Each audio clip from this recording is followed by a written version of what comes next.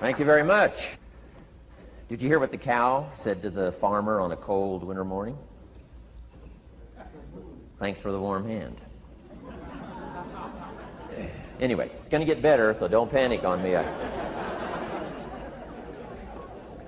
start small. Nice to see all of you. How many of you have never seen me before? This is your first time? Oh, wow, most of you, okay. I keep thinking for sure I'm more famous than that, but, that is the truth. I'm delighted to be here. Been looking forward to it for a long time. And it's nice to be back. I was here not too long ago. It's nice to be invited back. It says something when you're invited back. It doesn't say everything, but it says something. Maybe it says, let's give him one more chance, right? See if he can get it right this time. But I'm delighted to have all of you here. We're going to spend the day together. I feel two major responsibilities, and I'm sure you can guess what those are. Number one is to make sure you get your money's worth, right? When you shell out your cash, especially these days, you want to make sure you get full value for the money you spent. And I know the tab for the seminar was not that much. Pretty modest fee to get in. Most of you are your tips for the week, right? So it wasn't that much. But I want you to be able to say when you walk out of here today, it was worth my money. But my biggest responsibility is to make sure you get your time's worth. And the reason I say that is because time is more valuable than money. In fact, you might start your notes with that. Time is more valuable than money. You can get more money, but unfortunately you can't get more time. If somebody asks you to spend your money, that's pretty easy, right? We live in America. We're wealthy. So the money's not the problem. But what if somebody asks you to spend a day, right? You got to think that over carefully. And I know you did. I wouldn't waste one of my days, not for anybody, not for anything. Once I understood how valuable they were, I don't waste any. But to make an investment like today of your money and your time, I appreciate that. Today's going to be costly for me. It's going to cost me one of my days to be here, right? And some money, of course. But, I don't need the money. I take the money, but I don't need the money. But guess what I do need? The time. So I'm here not to just joke with you. I'm here not to just tell some funny stories and give a performance and walk away. I'm here to give you some value, and I want to make it worth your time. I'm going to invest a day. You're going to invest a day. Let's get the most out of it and see what we can walk away with today. Anyway, for you that have not seen me before, just very briefly, let me just tell you my story. I grew up in Idaho, farm country, southwest corner of Idaho. In fact, my father still lives on the old homestead where I grew up. He'll be 89 his next birthday, still hasn't retired. I'm proud of my dad. He's never been ill. He's really something. I'm trying to get him to retire this year, 88. I'm telling my father, what a good year to retire when you're 88. And he says, hey, talk to me in 10 years, right? I might be ready. But anyway, I went to high school. I graduated. I went to college 1 year. Halfway through my second year of college, I decided I was smart enough, so I quit. One of my major mistakes. I should have stayed in school. But I thought, heck, I'm smart enough to get a job. That's what life's all about, right? Get a job, pay your bills, work hard, stay out of trouble, keep your fingers crossed, hope for the best. And I figured I was at least prepared to do that. So I quit college and went to work. A little while later, got married, got my little family going, and I'm out there doing what I thought was the best I could. But about age 25, I'm starting to struggle. I've purchased a little more than I can conveniently pay for on time, and the creditors are starting to call saying, hey, you told us the check was in the mail. What's the deal? And I'm getting embarrassed by that. I'm also embarrassed, big mouth me, with all the fancy promises I made to get married. I'm way behind on those promises, and I'm getting discouraged, wondering what to do. And I thought, well, maybe I should go back to school, right? 1 year of college, pretty short on an application. But, tough to go back to school, right? Especially when you got your family going. Time to stay is when you're there. So I discounted that. I thought, well, if I, had my own business, that would be the way to go. But, I'm short on money, too much month at the end of the money. If you've ever been there, that's where I was, age 25. So I had to discount that, and I'm discouraged, wondering, where do I go from here? And then the miracle happened for me. Good fortune came my way. And who can explain good fortune? I don't know. Remarkable things that happen to you at a particular time. Sometimes it's just unexplainable how those things happen. One of my friends says, well, hey, things don't just happen. Things happen just. Another good note for your notes. Things don't just happen. Things happen just. And maybe that's it. I don't know. I'm an amateur on life, I guess like most of us are, trying to figure it out, how to make it valuable. But I was ready. And my good fortune was, at age 25, I met a very wealthy man. His name was Mr. Schoaf, Mr. Earl Schoaf. A friend of mine had gone to work for him, and he started telling me about this man. He said, you got to meet this man I've gone to work for. He's wealthy, but he's easy to talk to. And he's got a unique philosophy of life. And the more he kept talking about this man, I thought, well, I've got to meet this man. So sure enough, shortly after that, I had a chance to meet this remarkable wealthy man, and I was impressed. He was wealthy. Sure enough, he was easy to talk to.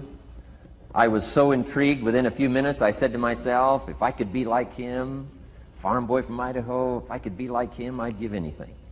And then I thought, if I could just get around somebody like him, and if he would teach me what to do, I would be willing to learn. I'm coachable. And that was my good fortune. A few months later, this wealthy man that I met, Mr. Schoaf, took a liking to me, hired me, gave me a job. I went to work for him. And I spent the next 5 years in his employ. And then, unfortunately, he died at the end of that period, at age 49. His last 5 years, but the first 5 years of my new life, I got to spend with this remarkable man, and my dream came true. He coached me. He taught me. He taught me the books to read.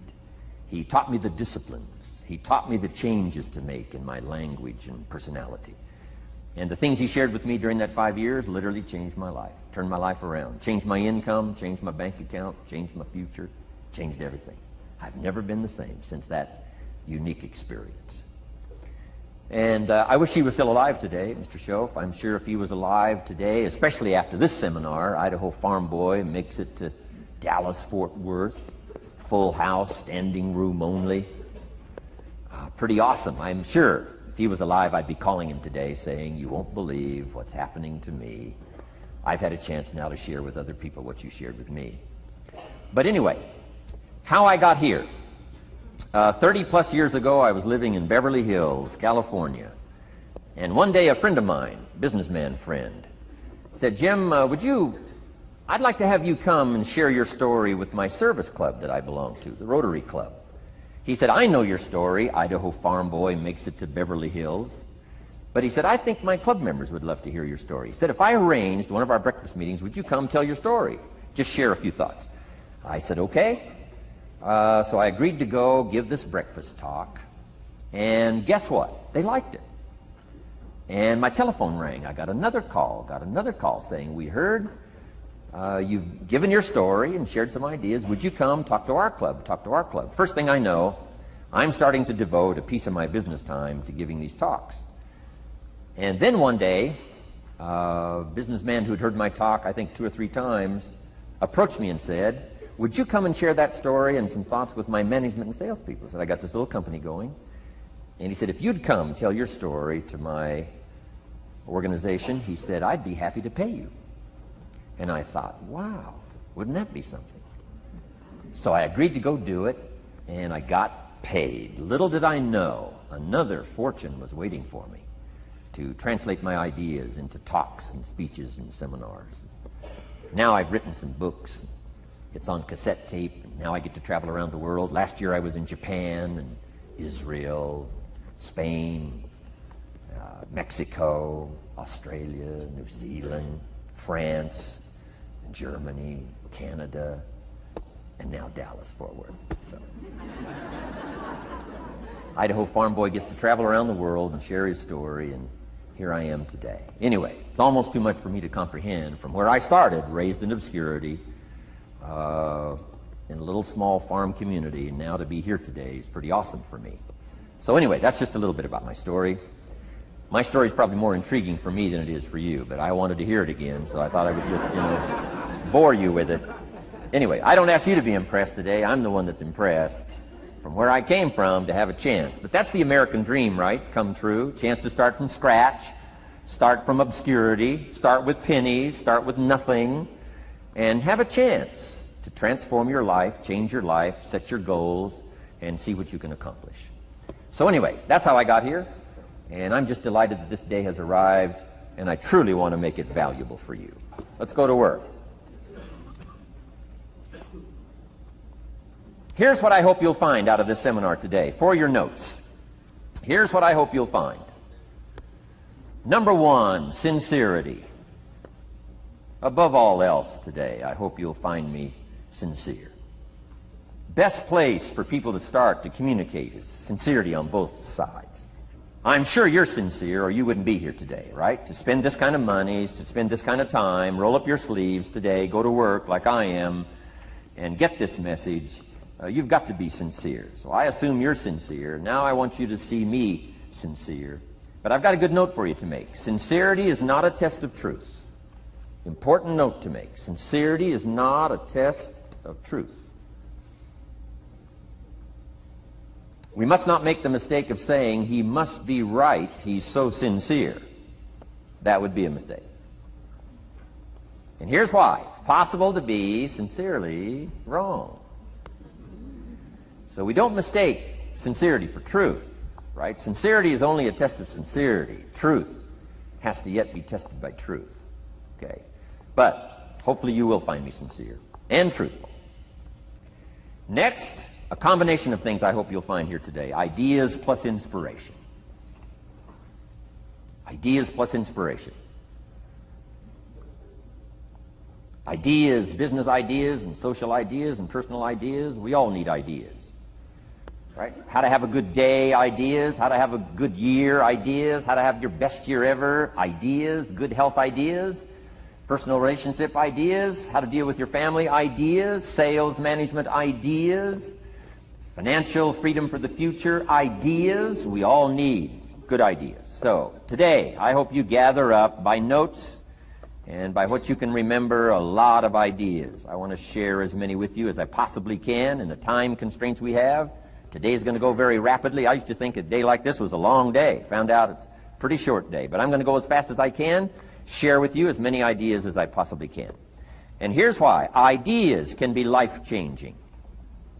Ideas can be life-changing. And sometimes all you need is just one more in a series of good ideas. It's like dialing the numbers into the lock.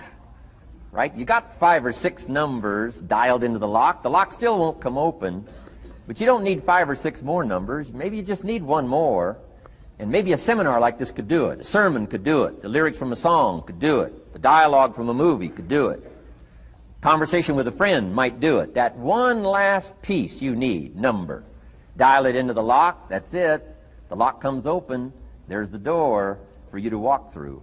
And maybe this seminar today could furnish that for you. One more idea. I know you've come with a lot already. Sometimes we get the impression, I used to have that I only had this much going for me and I needed this much. Usually not true. And I'm sure not true of this audience, where I find you today, as well-dressed as you look today. As fine as you are sitting here today, it isn't that, you've got this much going for you and you need this much. I would assume you've got this much going for you, and maybe all you need is just a few more thoughts, ideas, to furnish you some ways and means to turn your life into the dream you want it to be. So, ideas. The seminar is going to be loaded with ideas. I want you to take good notes. But here's what else I hope you'll find here today, and that is inspiration. And who knows the mystery of inspiration? Why some people are inspired and some are not? You were inspired to get here. Some were not. Who knows the mystery of that? I don't know. How come you made it? The rest of them didn't make it. We don't know what that mystery is. Some people turned it down. Some people said it cost too much. Some people said it's going to take too much time. Some people are too busy, right? A lot of different excuses why some are inspired to take advantage of something that comes to town. Others pass it up. We don't know the mystery to that. Here's what I call it. Mysteries of the mind. And I just leave it at that. Some things I don't try to figure out. I take the simple approach now. right? Some people do and some people don't. I mean, that's about as profound as my philosophy is. Some buy and some don't buy. Some go for it and some don't. Some change and some don't. And if you've been around for a while, you can usually work out the numbers, right? Out of 10, 3 do, 7 don't. Whatever business you're involved in, pretty soon you got this ratio going. The ones that do, the ones that don't. You say, well, why don't the ones that don't, how come they don't? We don't know. I just leave it as a mystery. I used to try to understand all that. I just take the simple approach now. The guy says, this happens to me, this goes wrong for me, and all this stuff goes wrong for me. How come all this stuff happens to me? I say, I don't know, it beats me. The best I've been able to figure out is those kind of things always happen to people like you. I mean, right? That's the best I got. I don't know. I'm an amateur on this stuff. What do I know? So, just take the simple approach, right? That's how it is. Who knows? Interesting story says, the day the Christian church was started. Now, I'm an amateur on the Bible, but best account I can remember, the day the Christian church was started, a magnificent sermon was preached. Great presentation. And if you're a student at all of good communication, it was one of the classic presentations of all times. The sermon, the first day the Christian church was started. And it said this sermon, this presentation was given to a multitude, meaning a lot of people. But it was interesting, as the account gives us, the record, it says, when the sermon was finished, there was a variety of reaction to the same sermon. Isn't that fascinating? I find it fascinating. It said some that heard this presentation were perplexed. And I read the presentation, sounded pretty straightforward to me. Said, why would somebody be perplexed with a good, sincere, straightforward presentation? Best answer I've got. They are the perplexed. I mean, what other explanation is there? It doesn't matter who's preaching. Right? It said some that heard this presentation mocked and laughed, made fun of the presentation. I thought, hey, this looks pretty sincere to me. If you give a sincere, honest presentation, why would somebody mock and laugh? Easy explanation. They are the mockers and the laughers. What else would you expect them to do? Right? I used to try to straighten all that out, say, well, they shouldn't do that. I don't do that anymore. I've got peace of mind now. I can sleep like a baby, not try to straighten all this stuff out. I used to be so naive. I used to say, well, liars shouldn't lie. See, how naive can you be? Of course they're supposed to lie. That's why we call them liars. They lie. They lie. So I don't straighten this stuff out anymore. Anyway, it said some that heard this magnificent presentation didn't know what was going on. And they're usually easy to spot. They're usually saying, what's going on, right? I mean, they don't know what's going on. But interesting, right? A variety of reaction to the same sincere, honest presentation. Now, it also says, in wrapping it up, some that heard the presentation believed. And I think that's who the speaker was looking for, the believers. Interesting. Now, it said the number of believers was about 3,000. So, pretty good first day. 3,000. I've had some first days, but I never had 3,000. But anyway, 3,000 were believers. And the speaker was looking for the believers out of this multitude. And that's about as close as we can come to understanding the mystery. Some believe, and some mock, and some laugh, and some are perplexed, and some don't know what's going on. And you just have to leave it that way. Why? Because that's the way it's going to be. The way to be brilliant is to find out how it's going to be and then say, here's how it should be. I mean, that's how you become brilliant. So, anyway, who knows the mystery? I call it mysteries of the mind. We don't understand. But I don't try to change it anymore. On this particular story, as far as we know, they didn't have classes after the presentation to try to de-perplex the perplexed. I mean, as far as we know, they left them perplexed. They left the mockers mocking. They let the laughers laugh. I mean, they didn't come back and try to straighten all this out. You say, well, how can you build a church? Well, make another presentation, and you'll get some believers and some mockers and some laughers and some who don't know what's going on. So that's about the best we can do. So, but I'm glad I've got the believers here today. You believed enough to shell out your cash and part with your time and some of your effort and energy, and I appreciate that. So, hopefully you'll find some inspiration here today. All right? To get the most out of today, a couple more notes. Number one, be thankful. That's a good way to capture the most of a day like this. Be thankful for what you already have. That shouldn't be any problem in America, being thankful. Everything we need is available in America. Everybody wants to come here, right? The last time I was here, that little presentation I gave, everybody wants to come here, America. People haven't plotted and schemed the last 40 years saying if I could just get to Poland, everything would be okay. No, everybody wants to come to America. Why? Everything's available here. All the books you need, all the sermons you need, all the churches you need, all the schools you need, all the instruction you need, all the inspiration you need, all the capital you need, all the markets you need, all the challenge you need, all the information you need, all the seminars you need. Everything's available here. This is America. So number one, let's be thankful for what we already have. Thanksgiving does this. Opens up the doors, opens up the windows, opens up the channels. Thanksgiving for what you already have. I did a seminar one weekend up at the ranch, up at Clear Lake. Got a lodge up there. Nice setting, high valley, high serenity ranch. For the weekend, Friday evening, Saturday, Sunday. People drove in from around California. I got there late Friday afternoon. Everybody had pretty well already gotten there. I couldn't believe the parking lot. Continentals and Eldorados and Mercedes and Cadillacs and unbelievable. Ferrari, one Rolls Royce, unbelievable. I walked in, good-looking crowd about like this, sitting there ready for the weekend seminar. My opening remarks were, ladies and gentlemen, I think the rest of the world would find it strange that we have all come here this weekend to try to figure out how to do better. Right? I think the rest of the world would say, I don't understand. Guy in his Rolls Royce saying, I got to get to the seminar, find out how to get another one of these Rolls Royces. Unbelievable. Anyway, let's be thankful. Here's what locks up the doors and the channels to receive more: cynicism. That locks you away. That prevents you from learning more. Being a cynic about the past and the future, a cynic about the marketplace, cynical about the people, cynical about the institutions, cynical about the setup, cynical about yourself, cynical about your chances. See, that locks away all the chance for stuff to flow your way. So, good advice, I think, today. Start off, be thankful. Here's number two, listen well. That's going to be a challenge today. I understand that. Seems like most of, our life is still going on outside these four walls, right? Most of our life seems like it's all, continuing out there. Family and business and associates and market and economy and whatever else is happening in the midst of your life. And to sort of, pull your attention from what's going on out there and put it in here for just a few hours, I know is a challenge. But do the best you can, listen well. And here's the last one, take good notes. Be a good student today. Take some good notes. I've not come to entertain you. As you can tell by my opening joke, right? I would not make it in Las Vegas. So we don't have a dog and pony show today, no entertainment.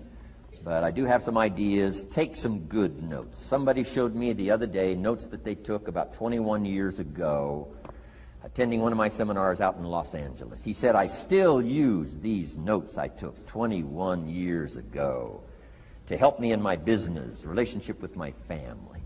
So I'd like to have these notes that you take today become that valuable for you. Then it would be worth me making the investment to come and spend a portion of my life, my time, my energy here. And I want this investment I'm making here today to pay off. And one of the ways it can pay off for me is for you to take good notes and then go away and use whatever makes sense.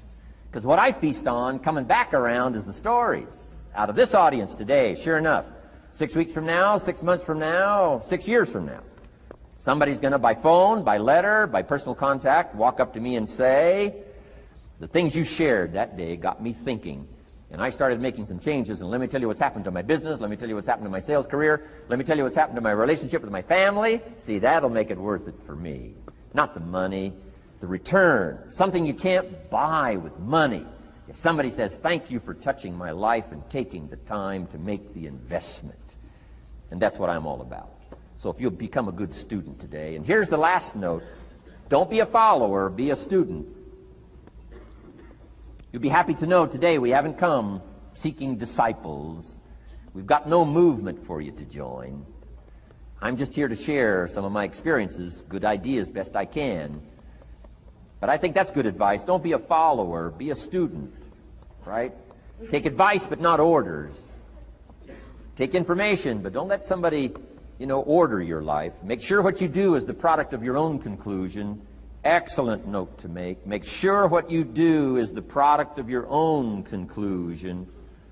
Not to do what someone else says. Take what someone else says, process it, think about it, ponder it.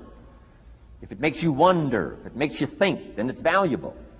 Then when you go take action, make sure that the action is not what somebody told you to do. Make sure the action is the product of your own conclusion.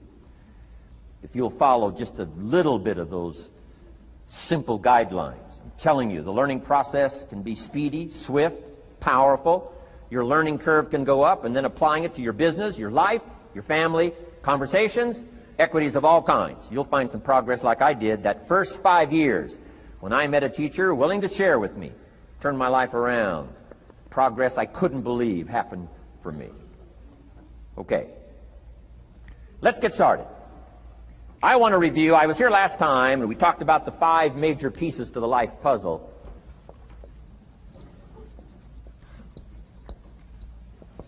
And I just want to review those because it lays such a good foundation for all the rest that I want to share with you today. We got a lot of subjects to cover, so we're going to go rather swiftly, okay?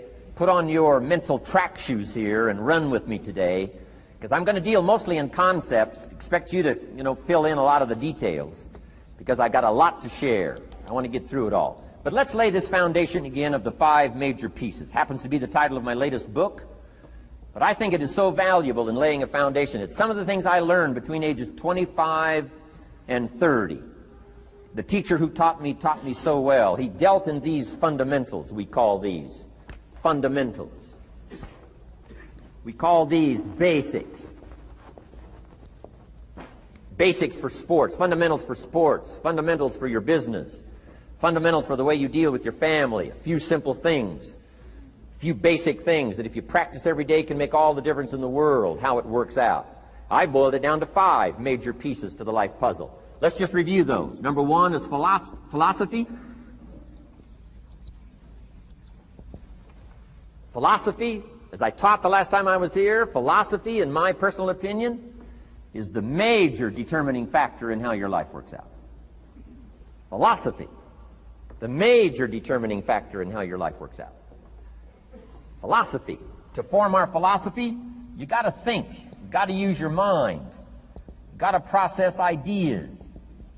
And this whole process over a lifetime, starting way back here when we were children, schools that we've attended, our parents, our experiences, all this stuff that we've processed by the thinking process helps to develop our philosophy. And in my opinion, each person's personal philosophy is the major factor in how your life works out. Here's what I called it in that last presentation when I was here. It's called the set of the sail. Each person's personal philosophy is like the set of the sail. Now, I used to think it was circumstances that ordered my life. If someone would have asked me at age 25, Mr. Rohn, how come you're not doing well? Pennies in your pocket, creditors calling, nothing in the bank, behind on your promises to your family, you live in America, 25 years old, got a beautiful family, every reason to do well, and things are not going that well for you. What is wrong here? It would not have occurred to me to blame my philosophy. I mean, it would not have occurred to me. Saying, well, I got this lousy philosophy, and that's how come I got pennies in my pocket and nothing in the bank, and things aren't working well. That would not have occurred to me. I found it much easier to blame the government. Much easier to blame the tax problem. I used to say taxes are too high. Top tax rate when I first started paying taxes, 91%. Back then, when your income reached a certain level, all your income over that, 91%. So I used to say that's too high. Now, the top tax rate's about 33%.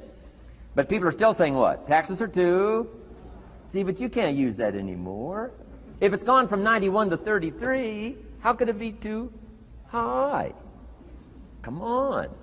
I threw all that old excuse stuff away. Some people found it, though, and they're using it these days. My old list. I used to blame the traffic, the weather, used to blame circumstances, right? People say I'm too tall, I'm too short, I'm too old, I was raised in obscurity, raised on a farm, parents of modest means, all the stuff. If you were to ask me, how come you find yourself here, Mr. Rohn, age 25, living in America, land of abundance and opportunity, pennies, zero in the bank, not doing well, creditors calling, it would not have occurred to me to blame my philosophy. I found it easier to blame the company policy. I used to say, if this is all they pay, how do they expect you to do well? So I figured that, my future was going to be tied to what everybody else was arranging, the economy and, interest rates. I used to say things cost too much. That was my whole explanation, not my philosophy, until my teacher taught me better that this is where the problem was, my own personal philosophy. Here's what's exciting about each person's personal philosophy. That's what makes us different than dogs and animals and birds and cats and spiders and alligators. That's what makes us different than all other life forms. The ability to think, the ability to use your mind, the ability to process ideas, and not just operate by instinct. In the winter, I'm telling you, the goose can only fly south. What if south doesn't look too good? Tough luck. It can only fly south. But see, human beings are not like a goose, can only fly south. I mean, you can turn around, go north, you can go east, you can go west, you can order the entire process of your own life. And we do that by the way we think. We do that by exercising our mind. We do that by processing ideas and come up with a better philosophy, a better strategy for our life, goals for the future, okay? Plans to achieve those goals. All this comes from developing our philosophy. Philosophy helps us to process what's available. Well, when we get here, we got seed, and we got soil, and we got some rain, and we've got some what? Sunshine, and we've got some seasons, and what? The miracle of life. Now, the key is, what do you do with all this stuff? How do you turn all this stuff that's available here into equity and promise and lifestyle and dreams and future possibilities? All of this that's possible now with human beings, how do you take all this stuff and turn it into this equities and values? Well, it starts with philosophy. What is the seed? What is the soil? What is the sunshine? What is the rain?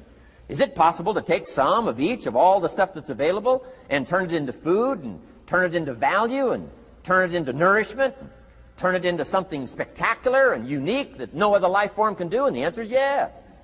But you cannot deal with all this stuff and what to do with it unless you start refining your philosophy. Think, use your mind, come up with ideas, and strengthen your philosophy.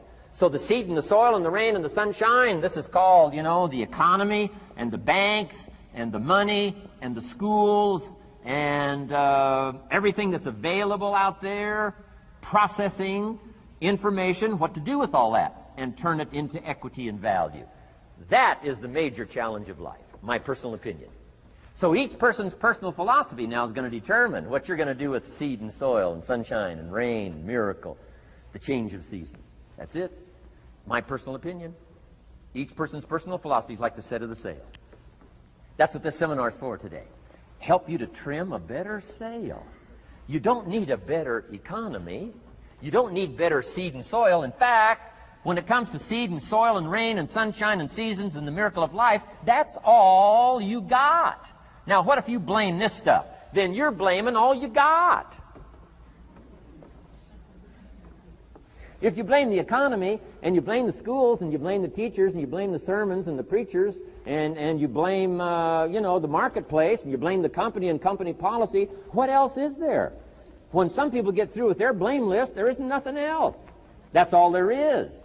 And if you blame the only thing you've got to work with, I'm telling you, it's called mistake colossal. In not understanding that that's all you've got to work with. And if this is all you've got to work with, then you don't change the seed, and you don't change the soil, and you don't change the rain, and you don't change the sunshine, you don't change the seasons. Right? Guy says, I'll take 3 springs, 4 summers, 9 falls, no winters. No! You can't fool with this stuff. You got to take it like it comes. Then what do you change to make your life work well? You got to start with your philosophy. Guess what I had to do at age 25 in order to change my own future? I had to change my mind. I had to change my thinking. I had to change my philosophy. I was messed up on what was causing my problem. And once I got that straightened out, that all the stuff I blamed, the government and taxes and the marketplace and the economy and things cost too much, negative relatives, cynical neighbors, once I got rid of that and started going for where the real problem was, which was me, I'm telling you, my life exploded into change. My bank account changed immediately. My income changed immediately. My whole life took on a whole new look and color immediately. And the early results I got from making these philosophical changes tasted so good, I've never stopped the process from that day until this.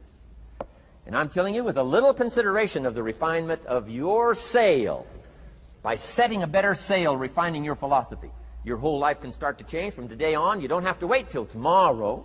You don't have to wait till next month. You don't have to wait till spring. You don't have to wait till 93. You can start this whole process immediately. I recommend it. Now, some people do so little thinking, they don't even have their sail up. I mean, you can imagine where they're going to wind up at the end of this week, at the end of this month, at the end of this year. Now's the chance to change, process all this information. So number one is philosophy. Okay. And we dealt with all that, where we get ideas from personal experience, from other people's experiences. I don't want to get into all those details because we covered that the last time I was here. But philosophy, that's number one, my personal opinion. Each person's personal philosophy. Here's the definition of success and failure. Just make this note. Here's failure. A few errors in judgment, repeated every day. Now, you can automatically assume, Mr. Rohn, I say, I can understand that. A few errors in judgment repeated every day. For 6 years?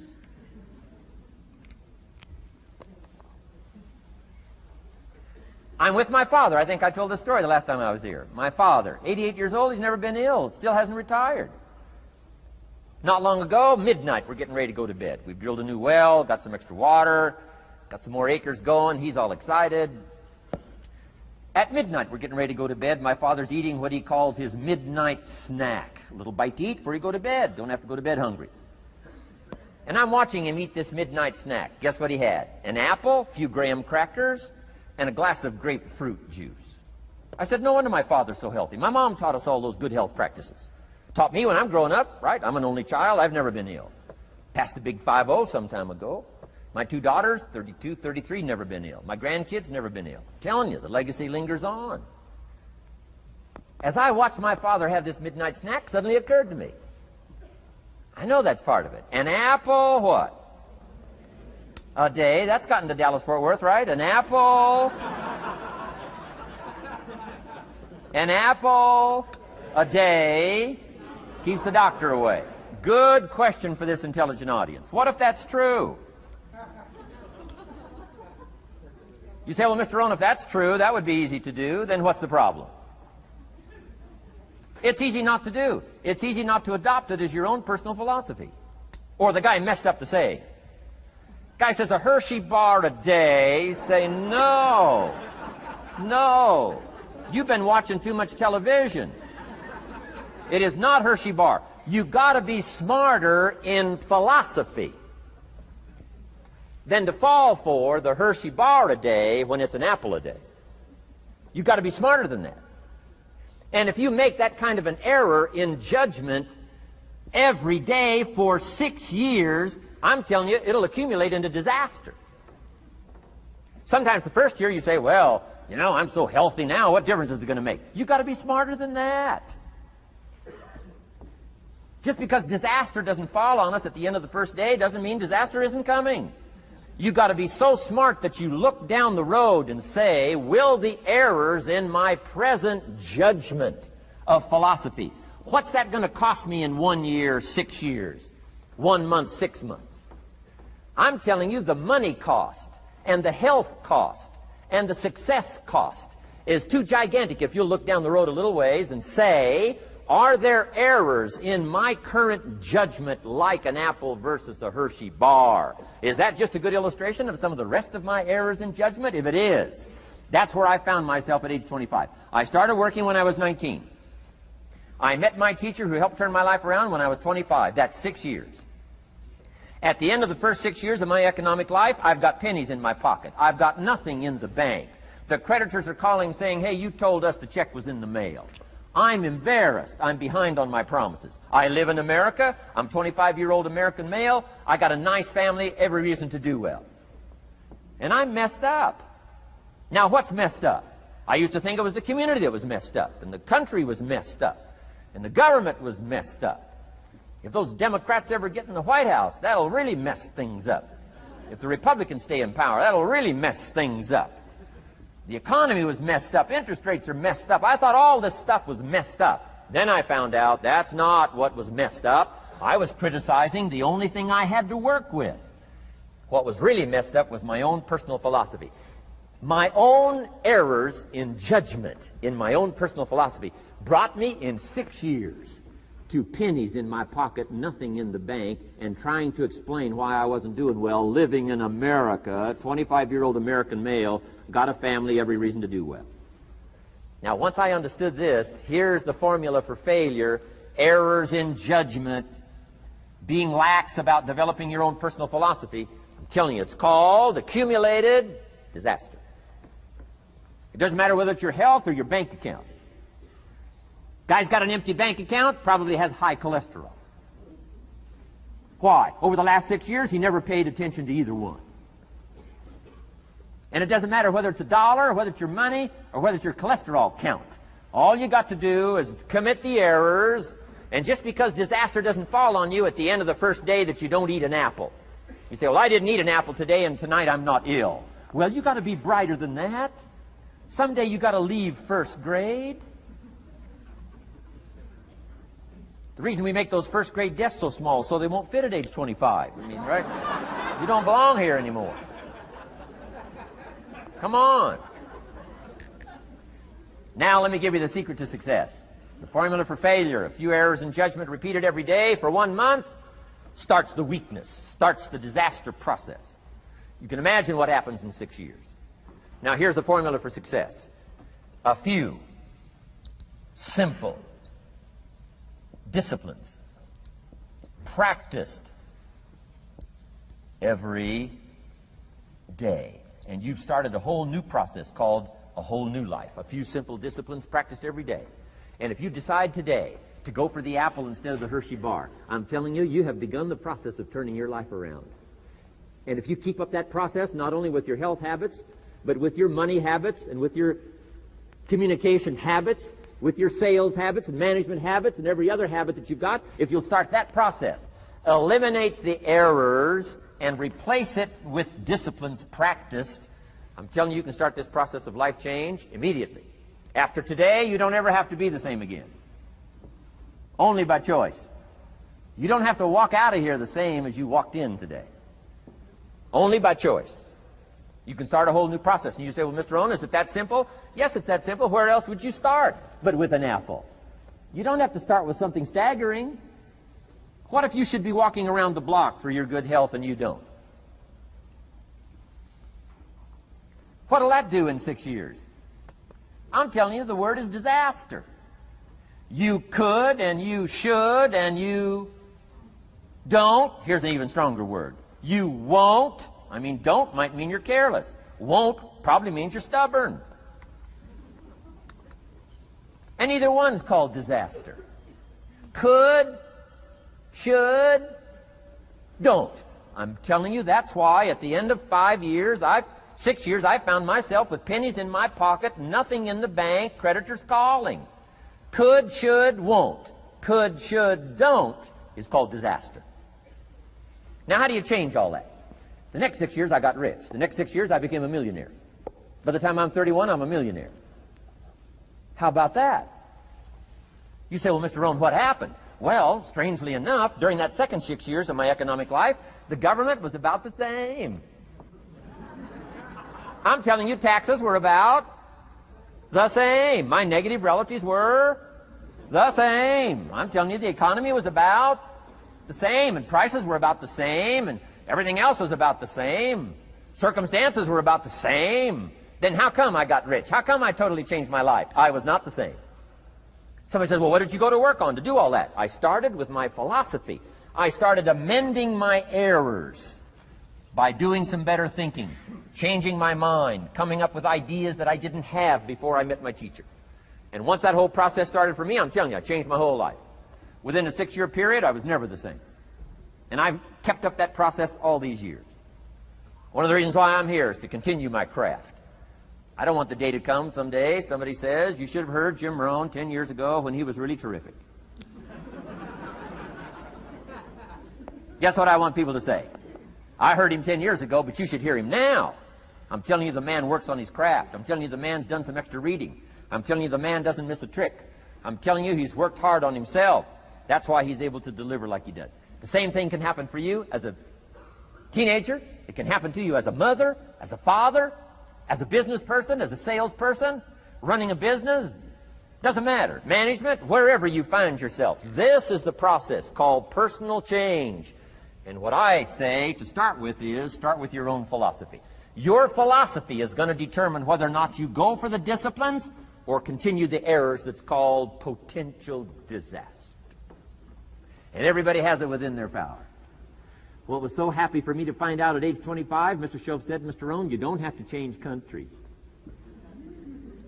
But you do have to change philosophy. And if you'll change philosophy, not country, you can turn around your income, you can turn around your bank account, you can turn around your skills, you can become capable, powerful, sophisticated, healthy, influential, all the other equities that you could possibly want out of your life, using the only stuff there is and not trying to change any of this stuff. Appreciate all of this stuff with all of its ups and downs, with all of its mystery of why it works and sometimes it doesn't work. Don't challenge this. You don't have to ask for another planet. You don't have to ask for another country.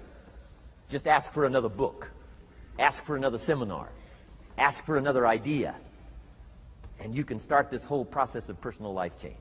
Now, I could spend the whole day on philosophy, because that's where it is. If I could get you intrigued with that enough to study it, enough to ponder it, to where you would pick up the commitment like I did and say, hey, as simple as an apple a day, as simple as a walk around the block, why not start right there? If you don't start there, where else are you going to start?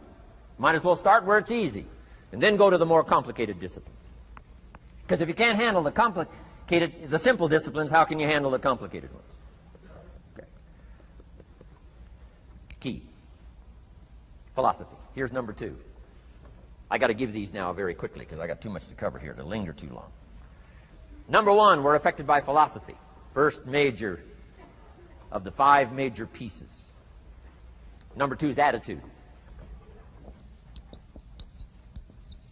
We're affected by how we feel. First, we're affected by what we know and the decisions we make. Second, we're affected by attitude.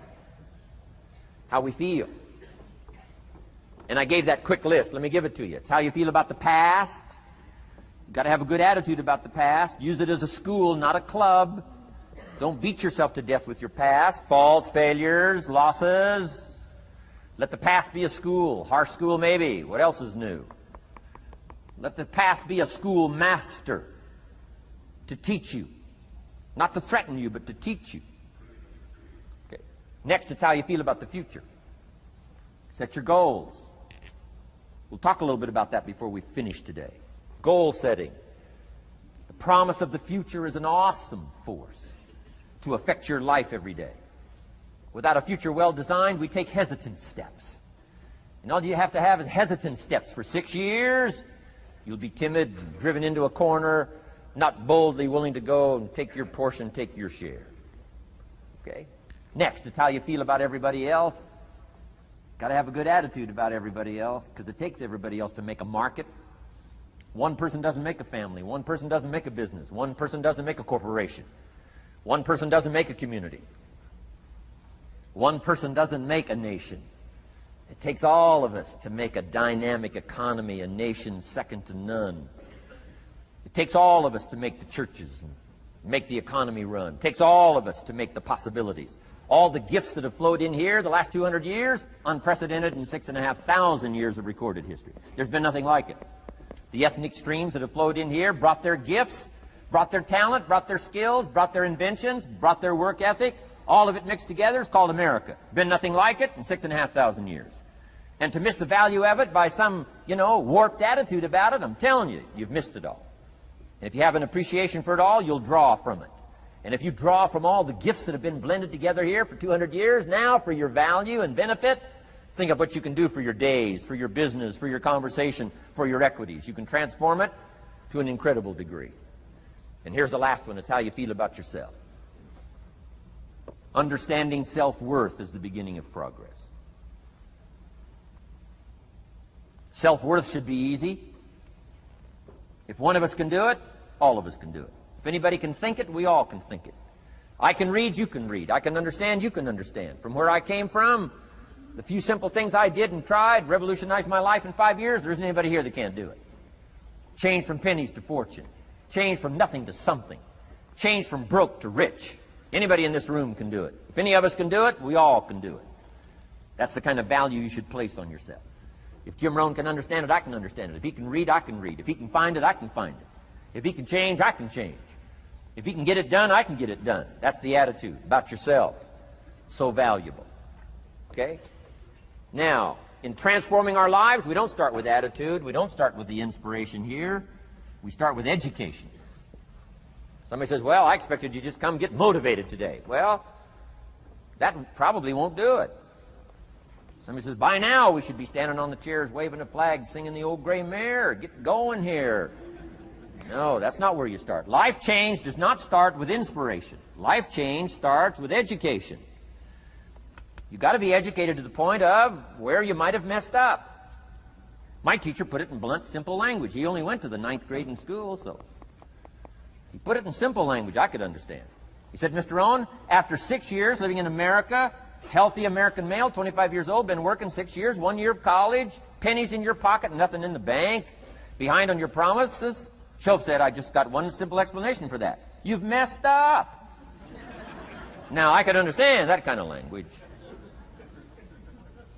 Substitute a Hershey bar for an apple means you've messed up. Should walk around the block, could walk around the block, won't walk around the block. You have messed up. And all you got to go is right down through the list. Don't need some teacher to come by and tell you. Be your own best teacher saying, hey, let me make a list of some places I've messed up. Because if I let this down, that probably affects the rest. And the answer is, that's true. So we don't start with inspiration. We start with education. Somebody says, well, just motivate this guy. He'll be all right. Just motivate him. Get him turned on. Probably not. If a guy's an idiot, you motivate him. Now you got a motivated idiot. No, he won't be all right.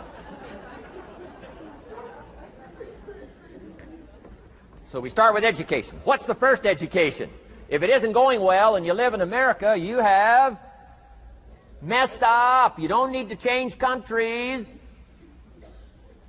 You say, well, the country's messed up. That's like cursing the soil and cursing the seed and the sunshine and the rain, which is all you got. Don't curse all you got. When you get your own planet, you can rearrange this whole deal. But this one, you got to take like it comes. So number 2 was attitude. Here was number 3, activity. This is the work part, the labor part. Taking action.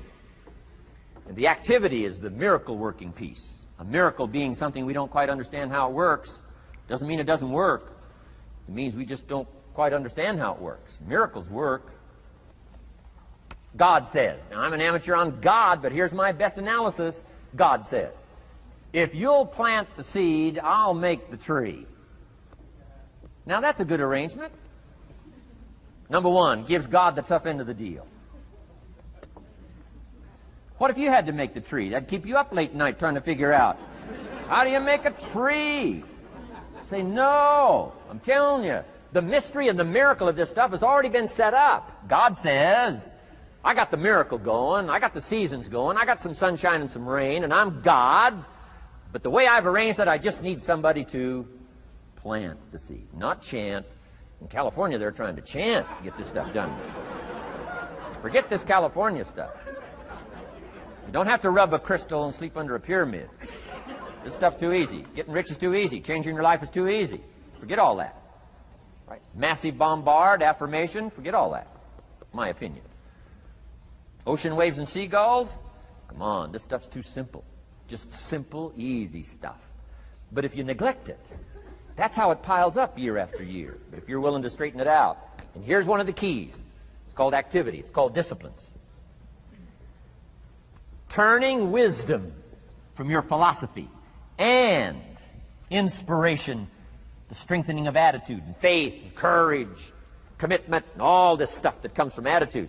If you're willing to take these two qualities, philosophy and attitude, and invest it into activity, you can have a miracle. Anything short of that, no miracle. Wisdom doesn't perform a miracle. Attitude doesn't perform a miracle. The only thing that performs a miracle of increase, called equity, is called putting wisdom and attitude into discipline, into labor. And this labor now can perform a miracle.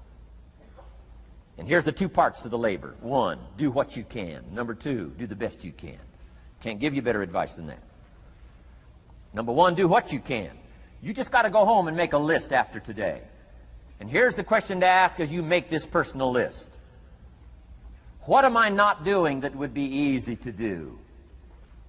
That could greatly change my health, my wealth?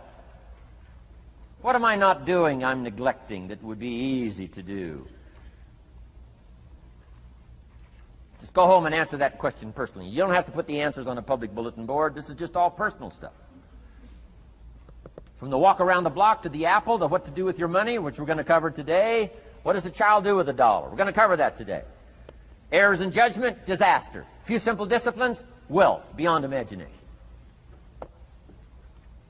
And if you'll pick up the activity part, the miracle working part, plant the seed part, take care of your part. The soil will take care of its part, and the seed will take care of its part. The seasons will take care of their part. The miracle will take care of its part. If you'll take care of your part, called putting it into activity, action. Works miracles. 2,000 years ago, on April 13th, one of Jesus' disciples. Now again, I'm an amateur on the Bible, but best as I can remember it, one of Jesus' disciples said to Jesus, "It's time to pay our taxes, and we don't have any money." That's how come I know it was about April 13th.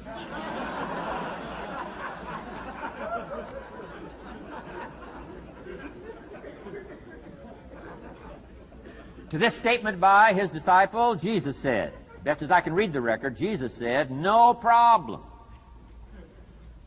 Now, why could he say no problem? Well, word has it, he was a miracle worker. Word has it, if you're a good student of history, word has it, he was a miracle worker.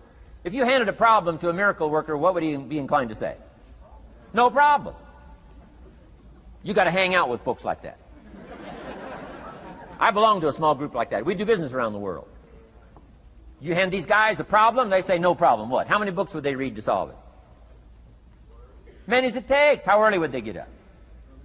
Early as it takes. How much information would they gather? Much as they needed. So it's what? No problem. You got to hang out with folks like that. Jesus said this will be no problem, the tax thing. He said to his disciple, it's simple. Go fishing. Wow.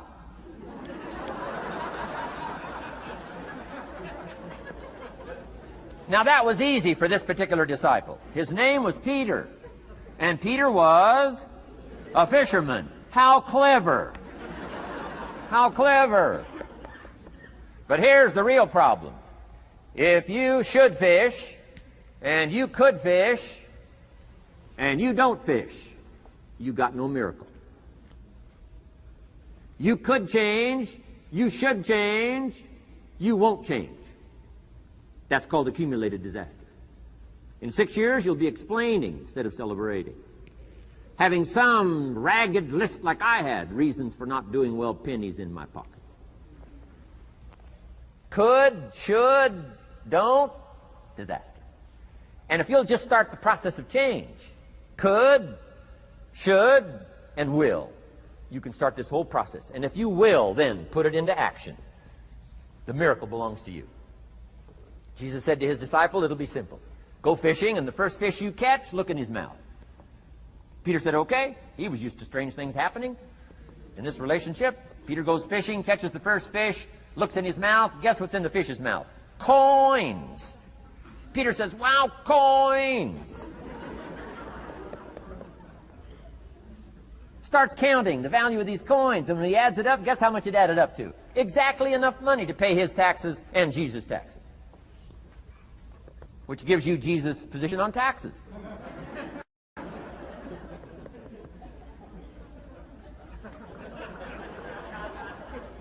Okay. Now we call that what? A miracle, only because we don't quite understand how it works. It doesn't mean it doesn't work. It simply means we don't quite understand how it works. But here's how you get a miracle going for your life. Number one, do what you can. Get a list of the stuff you could do and you haven't done, postpone, and start cleaning that up. You can't start at a better place for personal change. That'll affect your bank account, affect your future, affect your income, affect everything. You can't start a better life change process than cleaning up what you should be doing. The man says, well, my mother lives down in Florida. Should have written her 6 months ago. I just can't seem to get that letter written. I'm asking you to get that letter written, clean that up, and don't walk like other people walk. Don't postpone like other people postpone. You say, well, is it as simple as writing a letter? And the answer is yes. Where else would you start for life change, personal change? You don't need a pink package to fall out of the sky. You don't need massive bombard, pre-conscious, subconscious.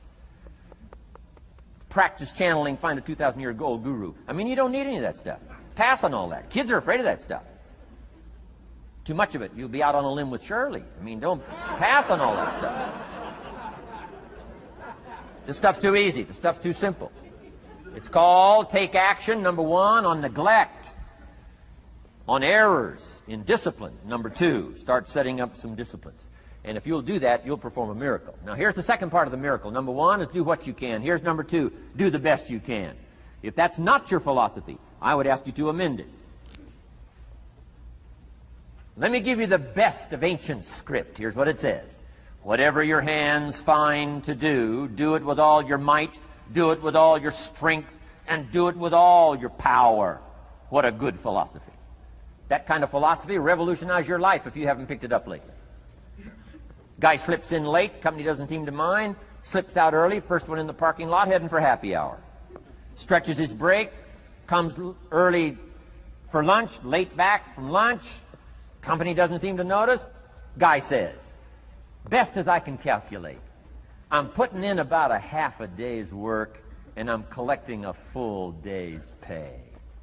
And the guy says, I got it made. Little does he know the seeds of his own disaster are already being sown by the weakness of his own personal philosophy. It's not the economy that's going to determine your next 6 years. It's your philosophy about labor and about activity and about miracle and soil and seed and sunshine and rain and the economy and the banks and the money and the companies and the schools and what's going on. It's your philosophy and your attitude. And then your ability to take action. All of that we call the process of life change, miracle working.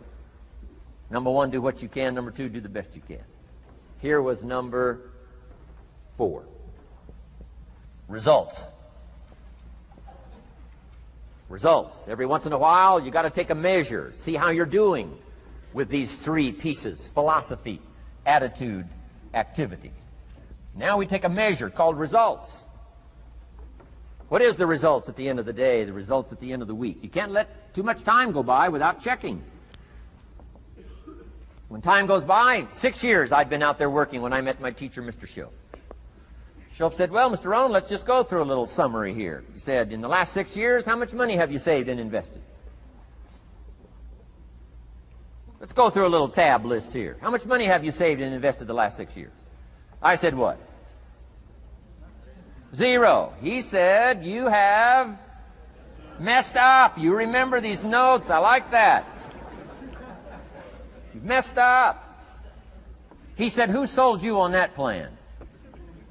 I thought, my gosh, the man's right. I'm a nice guy. I bought the wrong plan. What if you were 50 and broke? Right? Didn't need to change countries. Bought the wrong plan. What a sad scenario that would be. But Schoaf said these questions. Let's go through some results. He said, how many books have you read in the last 90 days? I said, what? 0. Wisdom of the world available? Change your life, change your future? Wisdom of the world available? Develop any skill you want, earn the kind of income you want, have all the treasures you want, equities you want, relationship with your family that you want, everything that you want available, and the wisdom of the world to help you get it. Haven't read any books in the last 90 days. My teacher said, Mr. Rohn, you have messed up. I'm telling you, you've got the deal. Shoaff said, Mr. Rohn, in the last 6 months, how many classes have you taken to improve your skills or to develop new skills? Go for the American dream. Become rich and powerful and sophisticated and healthy and influential. How many classes have you taken in the last 6 months? I said, how many? 0. He said, you have messed up. He said, you don't need to unmess the country.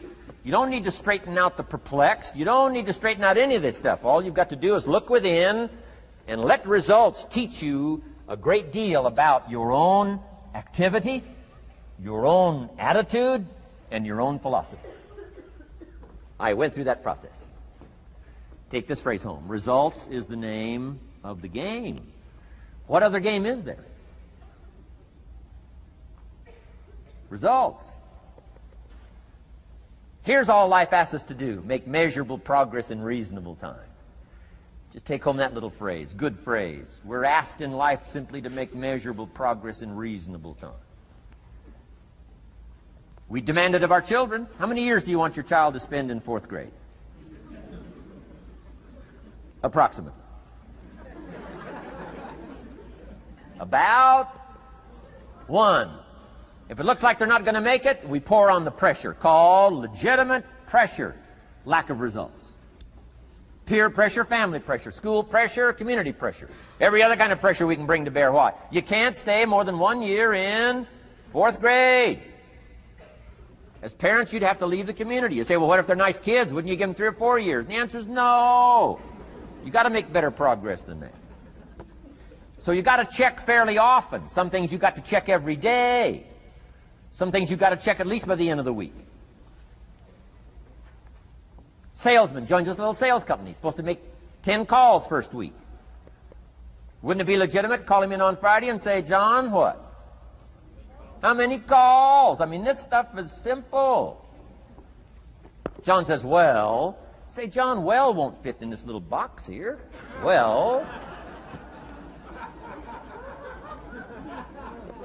Now John starts with a story. You say, John, I made this little box so small so a story won't fit. I don't need a story. I need what? A number. A number. What will a number tell me? Everything. John's supposed to make 10 calls. What if he made 20? You say, wow. Wow. We got somebody. What if he only made 1 call? Whoa. Will that tell us something about John's philosophy? And the answer is yes. Will it tell us something about his attitude? Of course. Will it tell us something about his disciplines? Of course. And if he wants a lesson in life change, all he has to do is be willing to face the numbers and come up with the results that will teach you to either celebrate if you got good results or fix whatever needs to be fixed in your philosophy, attitude, activity called disciplines. You don't need to go anywhere else. I do believe in affirmations. And they are valuable as long as you affirm the truth. Because it says in ancient scripts, the truth, what? Will set you free. Free to do what? Amend your errors and pick up new disciplines. That's what the truth is for, to help us amend our errors and pick up the disciplines for life change. That's what the truth is for. So I do believe in affirming the truth. If you're broke, best thing to affirm is, I am broke. You put that up on the refrigerator where you can see it every day. I mean, that's how you do that. Now, if you need a little additional affirmation, you just put up there, I'm 40 and broke. I mean, you know, that ought to do it. And if you need just a little more, put up there, I live in America and I'm 40 and broke. That's enough to turn your life around. It says, hey, something is wrong. Somewhere I have messed up. And I'm telling you, if you'll start with that, it's called the process of life change, and it doesn't matter how small the process is to start. One discipline starts it, and then one discipline feeds another, and the first thing you know, you've got this whole cycle in an upward positive motion. And it's called life change. It's called income change. It's called health change. Relationship with your family change. Equities unprecedented that you can have in numbers that will stagger the imagination if you do not curse what's available and start amending what's possible to get the results that you want. I don't think I can put it in any better language. That's it. Kids can do it. Teenagers can do it. Parents can do it. Managers can do it. Right?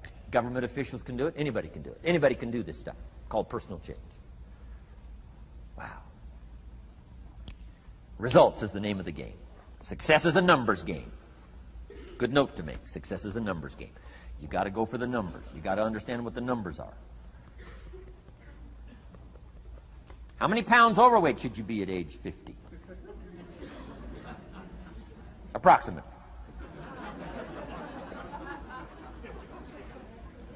John says, I got big bones. We'll give you 10 pounds. 10 pounds for big bones. Otherwise, come on, John. 20 pounds, 25 pounds. Shouldn't we turn on the caution light at work and at home? Blinking caution light. Somebody says, what's that caution light? So John's up about 20, 25 pounds. We got the blinking light going at home. Got it going here at work. To remind him what? Wrong numbers. Okay? 35, 40 pounds, red light. Blinking at home. Somebody says, what's that blinking red light? Say, John's up about 40 pounds.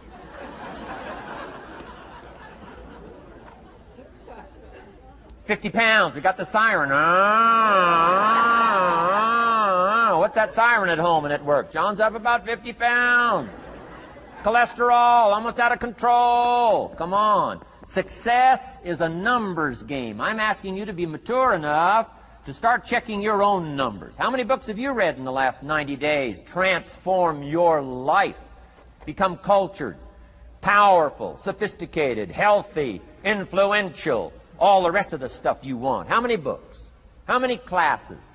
How committed are you to taking what's available and turning it into equities unprecedented, since we live in a country that there's been no such country in the last 6,500 years? If you'll pick up that process, ladies and gentlemen, I'm telling you, it's called life change of the best order. Now here's the last one. Number 5 is called lifestyle. Lifestyle is simply learning how to live well. The last of the 5 major pieces. Here's the ultimate challenge of life. I've worked on this, you cannot believe how hard, since age 25. And that is, after applying better philosophy, attitude, and activity, and picking now up results.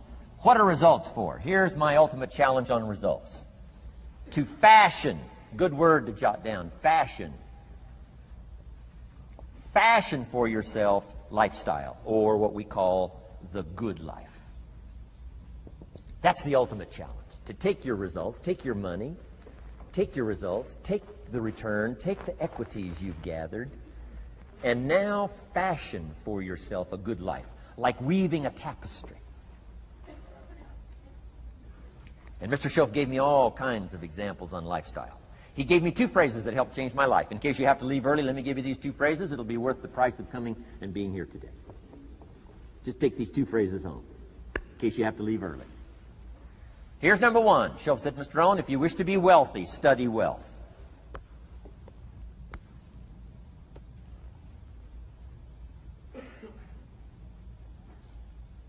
When he said that, I said, my gosh, I don't know anybody that studies wealth.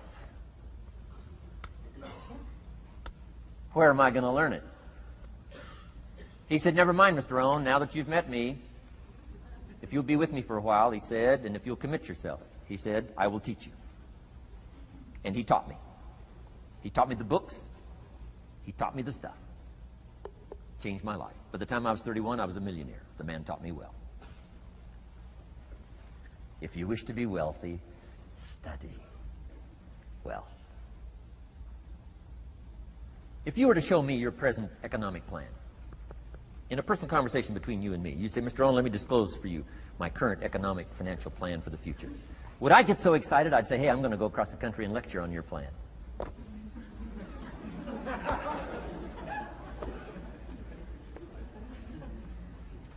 And if the answer is no, Mr. Rohn, you probably wouldn't want to go across the country and lecture on my plan. Here's my question to you. Why not? Why wouldn't you have a superior, powerful financial plan that's taking you to the places you want to go? I'm asking you, if you find yourself caught like I was at age 25, make the personal commitment today and say, I'm going to study and I'm going to change, and 5 years from now, nobody's going to be able to say, how come you don't have a superior plan living in a superior country with superior opportunity? Nobody's going to be able to say that 5 years from now of me. If you'll make that commitment, I'm telling you, this will be one of the most exciting days of your life. Not because of my seminar. It'll be one of the most exciting days of your life because of your commitment to this simple little process I've outlined for you. Here was the second phrase. Mr. Shoaff said, Mr. Rohn, if you wish to be happy, study happiness. I didn't know happiness was a study. My best hope for happiness at age 25 was to just go through the day with my fingers crossed, hoping somehow something would make me happy. Shoaff said, no, Mr. Rohn, happiness is not something you postpone. Happiness is not something off in the future. Happiness is something you design. You've got to get the word. Happiness is something you design. Happiness is a study. Happiness is a practice. Happiness is an art. It's not an accident. It's an art. And anybody that wants to can study, practice the art, happy living. Happiness is like culture. Money doesn't make you cultured, but culture is within the grasp of all of us. How much is a book on sophistication in the marketplace? $4,000? No, $40. I'm telling you, in America, everything's available. Everything's within reach. All you have to be is committed to it and make it a study. Culture is a study. Sophistication is a study. It's not an amount. It's not an account. It's a study. Money doesn't make you sophisticated and cultured. I know a guy that's rich. He's a clod. The guy's a clod. Eats with his elbow in his soup. I mean, he's just a clod. Nothing much more pitiful than a rich clod. I mean, it's a sad thing to see. Money doesn't make you sophisticated. Only study and practice makes you sophisticated. Only study and practice makes you cultured. And only study and practice makes you happy. Study and practice makes you rich. Key phrase, don't be lazy in learning. 1, how to do well. Next, how to live well. Don't be lazy in learning and practicing the art of economics, practicing the art of productivity, and practicing the art of lifestyle. Shoaff taught me in such simple terms. Shoaff said, Mr. Rohn, if you're getting your shoes shined, Shoe Shine Boy's done an exceptional job. You look down, you got one of the world's all-time great shines. And you pay him. Now, you got a little change in your hand. Question pops in your mind. Should I give him 1 quarter or 2 quarters as a tip from a neat shine? Here's what Shoaff said. If 2 amounts pop in your mind, always go for the higher amount and become the higher thinking person. That helped change my life. Here's what he said. Become a 2-quarter person. Now, you can tell that was a long time ago, when a quarter was a good tip. Now it takes dollars. But just substitute 1992, dollars for quarters. Shoaff said, hey, if you are thinking 1 quarter or 2 quarters, and you say, well, no, I'll just give him 1 quarter. He said, that'll affect you the rest of the day. The rest of the day, you'll look down, see this great shine, you'll say, I got to be really cheap. 1 lousy quarter, tip from a shine. But he said, if you'll go for the 2 quarters, Shoaff said, you can't believe the extra happiness you can buy for just an extra quarter. That's called studying and practicing the art of lifestyle, which means living well. Money doesn't make you happy. Father wads up a $20 bill, throws it at his son, and says, if you need the darn stuff that bad, take it, just get out of my face. How sad a father with money and no joy. He studied economics, but he never studied joy. I'm asking you to turn that around. Turn that all around. I did a seminar one time, St. Louis, Missouri. When I finished a seminar like this, a man walked up and said, Mr. Rohn, you've really gotten to me. He said, I'm going to change my philosophy, I'm going to change my attitude, I'm going to change my life, I'm going to change everything. He said, you've touched me today. And he said, you'll hear about me. You'll hear my story someday. I said, okay. Right? A lot of people, right, say things. Sure enough, a few months later, I come back to St. Louis, did another seminar. When I finished my seminar, I saw this man come walking up. I didn't remember his name, but he said, I'm sure you'll remember me as the man who said, I'm going to go make some changes. You've touched me today. I said, I do remember you. He said, I'm telling you, things are already happening for me. I cannot believe in just a matter of months. He said, one of the things I decided to change was my relationship with my family. He said, my wife and I have two lovely teenage daughters.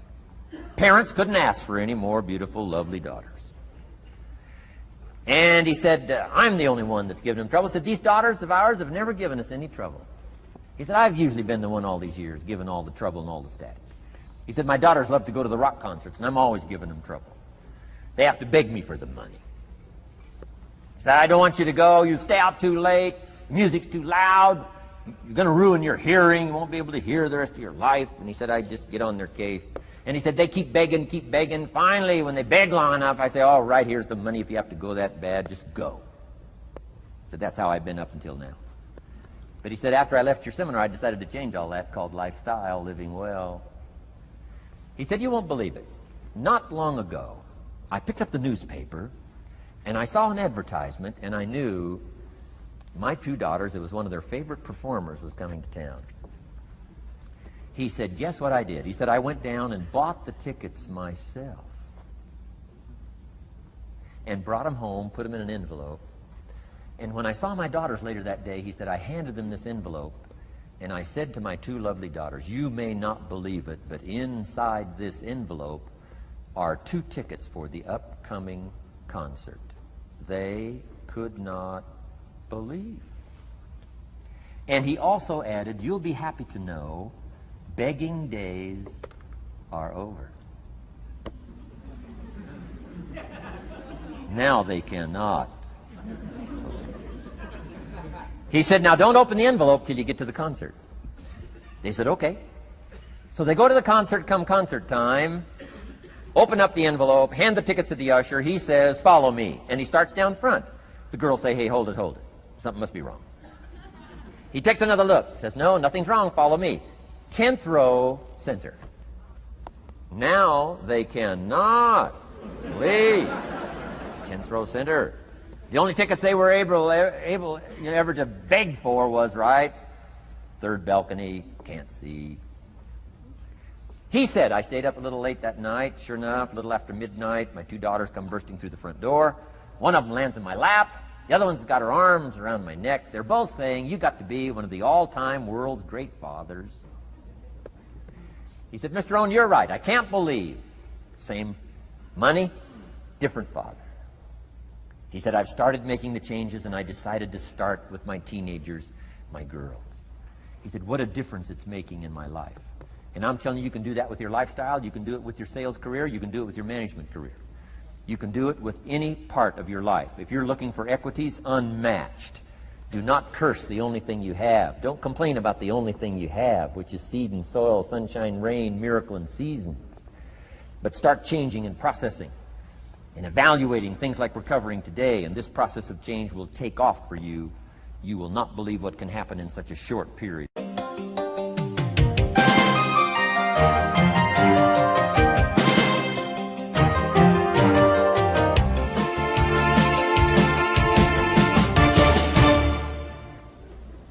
Next subject, personal development.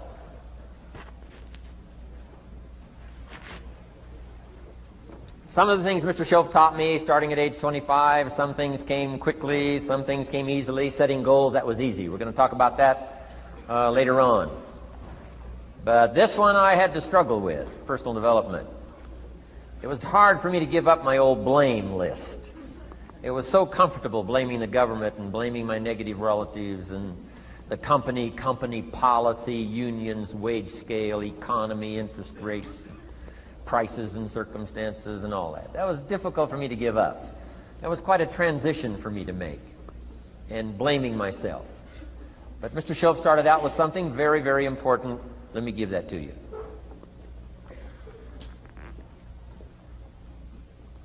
He said, it's not what happens that determines the major part of your future.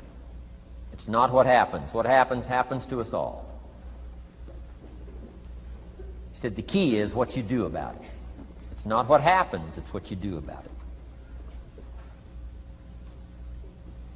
And he said if you will start that process of change, do something different the next 90 days than you did the last 90 days, like picking up the books to read.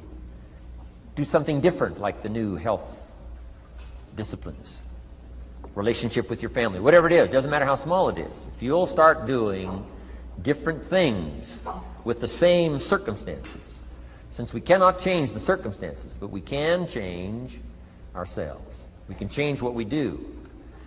And then he gave me another secret to success when he said, what you have at the moment, Mr. Rohn, you've attracted by the person you've become. What you have at the moment, you've attracted by the person you've become. Few little simple principles here. Once you understand these, it starts to explain so much. Now, sometimes it's a little tough to take, blaming yourself instead of the marketplace, taking responsibility instead of putting it off on someone else. That transition sometimes is a challenging mission. And this one was a little tough for me. He said, Mr. Rohn, you've got pennies in your pocket, you've got nothing in the bank, the creditors are calling, you're behind on your promises. And he says, here's how that occurs.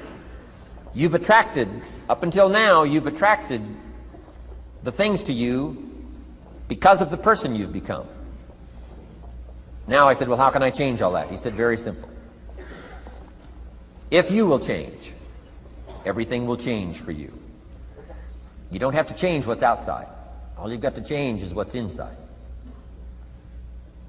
To have more, you simply have to become more.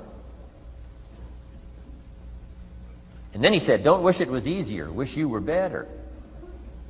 Don't wish for less problems, wish for more skills. Start working on yourself, making these personal changes. And he said, it'll all change for you. So let's talk a little bit about personal development. That extraordinary adventure I undertook starting at age 25. And I've never ceased that adventure. I'm still going for it in the 90s. I want to get better and better. I want my craft to get better, my business operations to get better, the things I do to get better. Because once I picked up this simple formula, I'm telling you, it's easy to figure out where the problem is if you go to work on it. Now, let's talk about personal development. And in helping kids understand personal development, I always start with money.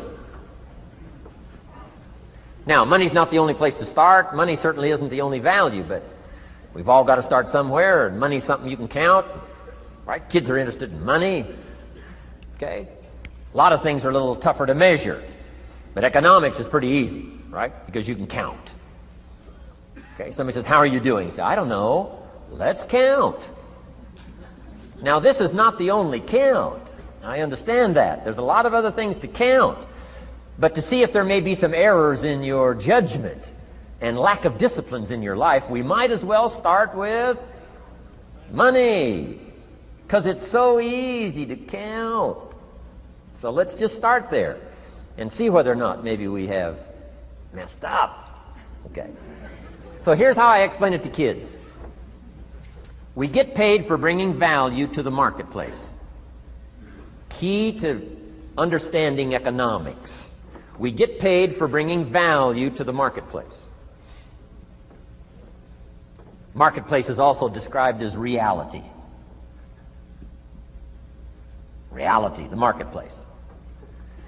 Now, it takes time. It takes time to bring value to the marketplace, but we don't get paid for time. It's very important for kids to understand, as well as adults.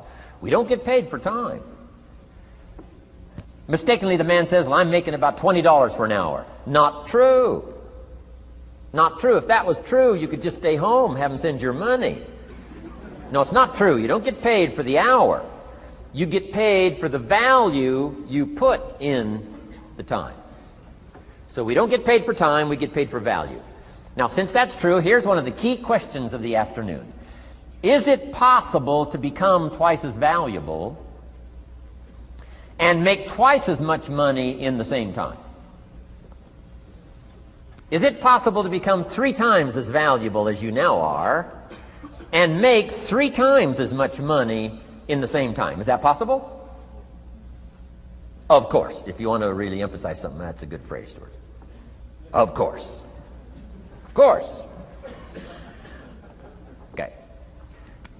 Now, all you have to do to earn more money in the same time is simply become more valuable. America's unique. It's a ladder to climb. Starts down here, what, about $4 an hour? Big argument last year in Congress about the starting place. Should be 5, should be 5, should be 5. Well, no, it doesn't need to be 5. Why not start with 4? It's a ladder. Right? This is not a bed. This is a ladder. This is a ladder to climb. Starts at $4. Now somebody said, well, should be 5, should be 5. Well, maybe. If you're going to stay at the bottom for the rest of your life, it probably should be 5. But that's kind of a pitiful way to live. Start and not grow. Start and not change. Start and not become more valuable. Hey, the whole scenario of life is to start, number 1, and what? Become more valuable, number 2. So America's a ladder to climb. Starts at $4 an hour, and the more valuable you become, you just keep moving up the ladder. Top income last year, what, 52 million? Guy that runs Disney? Would a company pay somebody for 1 year's work $52 million? And the answer is, of course. This is one of those of course places. Of course. If you help a company make $1 billion, would they pay you $52 million? The answer is, of course. It's chicken feed. I mean, it's not much money. Now, why that much money? Because he has become so valuable. Now, why would we pay somebody only $4 an hour?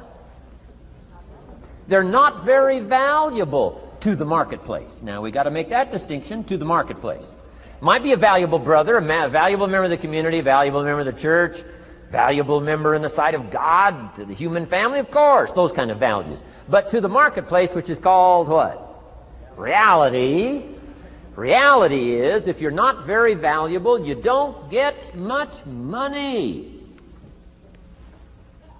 Those are called the facts. I mean, that's how that is.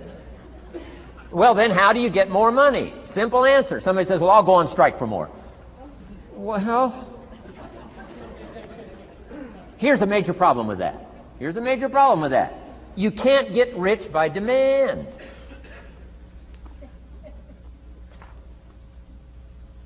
Somebody says, well, I'm waiting for a raise. I'm telling you, it's easier to climb than to wait for a raise. Why not just become more valuable rather than wait? I'm telling you, that's the key to all good things. Becoming more valuable. Why would we pay somebody $400 an hour? They've become more valuable to the marketplace. See how this works? I'm telling you, this stuff is so easy. This is America. This is a ladder. How far is it from 4 to 5? I'm telling you, it's not far. $4 to $5 an hour? If you work for McDonald's, haul out the trash, they'll pay you $5 an hour. If you whistle while you haul out the trash, they'll pay you $5 an hour. I'm telling you. You'll get an extra $1 just for a good attitude. Yay, McDonald's. Wear the hat. It's incredible. $5. And then you just keep becoming more valuable, more valuable, more valuable.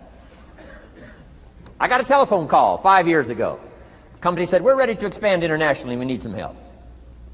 I was sort of semi-retired. Right? Looking for the next exotic beach.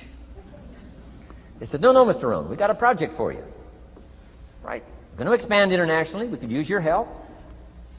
Next little while, we'll add some millions to your fortune, make it worth your while.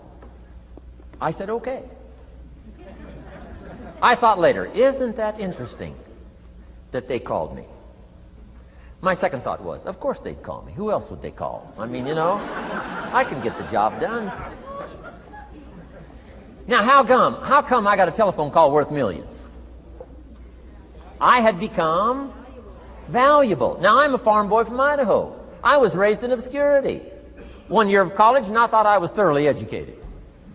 Made all kinds of mistakes galore. At age 25, the creditors are calling me saying, hey, you told us the check was in the mail. I got pennies in my pocket. I got nothing in the bank. I'm behind on my promises. How come I get a telephone call 5 years ago and it's worth millions? I changed. I turned my life around. Is it possible to become worth millions? Speaking economically, now there's a lot of values to become, but let's just talk economics. Is it possible to become that valuable? And the answer is, of course, of course. Now let me give you the secret. Shoaff said, here's the secret, Mr. Rohn. Learn to work harder on yourself than you do on your job. Once I got that, it turned my life around. Learn to work harder on yourself than you do on your job.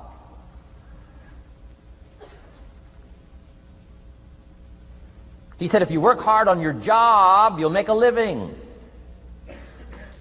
If you work hard on yourself, you can make a fortune. Wow. If you would have known me at age 25, you would have said, Jim Rohn's a hard worker. If you'd have known me, you'd have said that. I'm the guy, I don't mind coming a little bit early, staying a little bit late. I don't mind that. You'd have said, well, Jim Rohn's a hard worker. You say, well, how come he's got pennies in his pocket and nothing in the bank and behind on his promises? Well, I was a hard worker, but I was working hard on my job, not on myself. I'm telling you, if you'll learn that simple little principle and start the process today, latest tomorrow, I'll give you tonight to think it over. And start this whole process of personal development, work on yourself, make yourself more valuable to the marketplace. I'm telling you, you can so dynamically change your income, and economics is the least of the values that you can start earning in terms of equity if you'll start working harder on yourself than you do on your job. Work hard on yourself and develop the skills. Work hard on yourself and develop the graces. All of the stuff necessary to become more valuable to the marketplace. I'm telling you, your whole life can explode into change. Promotions, no problem. Becoming more valuable to the company, I'm telling you, no problem.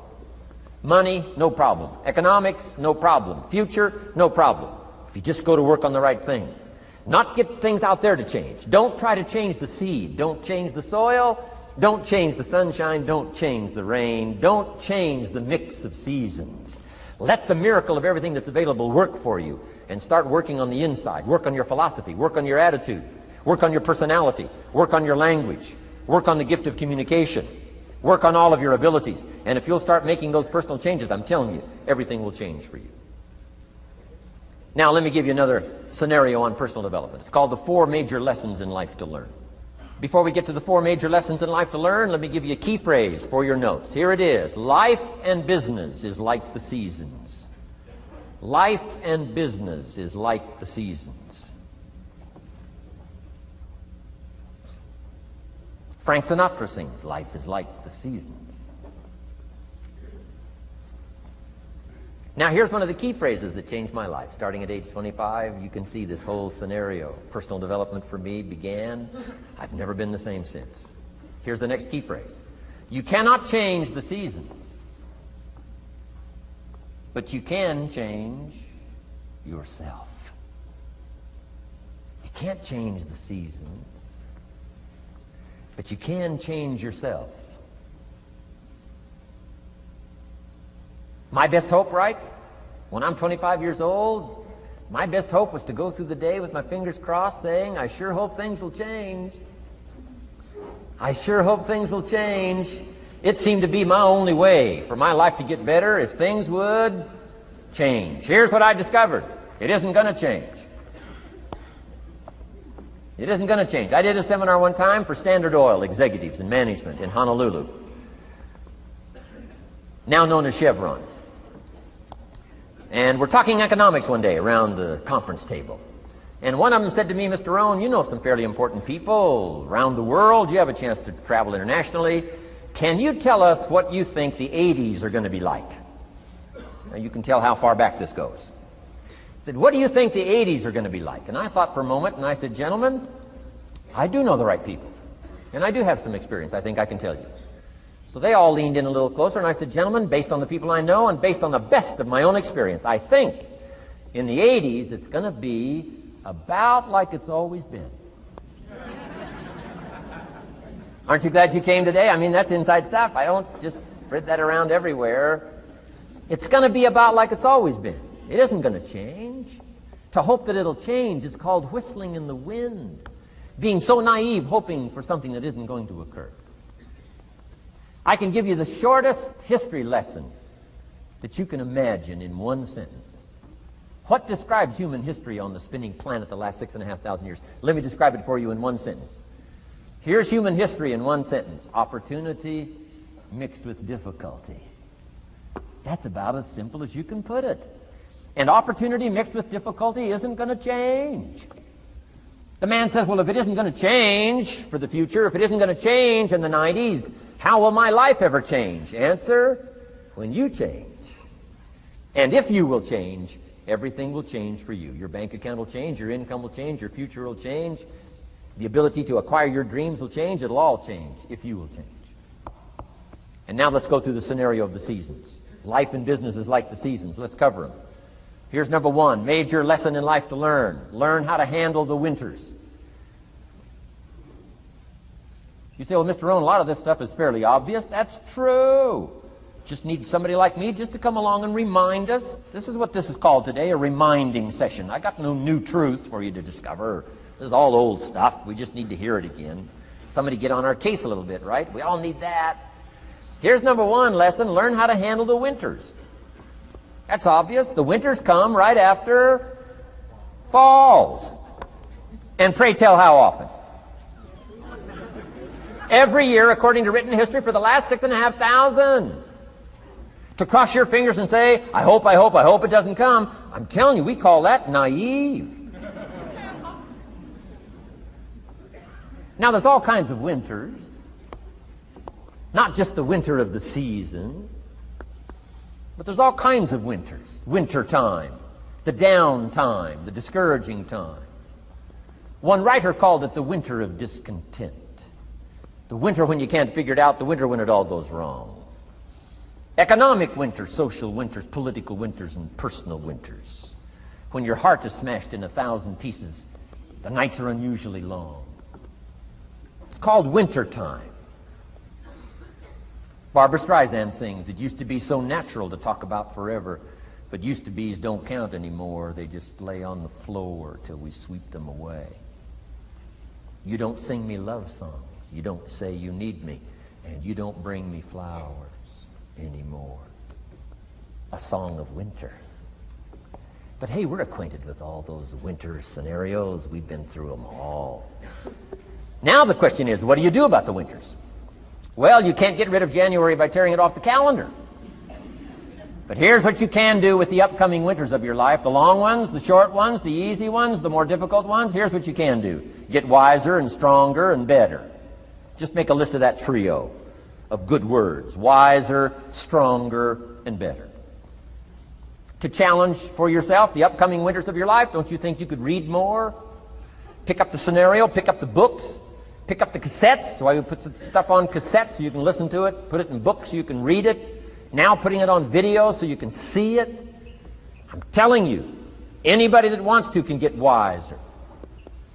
Next is stronger. Anybody can get stronger. If you're willing to do the push-ups, you can get stronger. If you're willing to put yourself through the paces, you can get stronger. Can you develop stronger skills? And the answer is yes. Start practicing, practicing, practicing. And you can get stronger.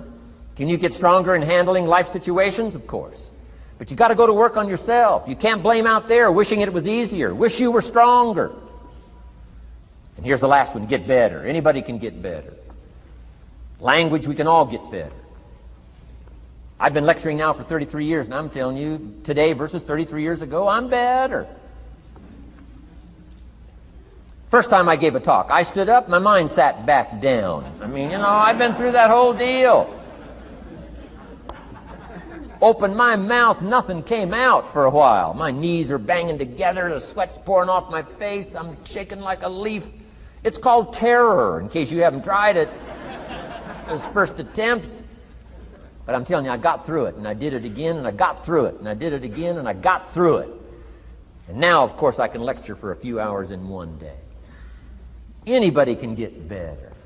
Develop the skills, okay? Handle the upcoming winters. Don't wish away the winters. That's called naive. Wish for the skills. Wish for the strength. Wish for the wisdom. Here's the second major lesson in life to learn.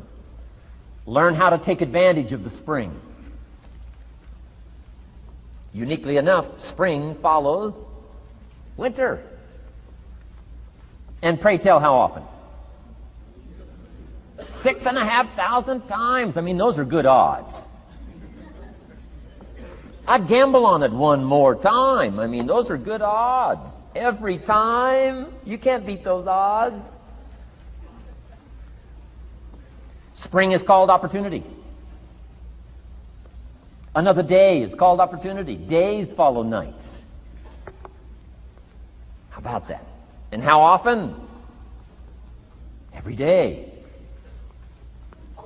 But now here's what we must learn to do with opportunity. Underline two strategic words in that sentence. Take advantage. Just because spring comes is no sign you're going to look good in the fall. You've got to take advantage of it. You've got to do something with it. Read every book you can on what to do with your springs, what to do with your opportunities, what to do with your days, what to do with your chances. Don't miss the educational process. Don't miss the process of learning. To understand, opportunity keeps coming, but the key is taking advantage, taking advantage. Everybody in this room's got to learn to do one of two things. Plant in the spring or beg in the fall. And it doesn't mean you can't become a sophisticated beggar, but you don't need the reputation. Learn to plant in the spring, take advantage. And there's an urgency here on springtime because there's just a few springs, handful of springs offered to each of us.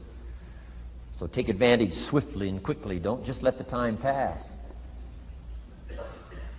The Beatles wrote, life is very short. And for John Lennon, it was extra short. For Michael Landon, it was extra short. But life is short. At the longest, it's short. So don't just let the springs pass. Take advantage. Seize the day. Seize the moment. Seize the opportunity. That's the key. Springtime. Life is fragile. Life is brief. Elton John sings, she lived her life like a candle in the wind. It's fragile. It's brief.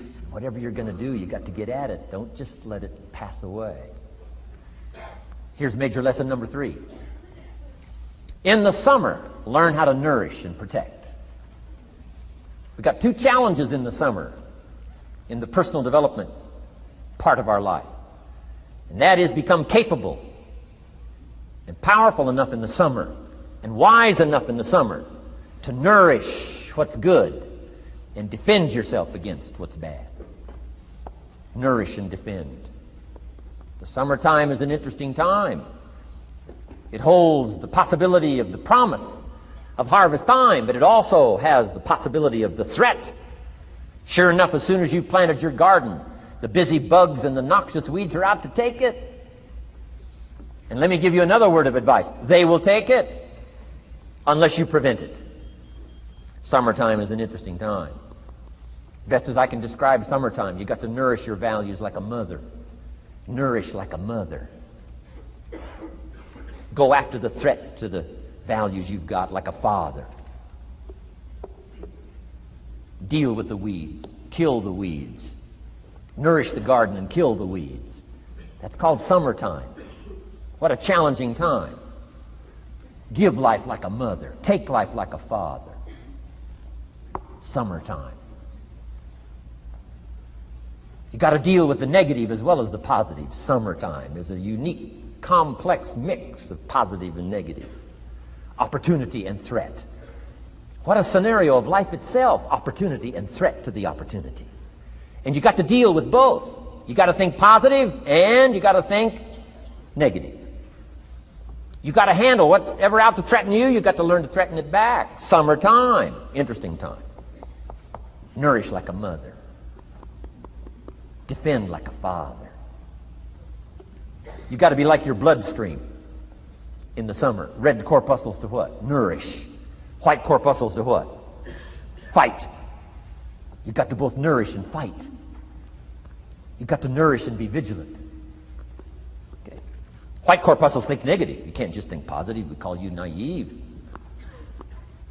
Somebody says, well, I've been taught to be all positive. You'll be some kind of freak. You can't be all positive. Thank God for white corpuscles that think negative all day. Guess what white corpuscles are looking for all day? Problems, infection. White corpuscles say, just show me some infection, I'll kill it. Why? It's out to kill the body. It's out to kill our chances. It's out to kill our future. Whatever threatens us, we threaten. I'm asking you to take sword to your enemies. Whatever's out to threaten you, threaten your health, you got to threaten it back. Like white corpuscles. Kill what's evil. Nourish what's good. Love like a mother. Hate like a father. Father says to whatever threatens his family, take 2 or 3 more steps toward this family and threaten my family, you'll cease to exist. I'm father. I kill.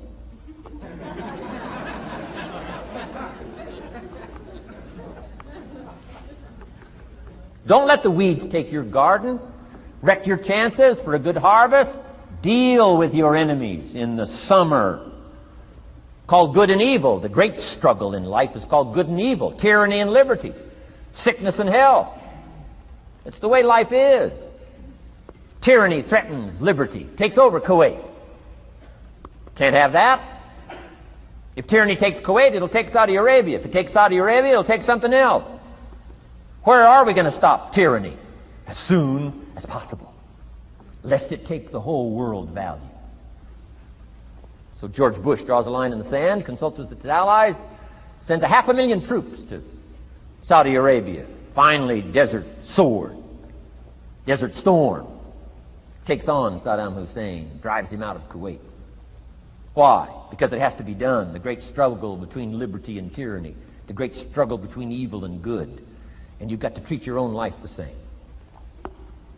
Says Saddam Hussein, you can't have Kuwait, can't have Saudi Arabia. Furthermore, we're going to kick you out. Hires Chief White Corpuscle, General Schwarzkopf.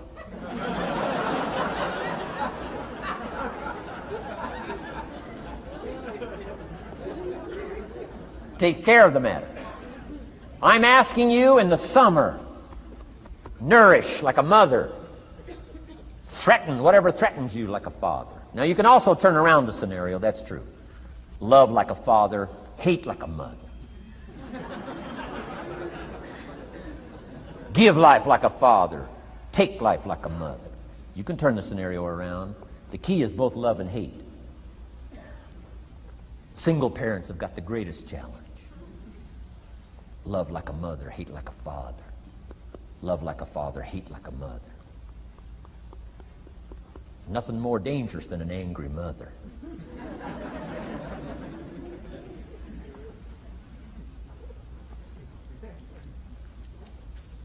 Beware the female species of the animal.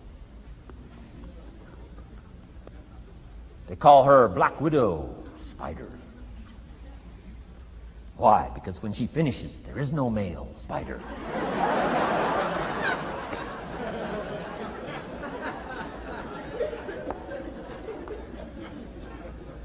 I saw this article. I was flying on an airplane up in Canada. I saw this article in one of the airplane magazines. Showed a picture of this guy with his shirt off, these claw marks down his back, teeth marks in his neck. The guy almost got killed. He was out in the woods, saw a mama bear with her little cub. Said, oh, this looks cute. Had his flash camera, went flash, flash, took a picture. Mama bear treats it unkindly, promptly chases him. Caught him, almost killed him before they got to him. Beware, mama bear. So, love like a father, hate like a mother.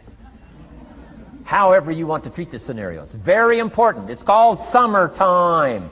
Part of the personal development challenge is to be challenged to learn to nourish all of your values, from a garden to a family relationship, to a love affair, to a marriage, to a business, anything that's valuable to you called equity. You've got to nourish it, you've got to feed it, you've got to take care of it, but you've also got to defend it. It's called the way things are. Key. In the summer.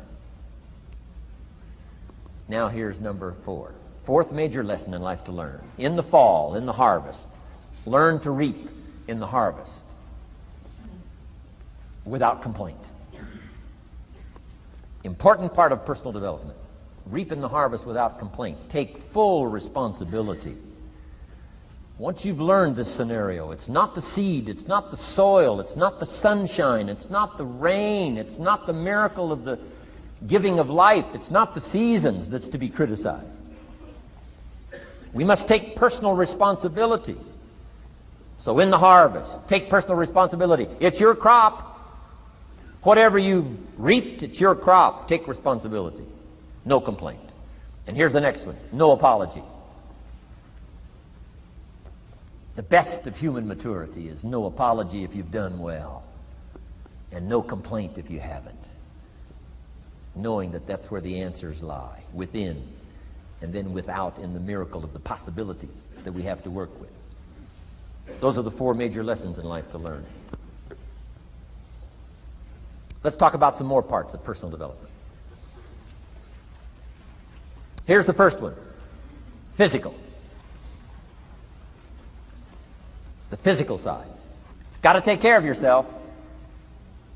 Do not neglect to take care of yourself. Good phraseology used in the Bible, in my amateur way, but let me put it to you best I can. Here's what it says. Treat your body like a temple. That's a good phrase, good suggestion. A temple meaning something you take extremely good care of. A temple, that's a good phrase. Treat your body like a temple, not a woodshed. A temple, a temple. Take good care. It's the only place you've got to live currently. The temple. Nutrition. My mother studied nutrition, passed it along to me, passed it along to my father, my children, my grandchildren. What a legacy that was. Learning to just take care of yourself. Key phrase. Some people don't do well because they don't feel well. They've got the gifts, they've got the skills. Maybe they just haven't taken care of themselves. They don't have the vitality. Key phrase. Vitality is a major part of success. Vitality. So take care of yourself. I know a guy that raises racehorses. I'm telling you, the guy feeds his horses better than he feeds himself. He's so careful how he feeds his horses. He's so careful what they eat. He's so careful that they get everything. And because of that extreme care, I mean, these are magnificent animals. They can run like the wind. But you ought to see this guy. 10 steps up a flight of stairs, and I mean, he's all out of breath. His horses can run like the wind, and he can hardly make it up the steps. The guy takes care of his animals better than he takes care of himself. Some people feed their dogs better than they feed their kids. Physical. Now, there's all kinds of parts to physical. Here's one. Appearance is part of the physical. Never have a second chance to make a first impression. The physical side. And here's some of the best advice on appearance I can give you. Comes from ancient script again. It says, God looks on the inside, people look on the outside. Isn't that good information? Now you say, well, people shouldn't judge you by how you look. Well, let me give you a clue. They do. They do. You can't deal in these shoulds and shouldn'ts. You'll be tipped over the rest of your life. Now, of course, when people get to know you, they'll judge you by more than what they see. But at first, they're going to take a look.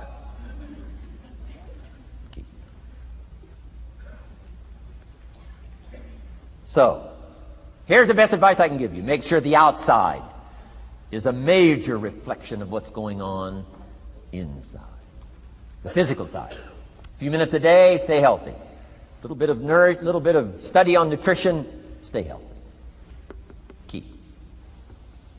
Now here's the next part of personal development, the spiritual part. Now, I'm an amateur on the spiritual side. I do happen to believe that human beings are more than just an advanced life form,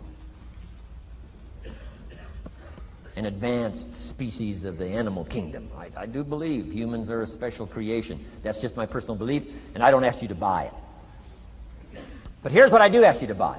If you do believe in spirituality in any manner, here's my best advice. Study it and practice it. Do not neglect your values. Do not neglect your virtues. If you do believe in spirituality, my advice is study it and practice it. Don't let it go unstudied. Don't let it go unnourished, if you do believe. That's my best advice on the spiritual side. Now here's the third part. The mental side. Part of this personal development challenge is to develop mentally. Learn, study, grow, change. It's what schooling is all about. And the human development takes time, incredible amounts of time. That's why we've taken the time for this seminar. It just takes time. Some things you can't cover in a 20-minute speech. You can't cover in a little 5-minute talk. It takes time. For humans, it seems like more time than any other life form, human beings. The little wildebeest in Africa. Guess how much time it's got as soon as it's born to be able to run with the pack so it doesn't get eaten by the lions? Guess how much time it's got? A few minutes. As soon as the little wildebeest is born, tries to stand up, falls down. Its mother nudges it, gets it to stand back up, falls back down. Finally, on little shaky legs, it tries to nurse. Mother pushes it away. She moves away, so it can't nurse. Why? You can't nurse now. You've got to develop some strength now. The lions, the lions, the lions. Falls down, gets back up, tries to nurse. Mother pushes it away. No. You got to get these legs strong. How much time have we got? Not much time. Mama wildebeest says, not much time. Not hours, not days, minutes. Wow. But the human baby, wow. After 16 years, we're not sure. Unbelievable amount of time it takes. So it does take time for personal development. It does take time for spiritual development, physical development. But here's also what takes time, and that's your mental development. Feeding the mind. Nourishing the mind. Some people read so little, they got rickets of the mind. They couldn't give you a good, strong argument as to their own personal beliefs. Here's one of the challenges we've got as parents, and that is to get our kids ready to debate the major life issues of the 90s. They've got to get ready to debate. We've spent this last couple of decades debating communism. Communism taught capital belongs in the hands of the state. We've been teaching, no, capital belongs in the hands of the people. Communism taught people are too dumb and stupid to know what to do with capital. You've got to take capital away from all the dumb, stupid people and give it to the all-knowing, all-wise state. And let the state run everything and let the people meekly show up for their work assignment. All glory to the state, communism taught. Kid says, well, is that right? No, all glory to the people. Let the state be the servant of its people, not the people be the servant of the state. I'm telling you, you've got to be able to pick up those ideologies. You've got to be able to pick up the philosophy. And here's the next part. You've got to be able to defend it. If you can't defend your virtues and if you can't defend your values, I'm telling you, even in the 90s, you'll fall prey to philosophies that are not in your best interest. And we've got to help our teenagers, we've got to help our kids especially to be able to debate the major life issues, the political issues and the social issues and the religious issues and the spiritual issues and the nutritional issues and the economic issues and all of the rest of the issues that are valuable for us to build the kind of equities we want.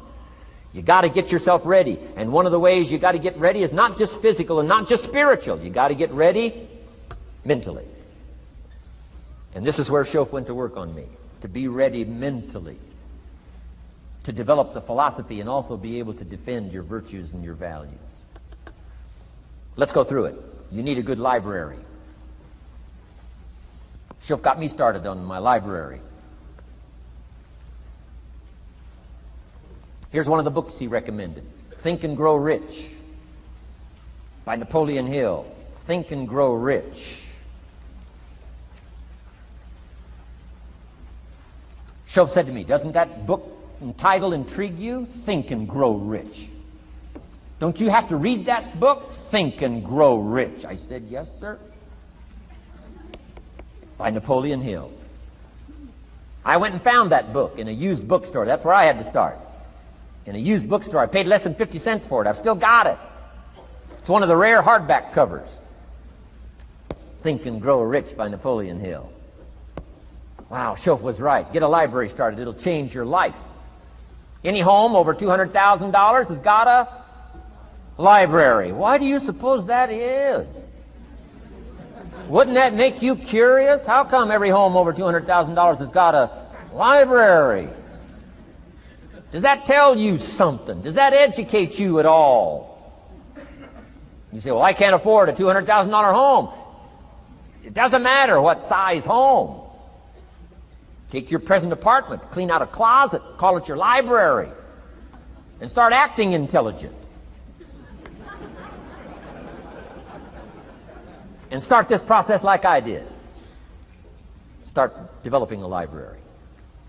Here's what your library needs to show: that you're a serious student of health and life, spirituality, culture, uniqueness, sophistication, economics, prosperity, productivity, sales, management, skills, values of all kinds. Let your library show you're a serious student.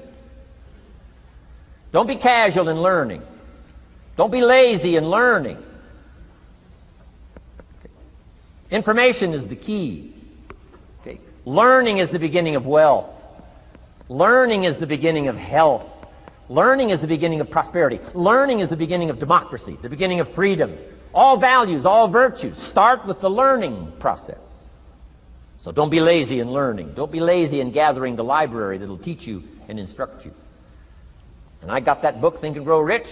Some of the ideas in that book inspired me no end, helped me to change my life. Now, it's got some weird stuff in it. You know, it's got some weird stuff. Napoleon was weird, so you gotta separate out a little of this weird stuff. But you can do that. You can separate out the weird stuff, okay? Unless you're weird, just do the weird stuff. Anyway, remember, don't be a follower, be a student. That's the key to all books. Don't be a follower, be a student. Okay. Another book he recommended. Help Me Become Financially Independent. We're going to cover that before we finish this afternoon. The book was entitled The Richest Man in Babylon. The Richest Man in Babylon by George Clason, C-L-A-S-O-N. This little book, The Richest Man in Babylon, I use it as a textbook teaching teenagers how to be rich by 40, living in America. 35 if you're extra bright. Much sooner if you find a unique opportunity. I got rich by the time I was 31, didn't wait till 35. If you find a unique opportunity. So we'll get into that after we come back from our next break. Richest Man in Babylon. Get your library started. Here are some key sections to put in your library called mental food. In fact, we call it food for thought. It's so important to nourish the mind, not just the body, but nourish the mind. Key phrase. Now it needs to be well balanced. You can't live on mental candy. Somebody says, well, I just read this positive stuff. That's too second grade. You've got to get out of second grade. You can't just be inspired. You've got to be taught. You can't just be inspired. You've got to be educated. Key. Here's a good book. It's called How to Read a Book. Good title. How to Read a Book by Mortimer Adler. In this book, How to Read a Book, Mortimer, you know, is the chief editor of the new Encyclopedia Britannica. A good set of books, right, to have in your library. The Encyclopedia Britannica, chief editor, Mortimer Adler. He's in his 80s. He's still active, still writing books. I've got several of his books. The 6 Great Ideas, a lot of books. Mortimer Adler. But he wrote this book, How to Read a Book. Now, in this book, How to Read a Book, not only does he give you some good suggestions on how to get the most out of a book. It's one thing to read it. It's another thing to get the best out of it. He'll give you some techniques on how to get the best out of a book. It's very good. But here's what's also in his book, How to Read a Book, a list of what he calls the best writings ever written. The best writings ever written. I've used it as a centerpiece for my library. So I'm just asking you, take a look. If it suits you, fine. If it doesn't suit you, hey, keep looking until you find something to suit you. But well balanced. Let me give you some of that balance. Number one, history. We've all got to have a sense of history. American history, national history, international history, family history, political history. We all need a sense of history. Shortest history lesson. Opportunity mixed with difficulty. No matter how far back you go, 1,000 years ago, 2,000 years ago, 3,000, 4,000 years ago, I'm telling you, it all reads the same. Once you understand the thread that it isn't going to change, then what's going to change for my life? Answer, looks like I'm going to have to change. History helps us to understand how it is, what there is to work with, seed, soil, sunshine, rain, and what human beings have done with it in the past. And how many of them have, like I did by age 25, they have messed up. That's what history's for. Be a good student of history. Here's a good book, Lessons of History by Durant. Lessons of History by Durant. This little book is only 100 pages, but I'm telling you, it's so well written, you'll be intrigued, as I was. This little book, Lessons of History by Durant.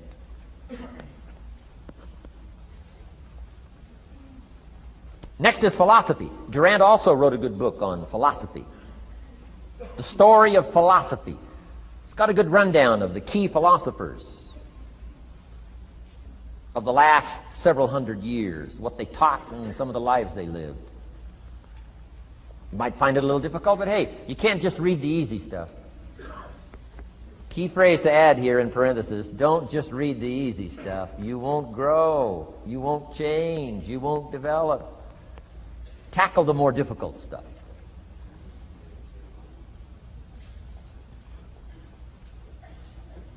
Next, novels. Novels are good.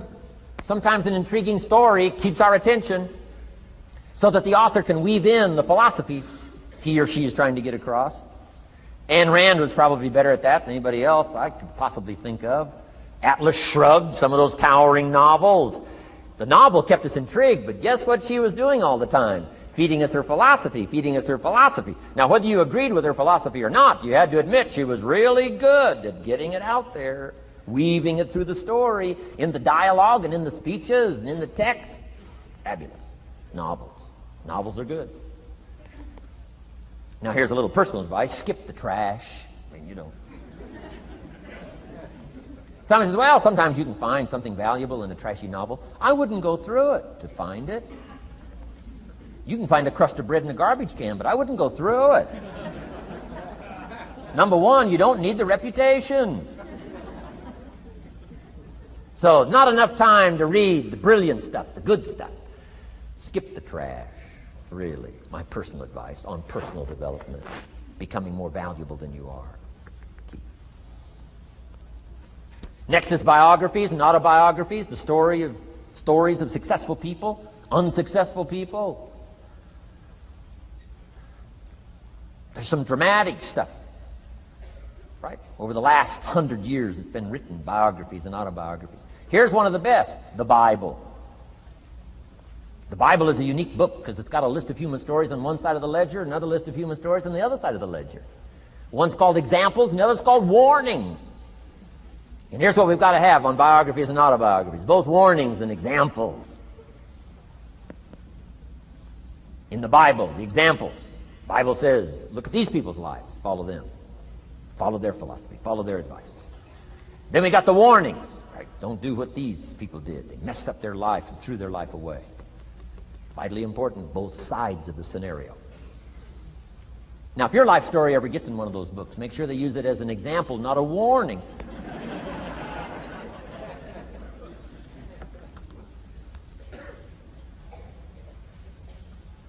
Also, we need balance, both sides, balance, good and evil. Biographies, autobiographies.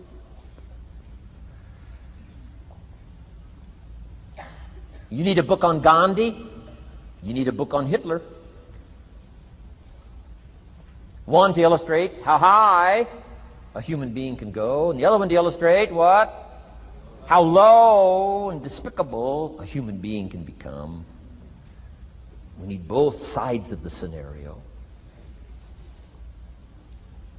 Next, accounting. Got to have a little, at least primary view of accounting. Kids have got to start learning the difference between a debit and a credit.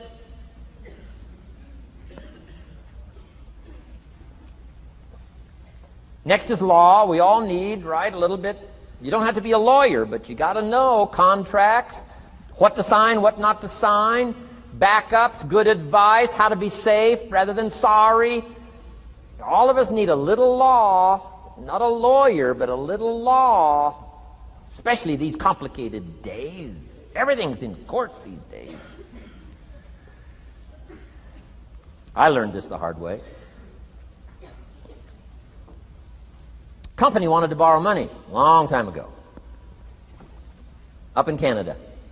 Company wanted to borrow some money. The bank said, well, yes, we will loan the company the money if Mr. Rohn will sign personally.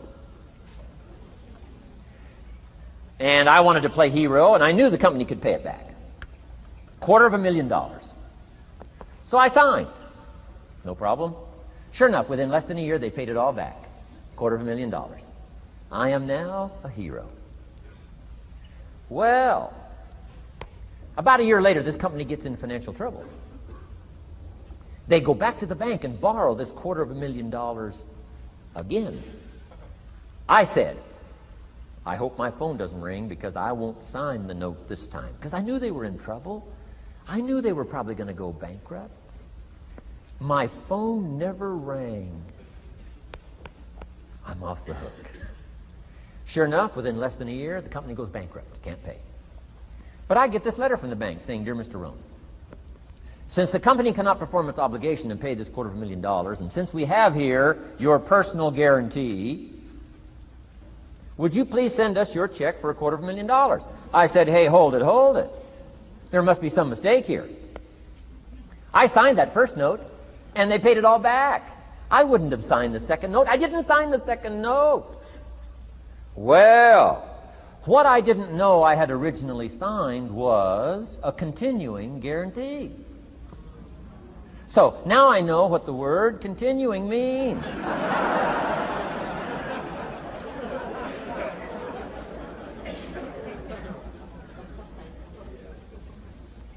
I'm asking you to study a little law, know what to sign, know how to defend yourself, right? Say, hey, we'll get back. Don't sign too quickly. I mean, there's all kinds of things here. Be a student. Don't be lazy in learning. How to defend as well as nourish. How to grow as well as take care of your enemies. You got to learn. Let your library indicate that you're a serious student about personal relationships with your family, gifts and skills, economics, and all the rest. Here's the next one. Economics. We're going to study that when we come back from our break. Economics. We're going to cover, especially for the kids today, how to become financially independent. We're going to let the adults listen. I've been teaching kids for the last 18, 19 years how to be rich by 40, 35 if you're extra bright. Most kids think they're extra bright. They go for 35. Or much sooner if you find a unique opportunity. We're going to get into that. Be a student of economics. Next, culture, sophistication. Don't leave that out of your life culture, sophistication. Culture is part of the fabric of the nation. Culture is what makes us different than dogs and animals. Culture is what makes us different from the barbarians. Culture, sophistication. Be a student of the dance and the art and the music and all the rest of those extraordinary human values that are possible for us all to participate in as well as to enjoy. Be a student of culture. And the last one is spirituality. Study it from the Bible and all the related books about spirituality. If you're a believer, study and practice. Let your library show you're a serious student. Next, keep a journal. Shoaff said, Mr. Rohn, not only be a student, but the good ideas that you develop from the books. Keep a separate journal. Write all this stuff down. Here's what he said. Don't trust your memory. If you're serious about becoming wealthy and powerful and sophisticated and healthy, influential, cultured, unique, keep a journal. Don't trust your memory. If you listen to something valuable, write it down. If you come across something important, write it down. Write it down. Now, I used to take notes on pieces of paper and torn off corners and backs of old envelopes and restaurant placemats and long sheets and narrow sheets and little sheets and pieces and thrown in a drawer. Found out, best way, keep a journal. I've been keeping these journals now since age 25. It makes up a valuable part of my own learning, and it's a valuable part of my library. My own journals now form a good portion of my own library. The stuff. I'm trying to get kids to do like I do, be a buyer of empty books. Kids find it interesting I'd buy an empty book. Especially at my status in life. What did I pay for this one?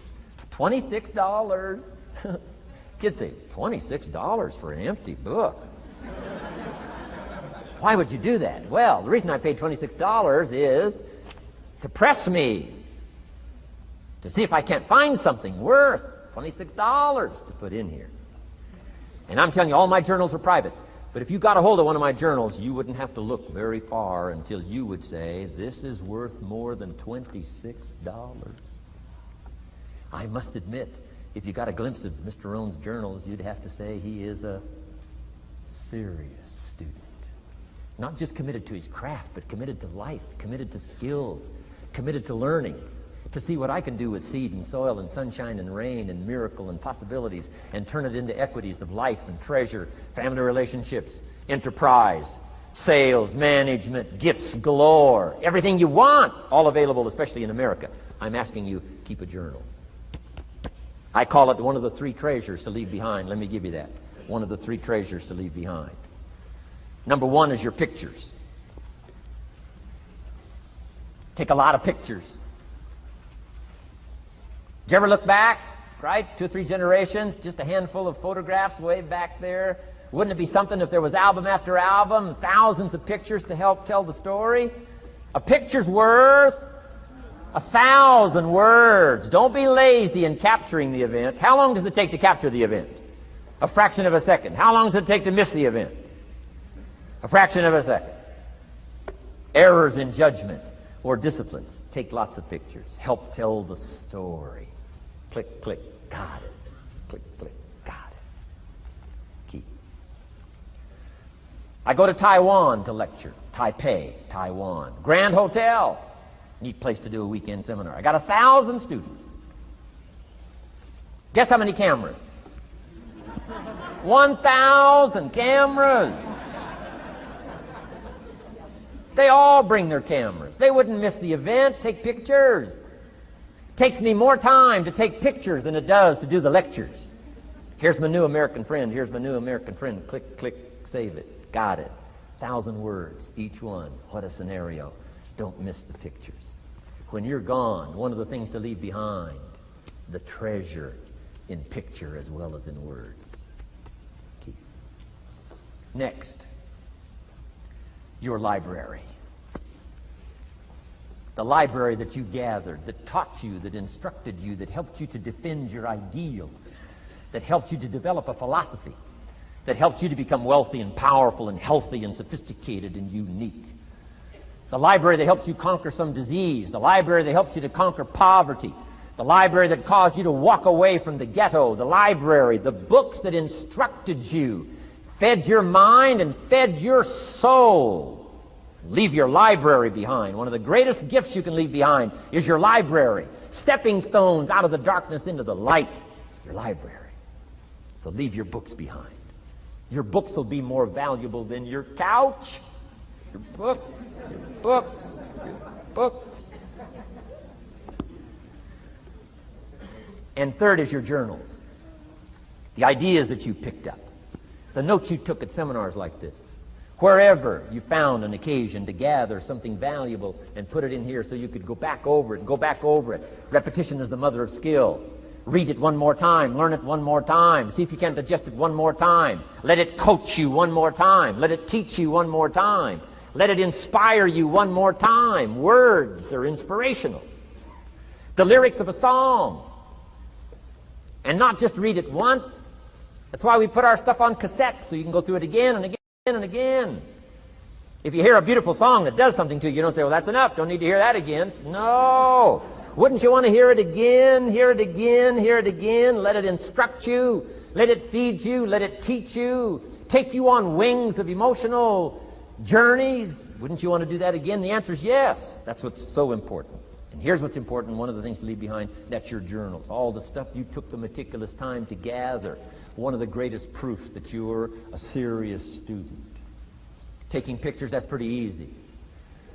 Buying a book at a bookstore, that's pretty easy. Here's one that's a little more challenging.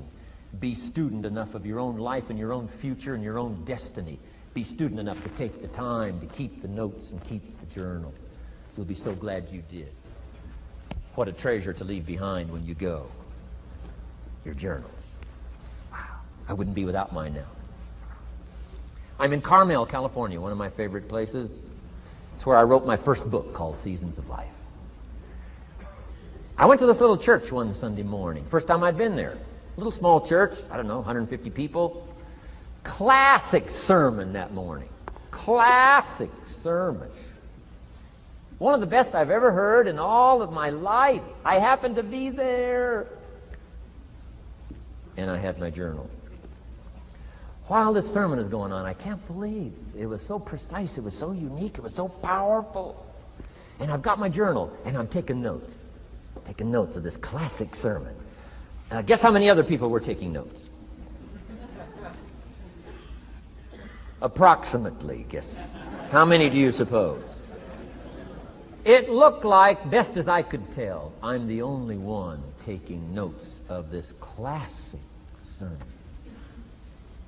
Now, since I'm a stranger there, and it's the first time I've been there, and I'm taking these notes, people started looking, who is he, and what's he doing? I started feeling just a little bit uncomfortable. But I'm still writing.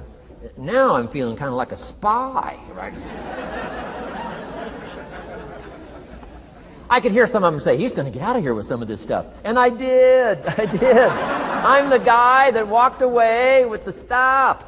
I'm asking you to be no less sincere and be no less committed to the advancement of your philosophy, the set of the sail. Talk about have your best year ever this year, and then get ready for next year, your very best year ever, and they'll start being the best, the best, the best year after year. If you'll commit yourself to some of this simple stuff called personal development, start with a walk around the block. Start with the refinement of your philosophy. Start with the teaching of your own fabulous mind, where all the answers are. I can only give you a few answers from my own experience. The rest of all the magical answers are within the confines of your own mind. But it takes the books, it takes the cassettes, it takes the videos, personal conversation, sermons, lyrics from songs, dialogue from the movie. Let your heart be stirred by words. Find ways to capture. Part of your personal development quest. Now here's the last subject on personal development just before we take our break. Isn't this good stuff? I'm telling you, this stuff changed my life. Turned me every way but loose. I've never been the same since the teacher gave me some of this simple instruction. How to go from where you are to where you want to go. How to go from what you are to what you want to become. How to go from pennies to treasure. How to go from nothing to fortune. It's all within the confines of this stuff that I've been trying to share with you. Laboring best I can. Words are clumsy when you try in your experience. But I'm doing my best today, and I'm excited about it. Appreciate you taking all these good notes. Good students today. I appreciate that.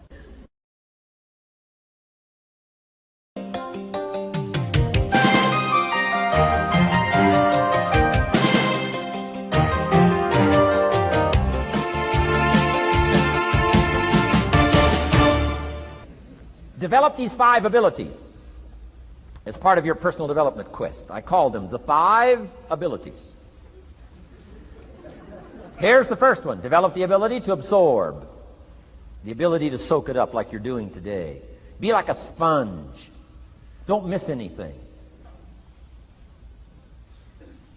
And not just the words. It's true, don't miss the words, but don't miss the atmosphere. Don't miss the color. Don't miss the scenario. Don't miss what's going on. Most people are just trying to get through the day. Here's what I want you to be committed to do. Learn to get from the day. Don't just get through it, get from it. Learn from it. Let the day teach you. Join the University of Life. What a difference that'll make in your future. Commit yourself to learning. Commit yourself to absorbing. Be like a sponge. Get it. Don't miss it. I've got a personal friend of mine who's so gifted in this area. I think he has soaked up and remembers everything that's ever happened to him. He can tell you as a teenager where he was and what he did and what he said and what she said and how they felt and the color of the sky and what was going on that day. And the reason is because he gets it. He gets it. He gets it. I'm telling you, it's more exciting to have him go to Acapulco, come back and tell you about it, than it is to go yourself. He's unbelievable. He's got this extraordinary gift. And why is it? When he's there, he doesn't miss anything. Here's a good phrase for you to jot down. Wherever you are, be there. Be there to absorb it up. Be there to soak it up. Take a picture if you can. But take pictures of your mind. Let your soul and heart take pictures. Get it. Capture it. Absorb it. That's such an important ability to develop. The ability to get it. Don't miss it. Don't be casual in getting it. Key phrase. Casualness leads to casualties.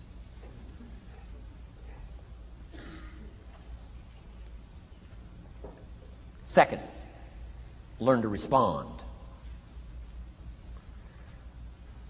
The ability to respond means let life touch you. Don't let it kill you, but let it touch you. Let sad things make you sad. Let happy things make you happy. I'm telling you, give in to the emotion. Let the emotion strike you, not just the words, not just the image. Let the feeling strike you. Let the emotion strike you. Here's what's important. Our emotions need to be as educated as our intellect. Our emotions need to be educated as well as our intellect. It's important to know how to feel. It's important to know how to respond. It's important to let life in. Let it touch you.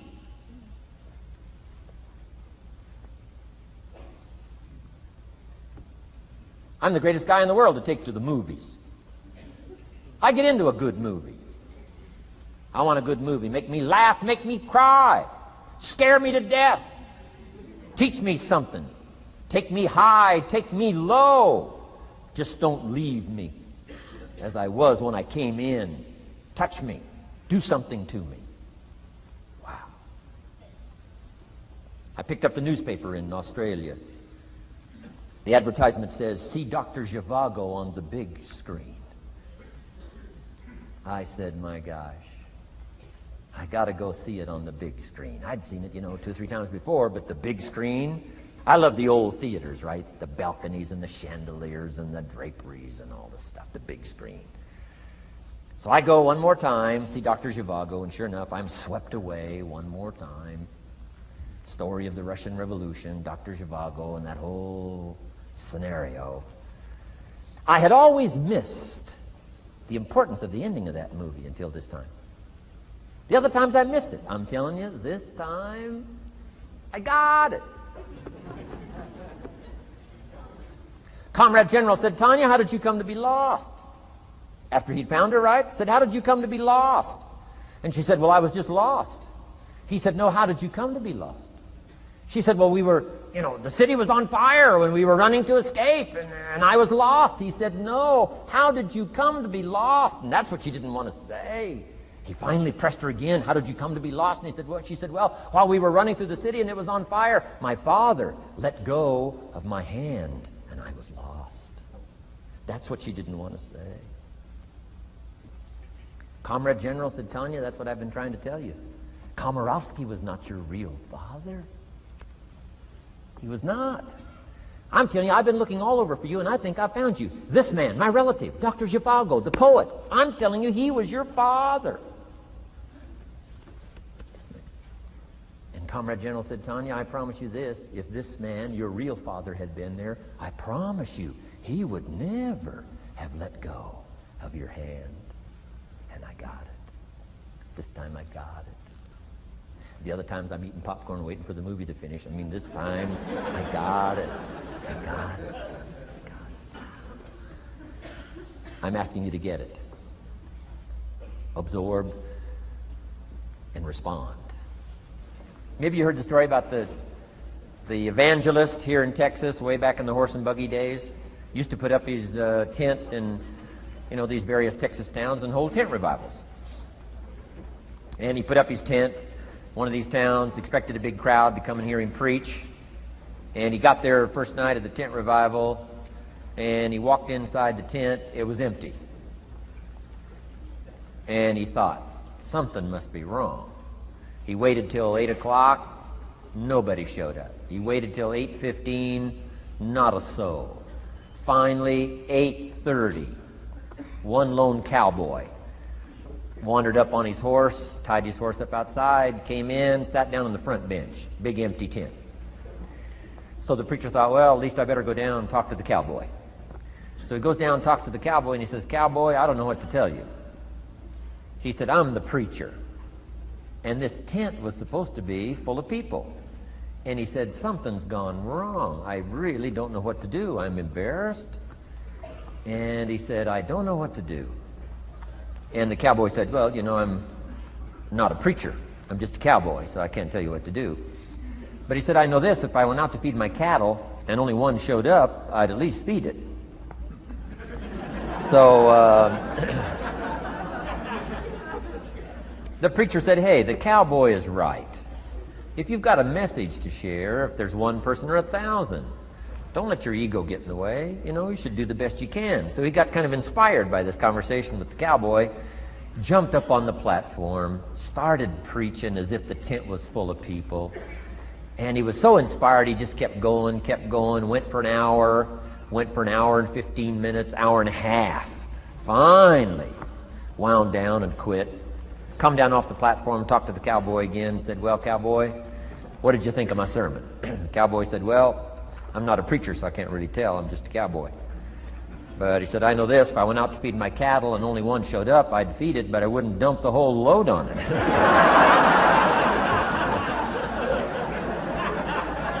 So, if it seems like we're dumping the whole load here today, I guess we really are. But you guys are working hard. Does anybody have 4 pages of notes? Oh, wonderful, wonderful. My job, I'm getting it done. Wonderful. We should give a prize one of these days for the most notes. Fantastic. I congratulate you. You're working as hard as I am. I appreciate that. Okay, we got some more work to do, so let's go to work. Everybody's okay? Say, I'm okay. All right. I'd love to take you with me as my traveling audience.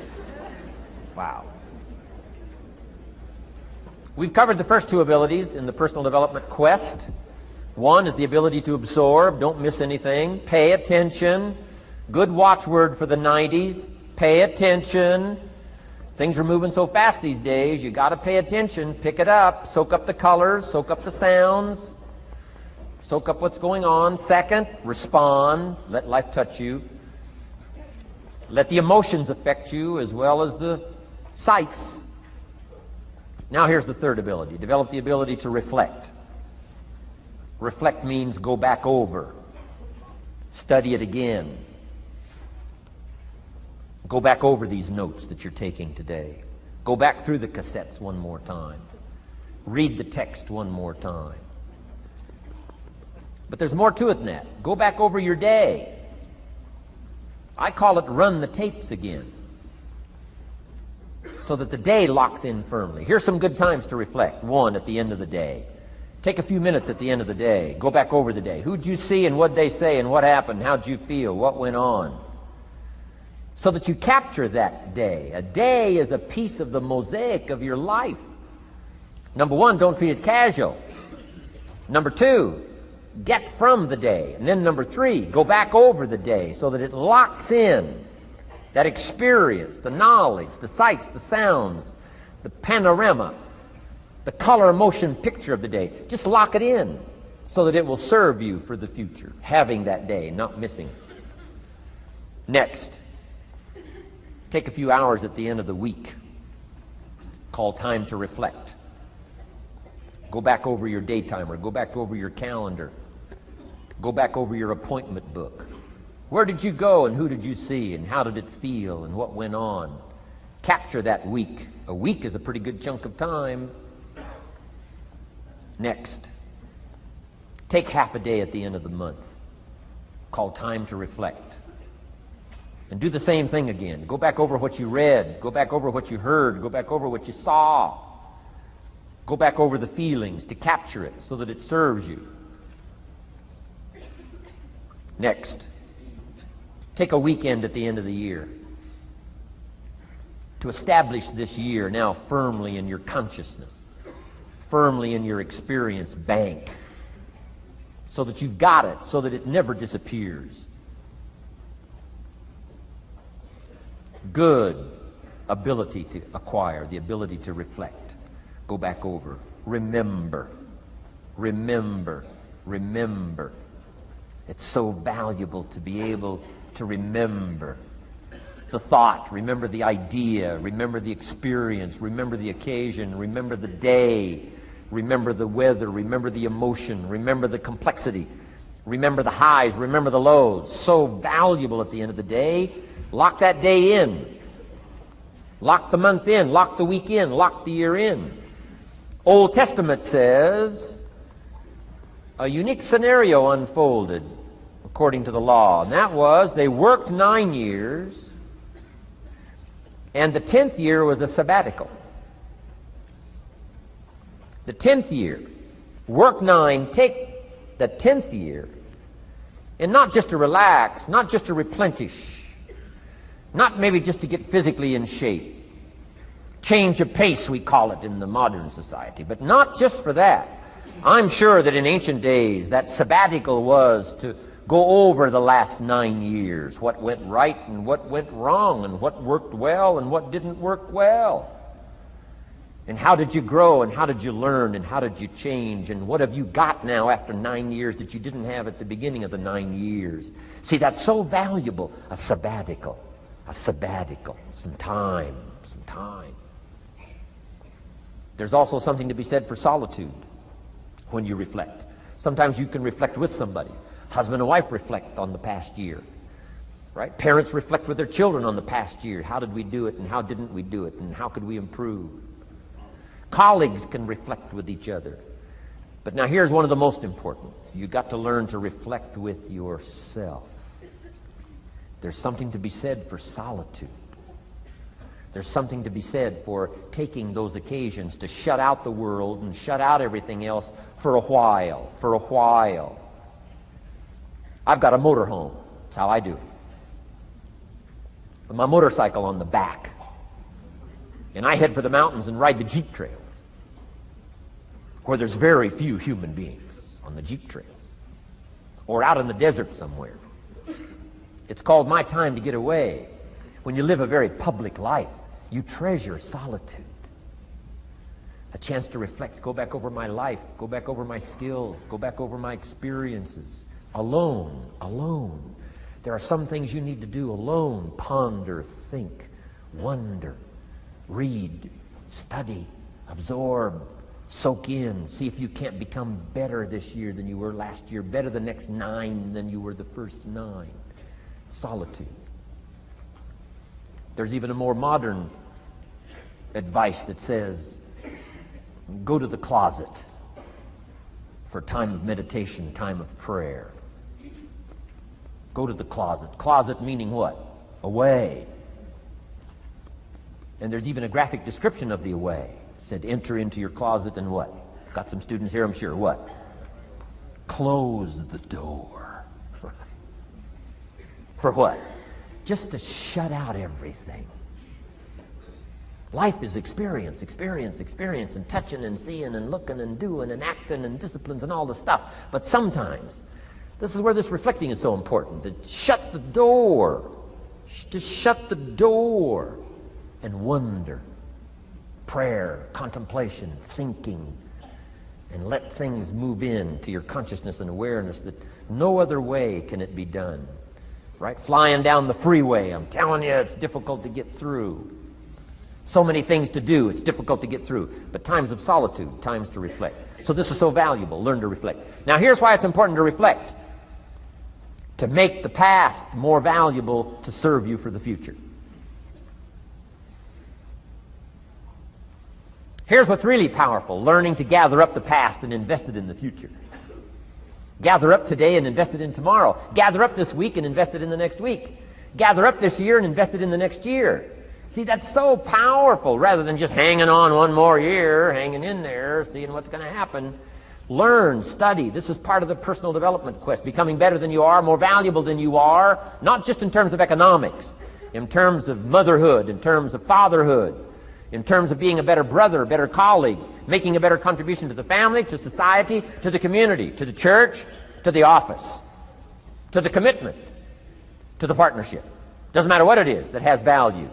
Work on yourself, then you bring more value to the partnership, to the marriage, to the franchise, to the corporation, to the enterprise, to the community, to the nation. Self-development, personal development. The best contribution you can make to someone else is self-development, not self-sacrifice. Self-sacrifice only earns contempt. Self-development earns respect. Pity the mother who says, I'm just going to give up my life for my children. Self-sacrifice is not noble. Self-investment is noble from self-development. If I work on myself and become more valuable, think of what that'll do for our friendship. I used to use the old expression, you take care of me and I'll take care of you. I found out how shallow and short-ended that was. And I changed it to read like this, I'll take care of me for you, if you will please take care of you for me. And this is part of it, the personal development, that we work harder on ourselves than we do on our job. Now we bring that to the friendship. Now we bring that to the marriage. Now we bring that to the family relationship as a father, as a mother. And we develop the strength and we develop the power. That's key. And it takes, I think, this scenario of disciplines, these abilities, to acquire those gifts and those skills, that value, so that we bring more. Now, we bring more to the next week. We bring more to the next month. We bring more to the next year if you follow this absorb, respond, and reflect. I said to my father, when he was about to turn 76, his 76th birthday, I said, dear father of mine, can you imagine what it's going to be like to gather up the last 75 years of your life and invest them in your 76th year? What a difference of philosophy, rather than just hanging on one more year. Gather up 75 and invest them in the next one. Gather up the last 6 years and invest it in the next year. See, that's so powerful in communication, which we're going to study soon. So powerful. So consider this. 1, the ability to absorb. 2, the ability to respond. 3, the ability to reflect. Here's number 4, develop the ability to act. Take action. Not hasty if it isn't required, but don't lose much time. Here's the time to act. When the idea is hot and the emotion is strong. That's the time to act. You say, Mr. Rohn, I'd like to have a library like yours. See, if you feel strong about that, what you got to do is get the first book and then get the second book. before the feeling passes and before the idea gets dim. Action pronto, action immediate, action as soon as possible. Because if you don't, here's what happens. We call it the law of diminishing intent. We intend to when the idea strikes us. We intend to when the emotion is high. But now if you don't translate that into action fairly soon, now the intent starts to diminish.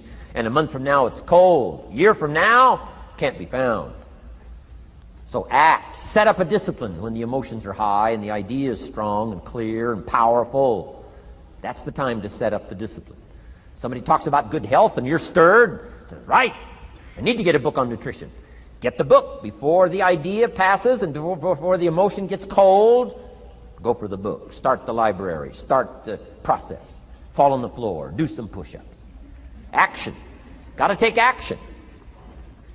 Otherwise, the wisdom is wasted. Otherwise, the emotion soon passes. Unless you put it into a disciplined activity. Capture it.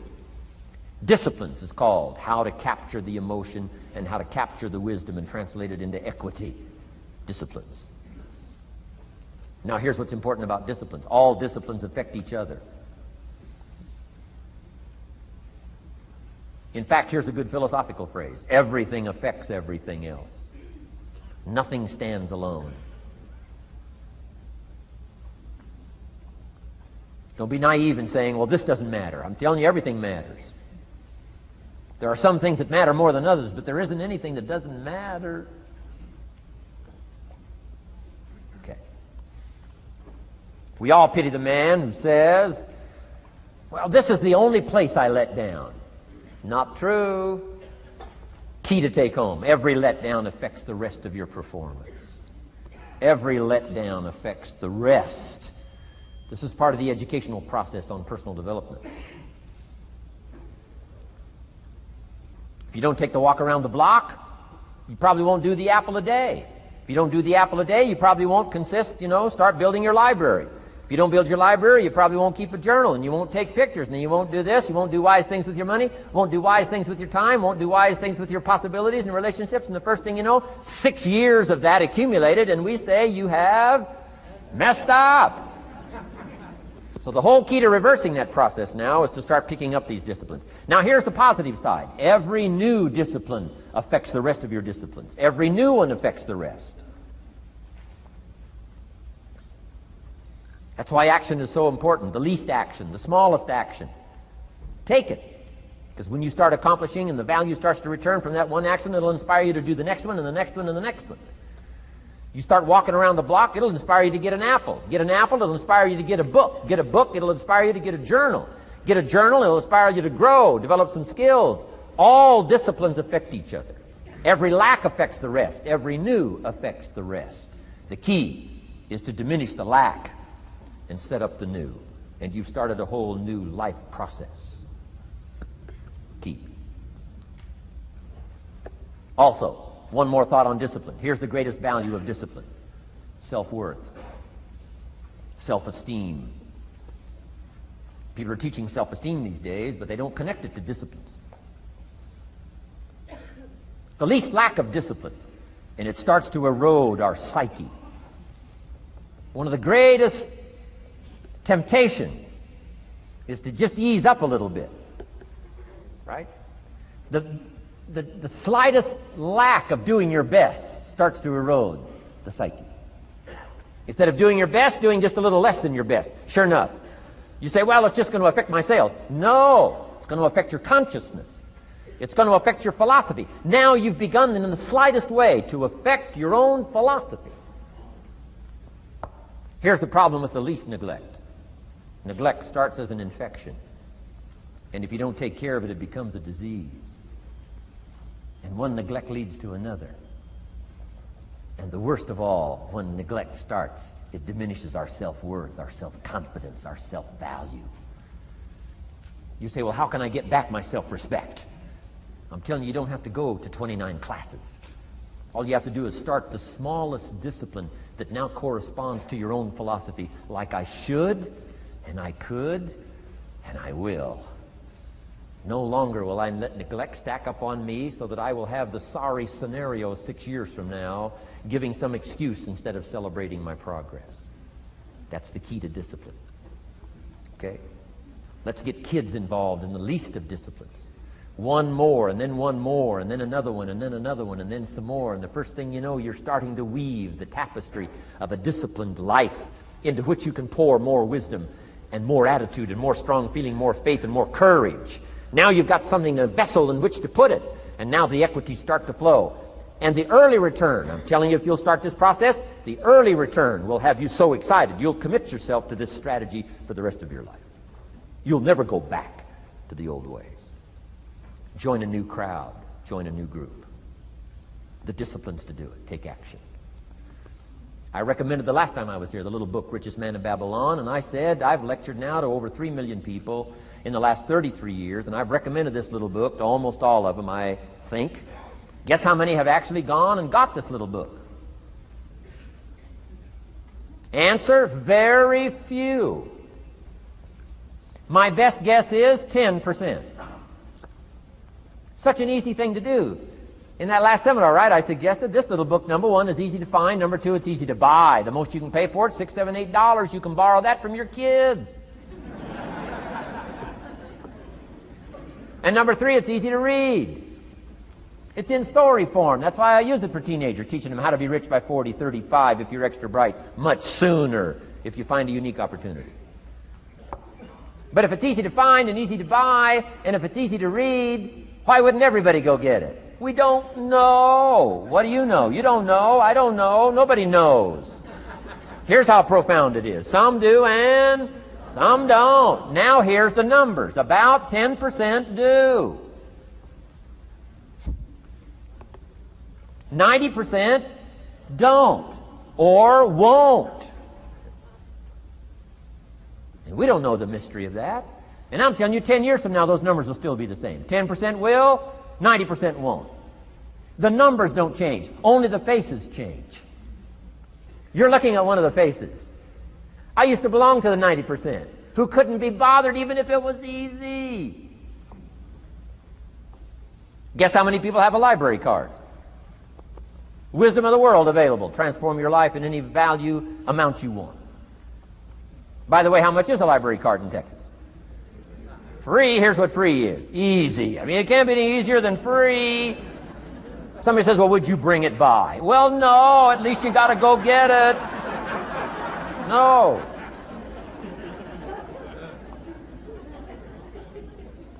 Wisdom of the world available. Transform your life spiritually, socially, personally, economically, and every other way.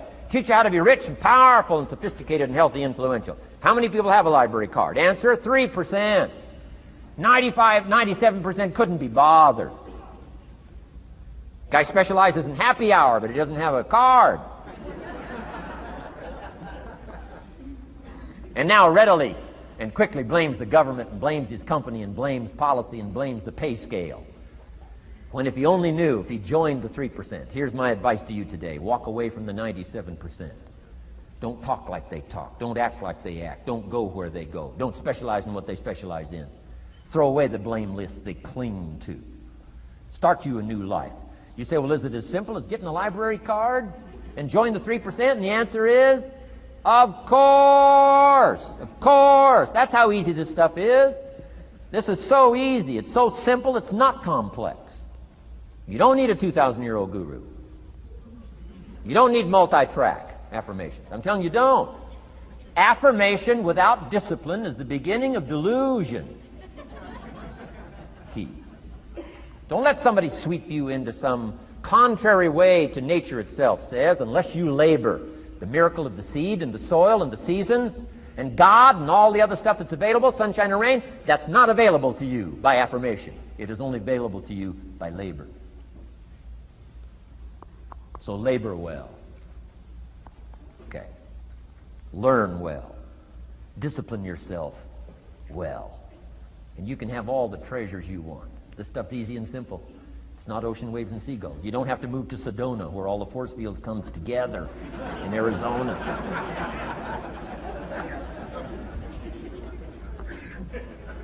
Let's teach our kids the simple ways to transform their health, number one.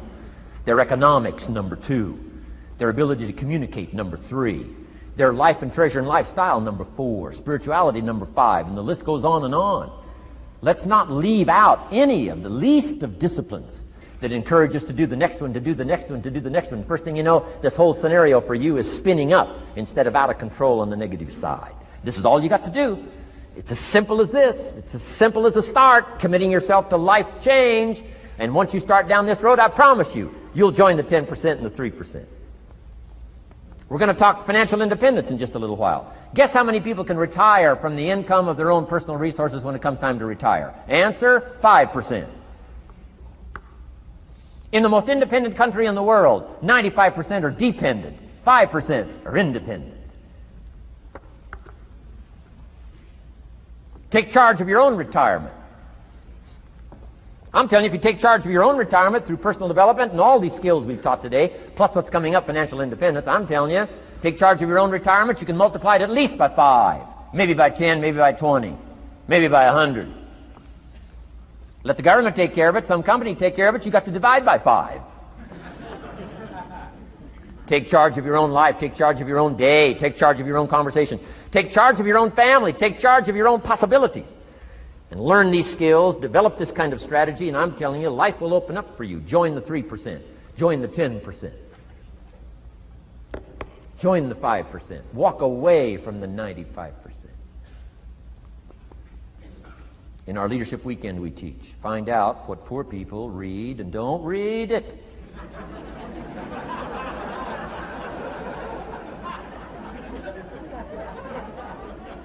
I'm telling you, don't talk like they talk. Lend a helping hand, but don't fall into their poor philosophical scenario. Don't blame what they blame. Don't use the excuses they use. It's called the language of the poor. Switch gears, switch language, switch ideas, switch strategy. Start with the simplest of disciplines. And don't bemean any of these disciplines. The smallest of disciplines starts the process of life change. And if you'll invest in this thing called discipline, you can have whatever you wish. It's called the beginning of a miracle. Now here's the last clue on discipline. Do the best you can. We covered earlier, but here's a good scenario for the do the best you can. I've got a good question for you. Is the best you can do all you can do? And the answer is no. Strangely enough. If we all fell on the floor right now and did as many push-ups as we possibly could, and let's say for some reason you haven't been into push-ups lately, I can't imagine why, but let's say, and let's say the best you can do is 5. And you look up at the rest of us and say, hey, 5 is the best I can do. We can tell by the look on your face that's probably true. 5 is the best you can do. Now, is 5 all you can do? The answer is no. If you rest a little, you can do 5 more. Wow. And if you rest a little, you can do 5 more. And if you rest a little, you can do 15 more. How did we get from 5 to 15? It's a miracle.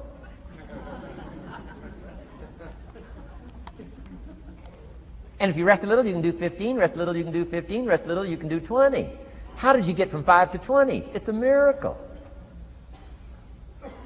Did you know you can keep doing that? Do a little more, rest a little, do a little more, rest a little, and finally get up to 50 push-ups? Is it possible to get up to 50 push-ups?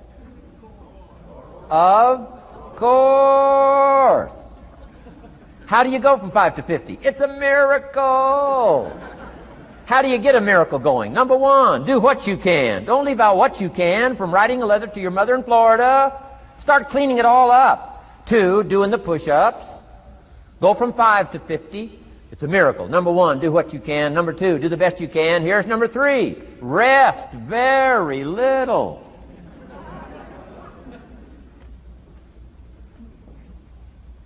Don't rest too long. Why? The weeds take the garden. Kids have got that figured out. You can't rest too long. Here's the clue. Make rest a necessity, not an objective.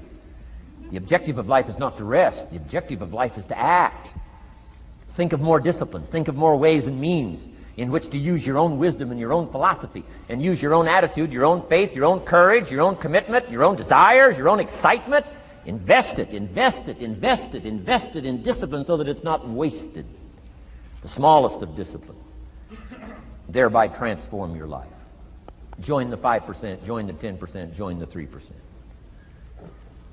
Guess when I went and got this little book, Richest Man in Babylon? The same day I heard about it. I went and got it. Somebody says, well, Mr. Rohn, does that make you different than most other people? And the answer is yes. Somebody says, well, why is that? We don't know. We don't know. What do you know? You don't know. I don't know. None of us knows. Some do and some don't. The numbers don't change. Only the faces change.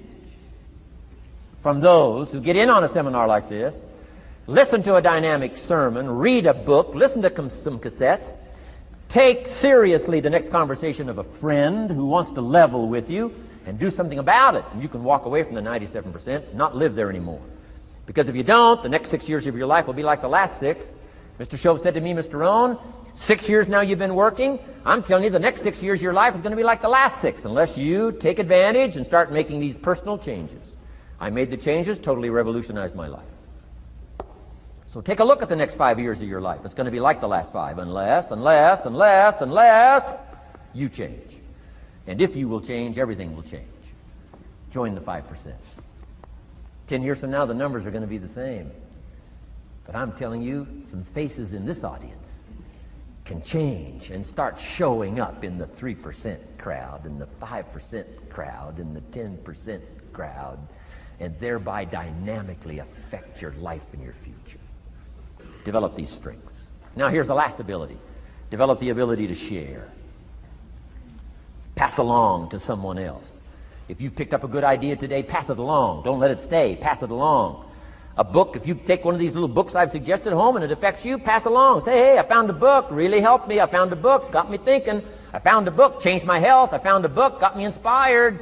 Pass it along, pass it along, pass it along.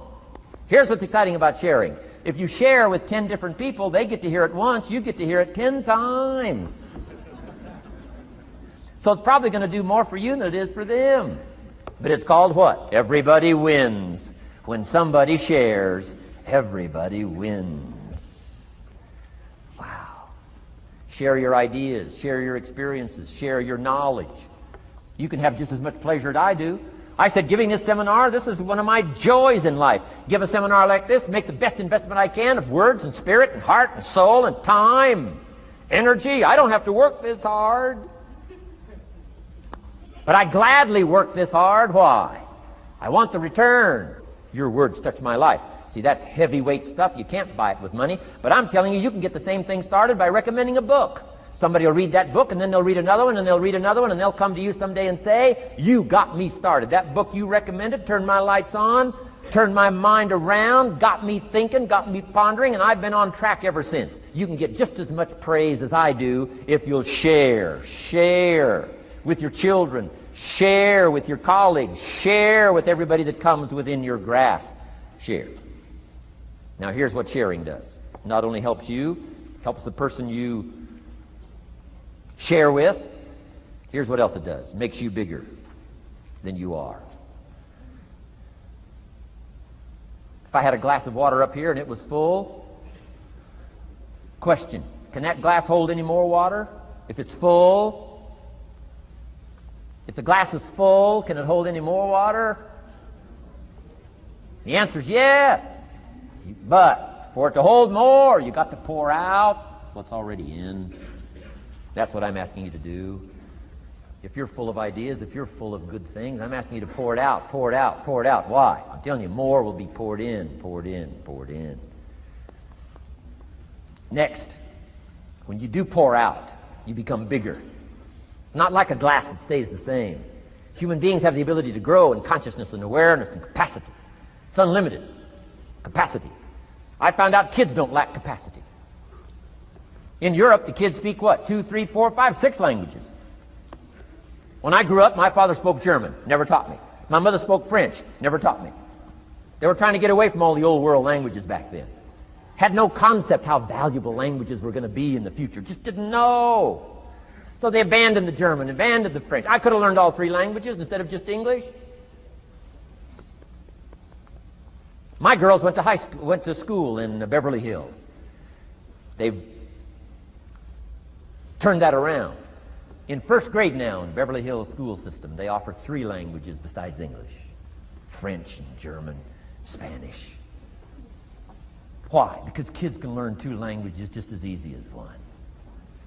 Question, how many languages can a child learn? Here's how many. As many as you'll take the time to teach them. They do not lack capacity. They only lack teachers. Wow. And I'm telling you the same thing is with you. You don't lack capacity.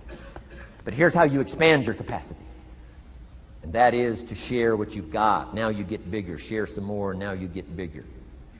I'm here for a very self-interest reason. If I share with you, my consciousness grows. If I share with you, I get to hear this again. Somebody asked me not long ago, said, Mr. Rohn, how are you doing with all this stuff? You get on everybody's case pretty hard. How are you doing with all this stuff you teach? I said, well, best I can share with you is this. Listen to me very carefully, but don't watch me too close. This stuff's easier to lecture on than it is to do. I understand that. I'm working on it just like you. But hey, pour out what you've got so that your capacity grows. Now, why should you want your capacity to grow? Very self-interest reason. Here it is. To hold more of the next experience.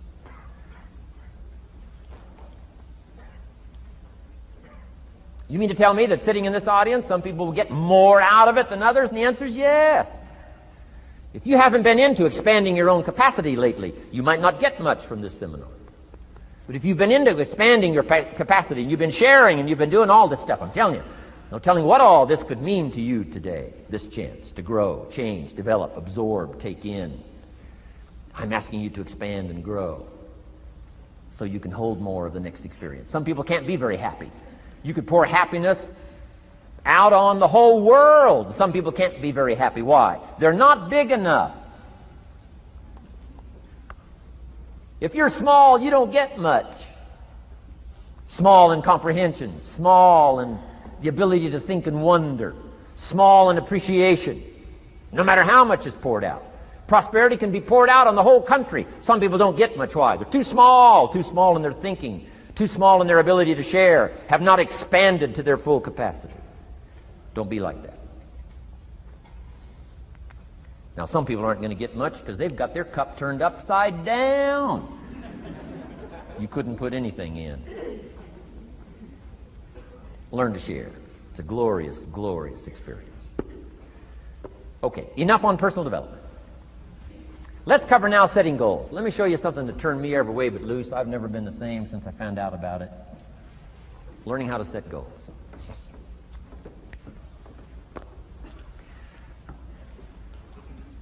Not long after I met Mr. Schoaf, we're having breakfast one morning.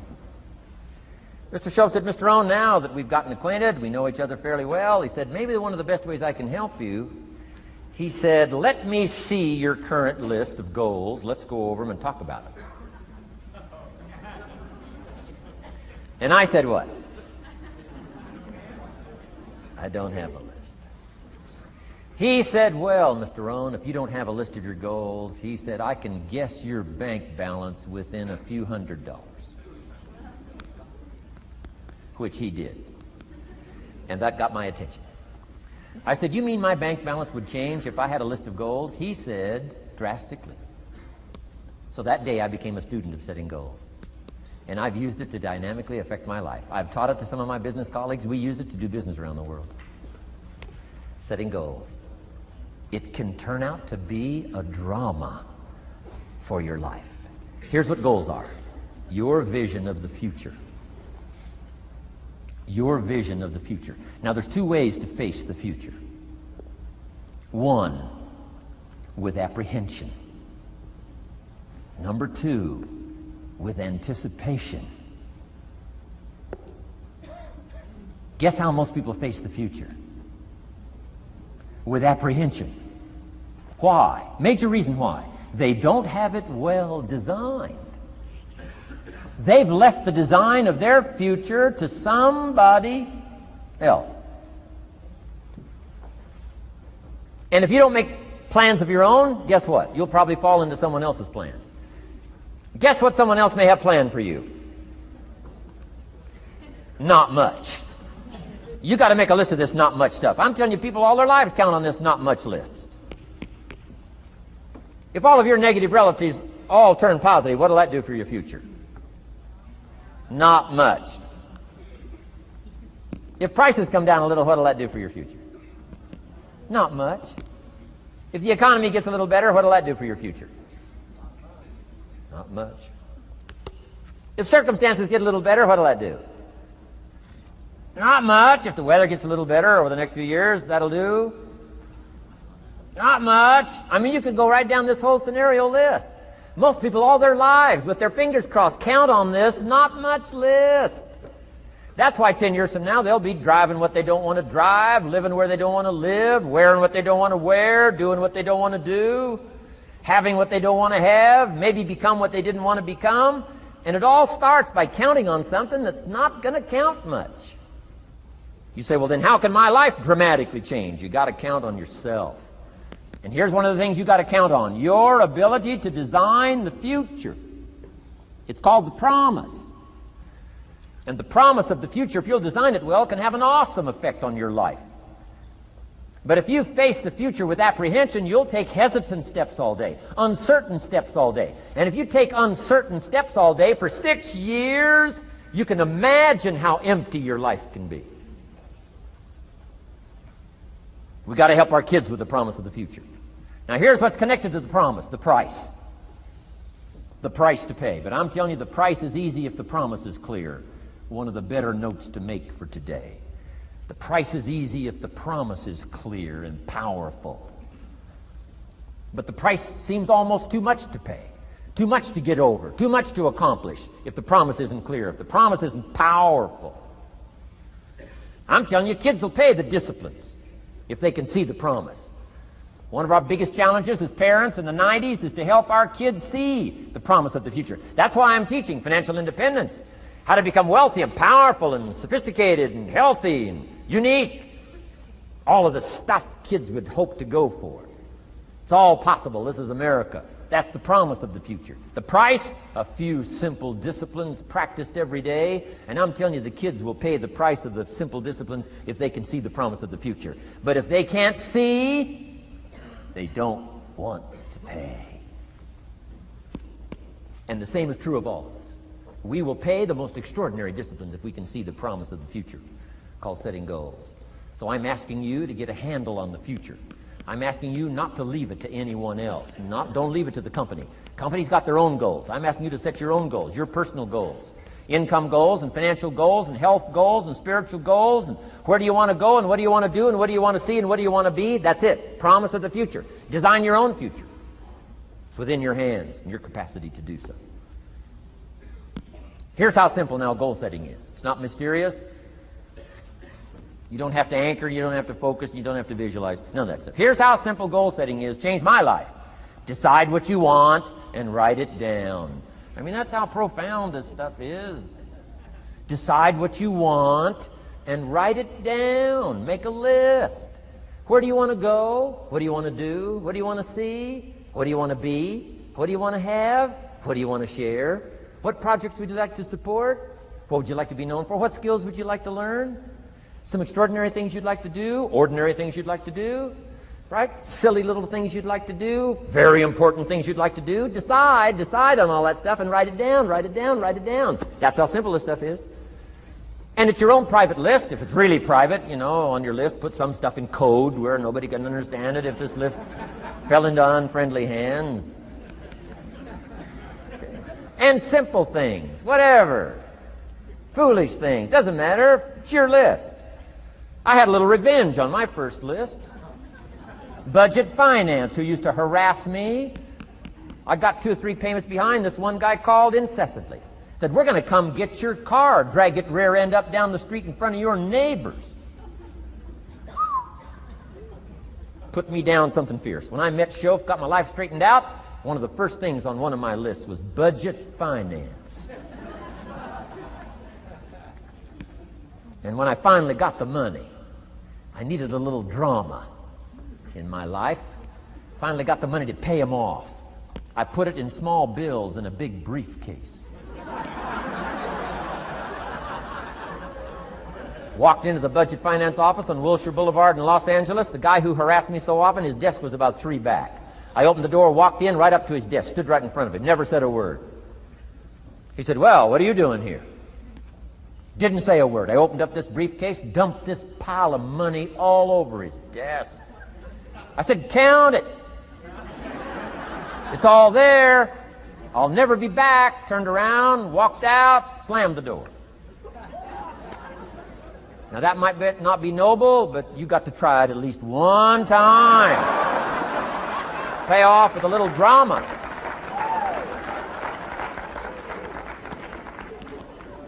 Got to check them off my list.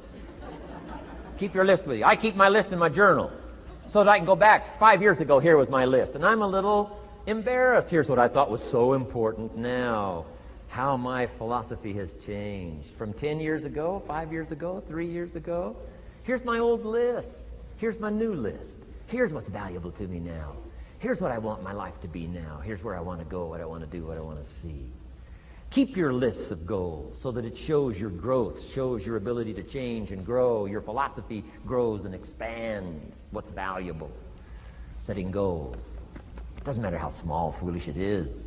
Put it on your list. My Japanese friend, Toro Ikeda, put on his first list, a Caucasian gardener. Good morning.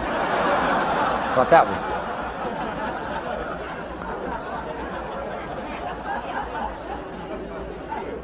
I like that.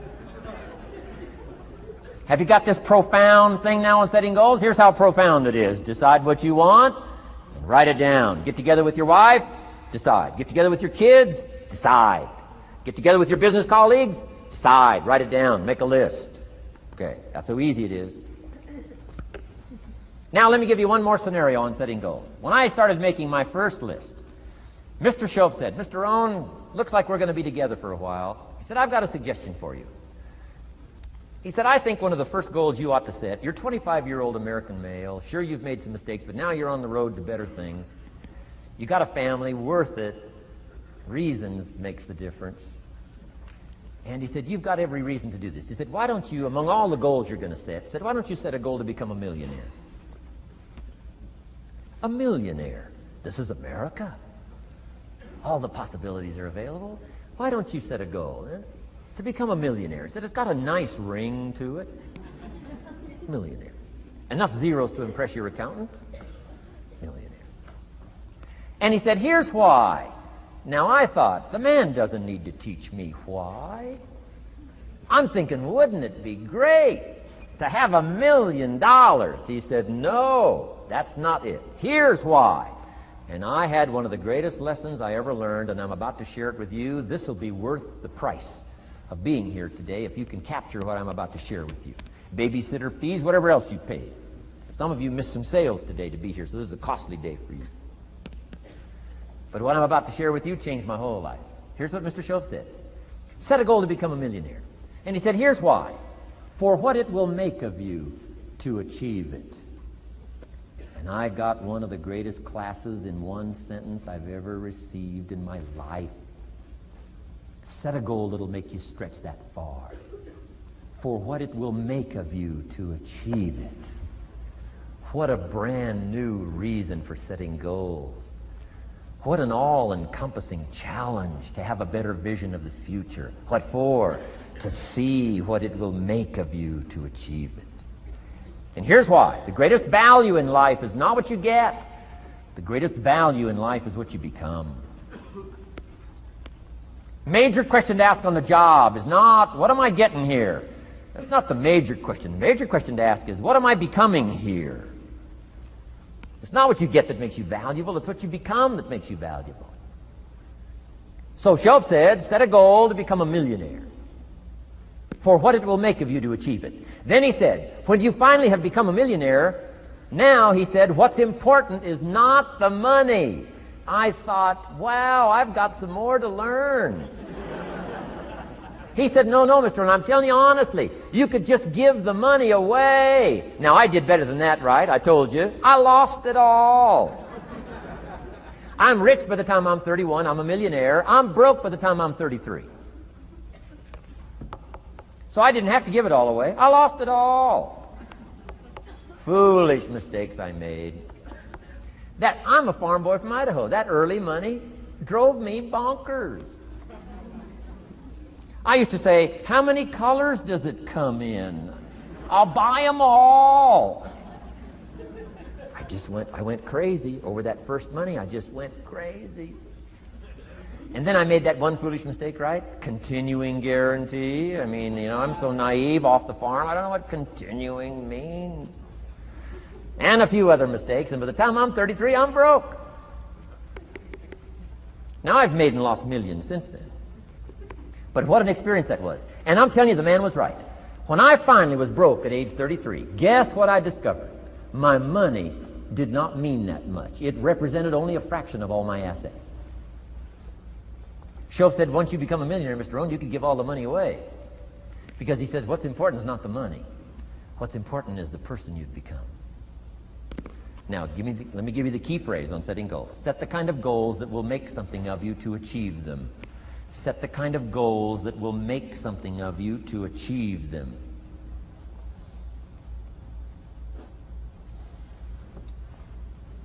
Always keep that in mind. What will this make of me?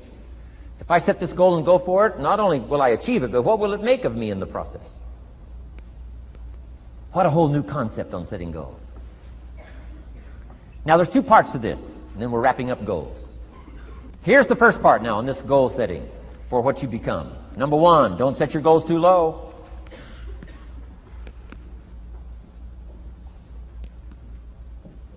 Interesting, we teach in leadership. You'll find it on the cassettes. Don't join an easy crowd. You won't grow. Go where the expectations are high. Go where the demands are high. Go where the pressure's on to perform, to grow, to change, to develop, to read, to study, to develop skills. I belong to a small group. We do business around the world. You cannot believe the expectations at that level. What we expect of each other in terms of excellence. Far beyond average. Why? So that we can each grow, so that we can receive from the group, we can contribute to the group. Something unprecedented. It's called living at the summit.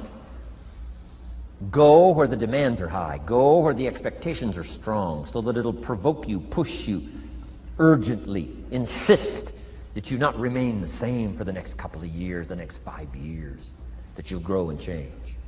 So don't set your goals too low. The guy says, well, I don't need much. Well, then you don't need to become much.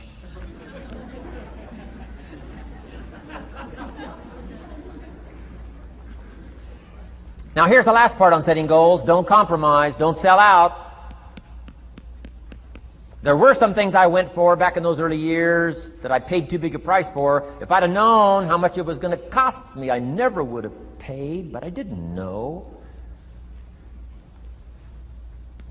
So don't sell out.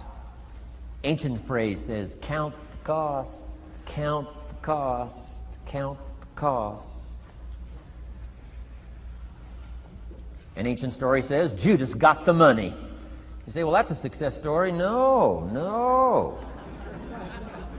It's true, 30 pieces of silver in those days was a sizable fortune.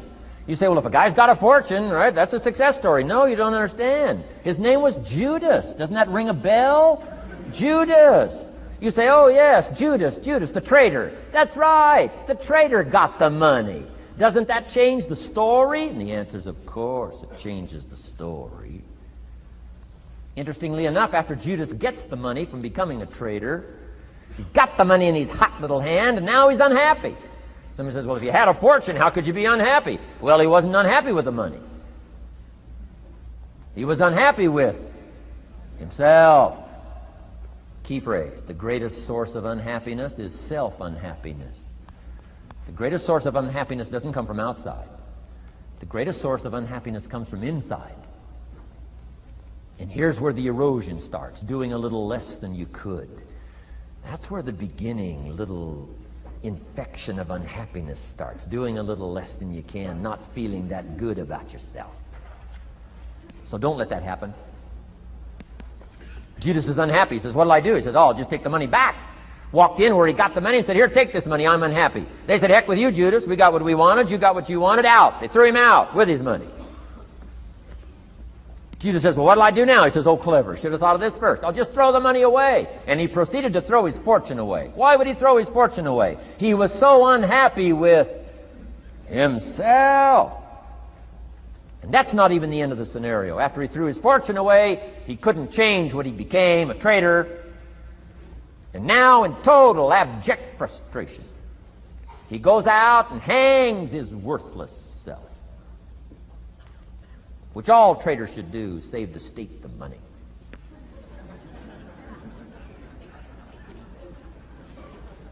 Why such a tragic end? Because he was so unhappy with himself. He sold out. He sold out. He paid too big a price. Ancient script sums it all up. He said, what if you gained the whole world and it cost you your soul? Too big a price to pay if you got the whole world. Don't sell out. Don't compromise your values. Don't compromise your virtues. Don't compromise your philosophy. Key. Here's the key word, beware. If Judas could speak back, he'd probably say beware. Two good words from ancient script. One, behold, the positive word. Behold the possibilities, behold the opportunity. Behold the drama, behold the awesomeness, behold the uniqueness. Behold the majesty, behold, behold. What a good word. But here's the other word, beware, beware, beware. Don't sell out. Mark well what you become in pursuit of what you want. But I'm inspiring you, hopefully, to set the kind of goals that'll transform your life, make you far better than you are, far stronger than you are. Okay. Isn't this good advice? This is such good stuff. I should have paid to get in, right?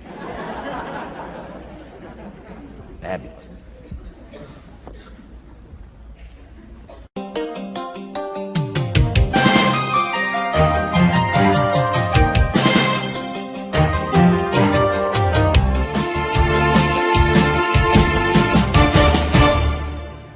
What should a child do with $1? Let me give you the best advice I've got. And this is called sort of middle of the road scenario, and I'll show you how these numbers may change, but here's what I teach. Kids, never spend more than 70 cents. Now you got to pick some number. When I met Mr. Schoaf, I was at about 110%. But remember this, if your outgo exceeds your income, your upkeep becomes your downfall. Good little scenario. So here's the number that I found works best in developing a good financial plan. Never spend more than 70 cents out of every dollar from now on. Now kids ask me what? What do you do with the other 30 cents? Here's my best advice. 10 cents, charity. 10% charity. Supporting worthy projects, helping people who cannot help themselves.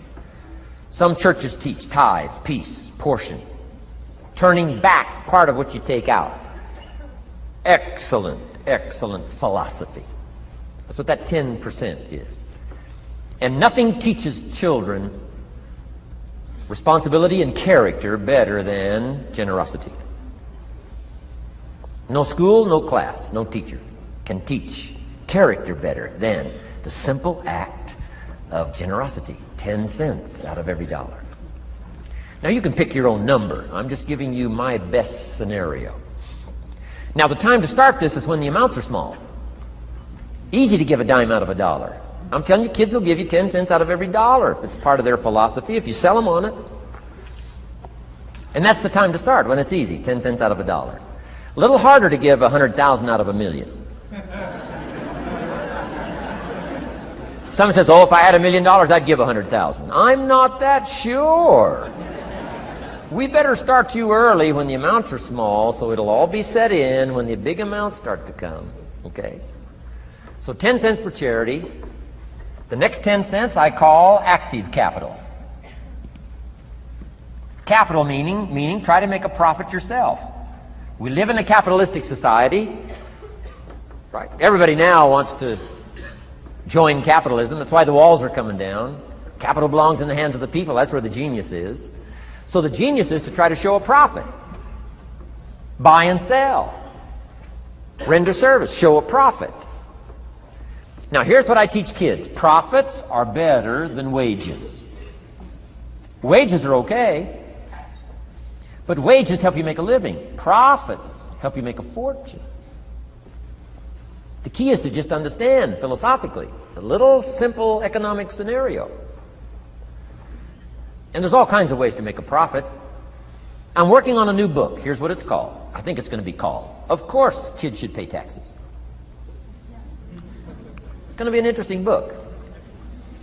In California, where I live, kids do pay taxes. If an 8-year-old walks into 7-Eleven, buys something that costs $1, the proprietor makes him cough up 7 more pennies. 8-year-old says, "What's these 7 pennies?" Proprietor says, "That's taxes. That's taxes." Kid says, "Well, I'm only 8. Proprietor says, "Congratulations, you're my youngest taxpayer." So in California, kids do pay taxes. Now the question is, should they? Now the title of my book is, Of Course Kids Should Pay Taxes. You got it. Right? The disciple went and caught a fish, found the miracle coins, and paid his taxes and Jesus' taxes. So way back then, Jesus did pay taxes. Now the question is, should he? And the answer in my little book says, of course Jesus and kids should pay taxes. Of course. Of course. If an 8-year-old wants to ride his bicycle on the sidewalk instead of in the mud, you have to pay taxes. Things cost money. You've got to pay taxes. Aircraft carriers keep tyranny over there instead of over here. Aircraft carriers cost money. It's expensive to run this whole show. We can't use used missiles. I mean, you know, it's expensive to run the whole deal. Of course, everybody has to pay. Now, active capital means try your best to show a profit. Now, there's many ways to show a profit, not just money. Touch something, leave it better than you found it. That's a profit. Some profits are intangible, some profits are tangible. Long before Earth Day, for all sophisticated people, it was very proper when you left your hotel room to turn out the lights. All educated people. Why? Leave a profit. It's so easy to flip the switch and leave a profit. Some says, well, the hotel gets the profit. What do you care? All you need to become is a person who leaves a profit. Wow. I talked to a man who runs a whole string of apartments. He said, guess what? Most people, when they rent an apartment, leave it, what? Trashed, worse than they found it. What kind of a reputation would that be? Whatever you touch turns to trash. Whatever you touch gets dirty. Nothing you touch gets better. See, that's a poor philosophy. No wonder it leads to poverty, small lives. As one writer said, living lives of quiet desperation. This is where it all begins. Failure to leave a profit when you can, turn out the lights, doesn't matter what it is. Become profit-minded. Profits are better than wages because profit has the potential to make a fortune. Wages has the potential to make a living. So I teach kids, take part of your wages. If you earn the money, take part of it for charity and part of it to see if you can't make a profit. And there's all kinds of ways. My book's going to be full of all kinds of ways kids can make money. I teach kids how to have 2 bicycles, one to ride and one to rent. I mean, you know, it doesn't take long to get into business. You don't have to be a genius. Halfway bright, you can start showing a profit. Now, here's the next 10 cents called passive capital. Meaning, let somebody else use the capital, you provide it, you're passive, they're active. And let them pay you interest. Profits and interest. Unique way to make a fortune.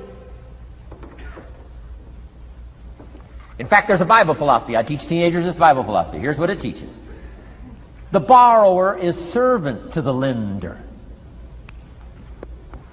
Wow. So where is the power position? Not a spender, a lender. And if I've taught teenagers well, if you ask them, among some of the things you want to be, you know, when you grow up, you know, as years pile on, what would you like to be? I'm telling you, among some of the things that they would like to be, if they've sat in on my classes or gotten some of my material, they will say, I want to be one of them lenders. Powerful position. Let somebody else use your capital. Some projects require more capital than any one person has. So we've got capital pools, whether you put it in a financial institution or whatever, right? Earn an interest, earn a profit, right? Buy a car and sell it for more than you paid for it. Why? Because you leave it better than you found it. Touch something and leave a profit. Okay? It's not just wrapped up in money and economics. This helps to teach all other scenarios of life on profit and capital and expenditures, what to do with your time and what to do with your life, and as well as what to do with your money. Okay? Now this little scenario I call the ideal. Now here's what's important: to set up the ideal and work toward it. Because at first you may not be able to do these numbers. Some people are in such desperate situation currently, they got to go 97, 1, 1, and 1. I mean, you know, I had to start there. Start with pennies. And remember, it's not the amount that counts. Mr. Schoaf gave me the clear situation. Here it is. It's not the amount that counts, it's the plan that counts. When I met Mr. Schoaf, I'm 25 years old. I said to him, if I had more money, I'd have a better plan. He said, no, Mr. Rohn, if you had a better plan, you'd have more money. 6 years? 6 years? In America, 6 years? Come on, it's not the money, it's not the amount, it's the plan that counts. So set up an ideal plan like this. Now you can rearrange this and modify it to suit yourself. I'm just giving you here as an example. So set up the ideal and then start making progress toward it. Because finally, these numbers are going to change if you move on up into the higher area, right? The people I work with around the world couldn't spend 70 cents out of every dollar. It would be obscene. That'd be too much. So these numbers are bound to change. I don't know what mine are. Probably 20% up here. A lot larger numbers down here. Okay? So these numbers can change. I'm just offering you a good sample philosophy. Remember, philosophy is the set of the sail. The economy is not the set of the sail for you. For you, the set of the sail is your own philosophy, your own thinking, your own plan, your own concept. Don't borrow somebody else's plan. Don't borrow somebody else's concept. Don't borrow the concept, you know, spend all you can, cross your fingers and hope for the best. Don't borrow that. Develop your own philosophy, and I'm telling you, it'll lead you to unique places. Now, the rest of a lot of this is on the cassette tapes, but let me just give you 2 or 3 more pieces of the scenario here. Then I want to talk about communications, and then we're going to wrap it up. Okay. Here's 2 or 3 more parts to financial independence. Number 1, keep strict accounts. This is the best of disciplines. Keep strict accounts.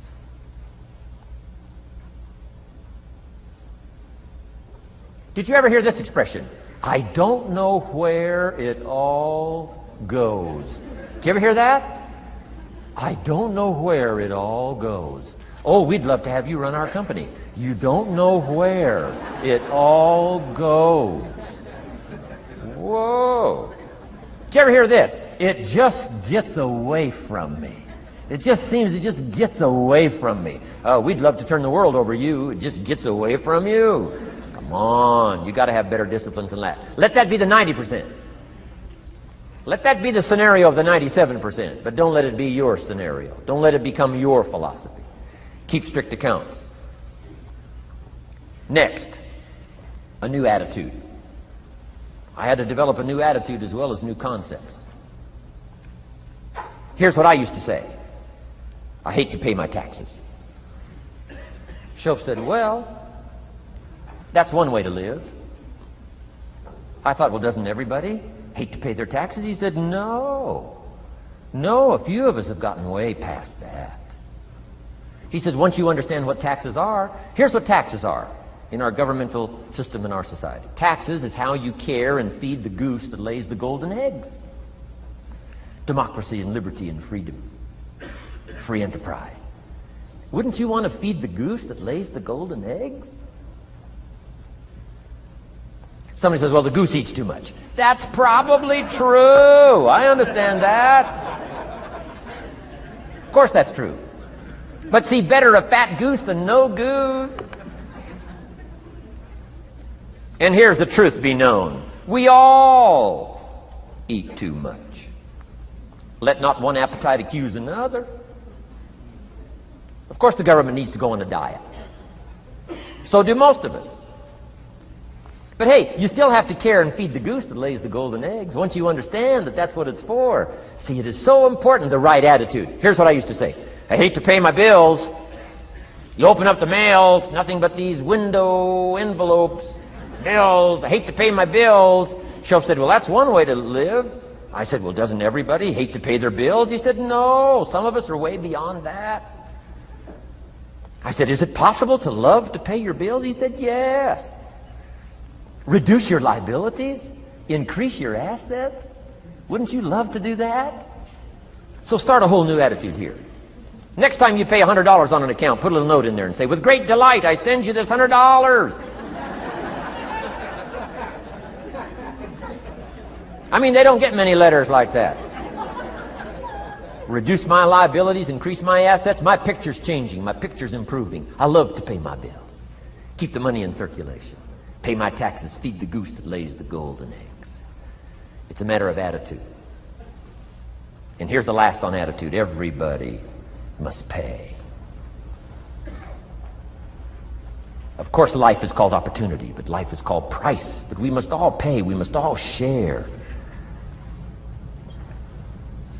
One of the classic stories of all time from ancient Bible script says, Jesus one day and his disciples were standing by the church treasury, synagogue treasury, watching people as they came by and put their offering in the treasury. That wouldn't be a bad idea. Jesus and his disciples standing by the treasury while everybody walks by. Jesus says, how much was that? How much was that? Interesting. And the story said some people came by, put in big amounts. Some people came by, put in modest amounts, average amounts. And the story says, then a little lady comes by and puts in 2 pennies in the treasury. Jesus says to his disciples, look at that. Look at that. His disciples said, 2 pennies, 2 pennies. What's 2 pennies? Jesus said, no, you don't understand. She gave more than everybody else. They said, 2 pennies is more than everybody else? He said, yes. Because I'm certain that her 2 pennies represented most of what she had. And if you give most of what you have, then you've given the most. Wow. What a lesson to learn. It's not the amount. It's what it represents of your life that counts. Now let me give you the wisdom of the scenario that did not occur. And this is the greatest of wisdom. And in my own particular, peculiar brilliance, I have the ability to record for you what was not recorded in the scenario of the story. Here's what did not occur, which may teach us one of the greatest of the wise things that was taught in this scenario. Here's what did not occur in the scenario. Jesus did not reach into the treasury and get this little lady's 2 pennies and run after her and say, here, little lady, my disciples and I have decided that you're so pitiful and you're so poor that we've decided to give you back your 2 pennies. I'm telling you, that did not occur. If it would have occurred, she would have been what? Insulted. She would have rightfully said, I know my 2 pennies aren't much, but it represented most of what I had. And would you insult me by not letting me contribute what I wanted to contribute, even if it's only 2 pennies? I'm telling you that did not occur.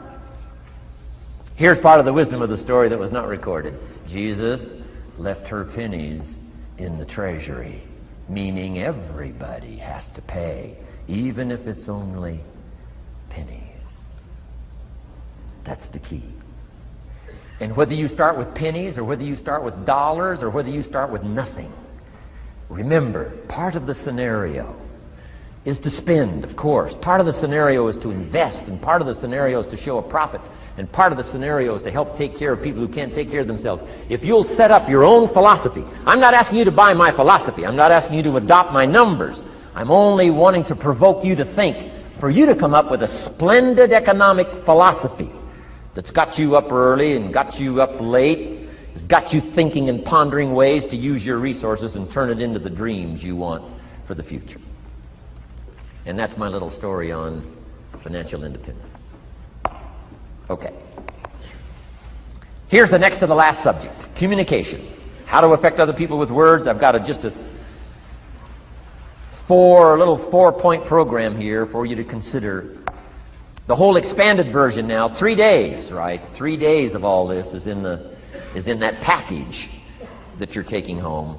So this is called an abbreviated version of all the rest, this one day, video day.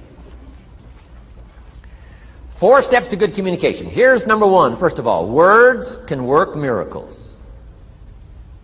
That's why communication is so important. Words can work miracles. Words are powerful. Words are almost godlike. In fact, ancient script says the Word was God. God was the Word. Wow, words and God. I said to my Israeli audience last year, in the beginning, the story of creation is unique. It says, in the beginning, Jehovah God spoke and said what? We've got some students here, I'm sure. In the beginning, Jehovah God spoke and said what? Let there be light. And what? There was light. Wow! Wow! It looks like words create light. Is that possible? I'm telling you it's possible. Humans can get pretty close. What if somebody can't possibly see how they could do well, how they could become successful, how they could transform their lives and their health, their future, and their finances, spiritually and every other way? They can't see, and you come along and share your story, and maybe borrow some other stories. And by the time you get through with a good presentation to this person, they say, now I can see. Before you got here, I was blind. I was in the dark. And while you were talking, some things dawned on me. Is it possible to create light with human intelligence, with words? And the answer is, of course, of course. Here's part of the spectacular opportunity as a human being. One person talking to another. It's got so much power, so much potential. A mother talking to a daughter, a father talking to a son, salesperson talking to a client. Nothing more magical and powerful, awe-inspiring than words have the ability to dramatically affect people's lives and futures. So become a good communicator. Let me give you some good keys to good communication. Here's number 1, have something good to say. Communication starts with preparation. Getting ready to speak this year, getting ready to speak next year. Attend the classes, read the books. Have something good to say. Here's 4 good words to help you to have something good to say. 1 is interest. Develop a new interest in people and life and what's going on, economics and politics, religion, social structure, possibilities, opportunities. Develop a new interest. Here's the next word, fascination. Goes that step beyond interest. That's why kids learn so much that first 6 years. Fascination. Adults are walking on ants. Kids are saying, don't walk on these ants. I'm studying these ants. I'm looking at these ants. Kids are so fascinated. How come an ant can carry something bigger than he is? Wow. That's how come they learn so much. They're fascinated. And here's another little clue I've learned. Turn frustration into fascination if you can. You'll learn more. I've worked on this. I'm pretty good at it. Out in Los Angeles, I'm on the freeway. My airplane leaves in 45 minutes. The traffic is moving not 1 inch. I am now fascinated. I'm telling you. Now, it doesn't work every time. That's true, but every time it does work, I'm telling you, you'll come away with more. Learn to be fascinated instead of frustrated if you possibly can. Turn that little scenario on for yourself. Next is sensitivity. You got to understand, we use the phrase where people are coming from, where they've been, what's going on. Sensitivity training is so important. People not like you, people that have got challenges and problems and difficulties, you got to do your best to be sensitive to other people, where they find themselves, the pit they might be in currently, what's going on. Be sensitive to that. Here's 2 of the greatest things said about Jesus. 1, it said he was touched. He was touched by where he found some people. He was touched by the misery he found some people in. He was touched. He was touched. And here's the other word. He was moved, it said. He was moved, touched and moved. If you really want to communicate well, you got to be touched and moved. Not just by your own drama of life, but by the drama you know is going on in other people's lives. Sensitivity. How does an adult 40 talk to a child who's 12? You got to be sensitive. Not just to your current situation. One of the best ways to identify with a child who's 12 and you're 40 is remember when you were 12. Go back, remember the scenario and let it hit you again, let it touch you again. I don't have any problems with 12-year-olds. I remember almost every day of being 12. 12's a unique year. One, you're not 13. I mean, you know. If I heard it once, I heard it 100 times. Of course you can't go, you're not a teenager. Wow, I can't wait for this year to be finished. Remember, that's part of sensitivity. Remember. Apostle. One who became an apostle, leader of the Christians, was once Saul from Tarsus, hater and killer of the Christians. After he was converted, became a leader, became Paul apostle, revered. Why was he so effective in his language, in his ability to touch people with his words and with his presence? If you read part of the scenario of his history, he gave an account of his own life and said, here's why I think I'm so effective. I remember the pit I came from. Sure, they call me apostle, but I used to kill these Christians, and I never forget that. If I want to get in touch with other people's difficulty, I got to remember my own difficulty. Let it hurt again. That's what makes a good performance. A good actor, a good actress. The emotion close to the surface from the remembrance of things past. And then well-chosen words delivered with emotion. Powerful. The last word is knowledge. You just got to go through exercises like this. Take the notes. Work hard. Roll up your sleeves. Go to work. Gather the knowledge in journals. Gather the knowledge in notebooks. Gather the knowledge in a library and cassettes and videos and every other means. Gather knowledge. Don't be lazy in learning. A major part of communication is preparation. Now here's the next part of good communication. Say it well. One is having something good to say. Number two is saying it well. Let me give you a quick list on saying it well. Number one, sincerity. Best place to start if you want to communicate well is let your sincerity show. Next is repetition, the mother of skill. I've been at this 33 years. Somebody says, well, you give a pretty good seminar. I should. 33 years? 33 years. Repetition. Next, brevity. Sometimes you don't need many words if you're totally sincere, I'm telling you. Jesus' presentation in gathering up his team called disciples was fairly short. He just walked around the countryside, took a look at somebody and said, you follow me. That's brief. I mean, you know, that's short. Now, why could he get by with such few words? And this takes care of a lot that I've tried to share with you today called personal development. Here's why I think Jesus could get by with such few words. For all that he was that he didn't have to say. Take that scenario home. For all that I am that I don't have to say. Just a few words could be dynamic in affecting someone else's life. A child, a business colleague, a sales client. Next, vocabulary. Got to work on your vocabulary. Some of my friends took a survey among prisoners working on some rehabilitation program. They weren't particularly looking for this, but here's what they found. There's definitely a relationship between vocabulary and behavior. And here's what they found out. The more limited the vocabulary, the more tendency to poor behavior. And when you think about it for a while, it makes sense. Words are a way of seeing.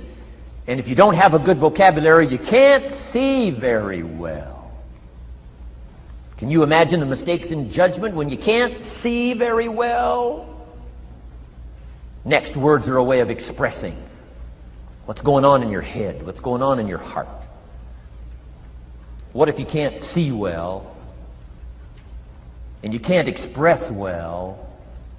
You can imagine the tragic scenario of 5 years of that, 10 years of that, 20 years of that showing no improvement. Behavior now becomes a major problem. And that person's world gets smaller and smaller and smaller. Why? They can't see and they can't express. And finally, they don't need much bigger place than a 10 by 12 cell. Their world is so small anyway, don't need much bigger place. I'm asking you to stretch your vocabulary. I used to put words up on a 3 by 5 card. I drove a lot back in those days, but at the end of the day, I'd mastered 2 or 3 words. My oldest daughter, Linda, with my grandkids, starts the day with what's called the word for the day. She writes it on a chalkboard, the word for the day. And the kids memorize that word and the meaning of the word. And every once in a while during the day, she'll say, "What's the word for the day?" The last day I was there, the word was superficial. Natalie's 4, Nathaniel's 5. And several times during that day, Linda, my daughter, would say, "What's the word for the day?" Natalie would say, "Superficial." And she would say, "Nathaniel, what does that mean?" "On the surface." Several times during the day. What's the word for the day? Superficial. What does it mean? On the surface. If you were to ask my grandkids, the last time Grandpa was here, what was the word for the day? I'll bet you they'd probably know. Superficial. On the surface. Word for the day. Why not learn a word a day? Why not add to your vocabulary so you can see more, see better, and express better? Put out in words what's in your heart, what's in your soul, what's in your mind. It's important. So say it well.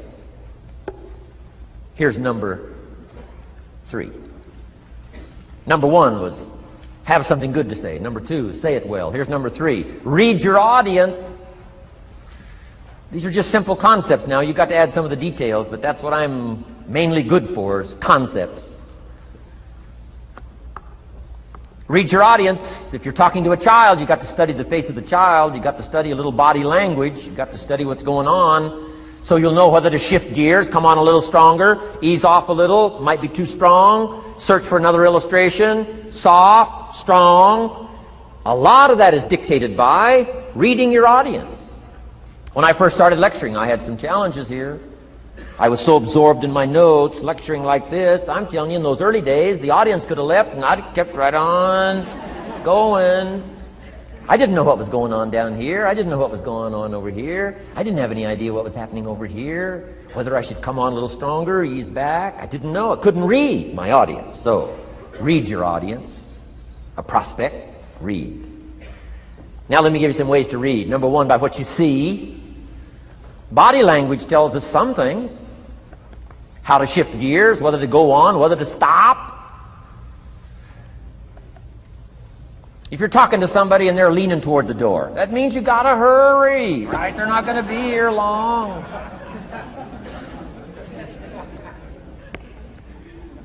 Body language. Guy's got his arms folded, chin tucked down. You got your work cut out for you. You're gonna have to reach deep in your bag. Find some extraordinary stories. This one's not gonna be easy. What tells you that? Reading what you see. Here's the next one. Read what you hear. You've got to read a child's impatience. Kids don't mind telling you whether they're bored or impatient.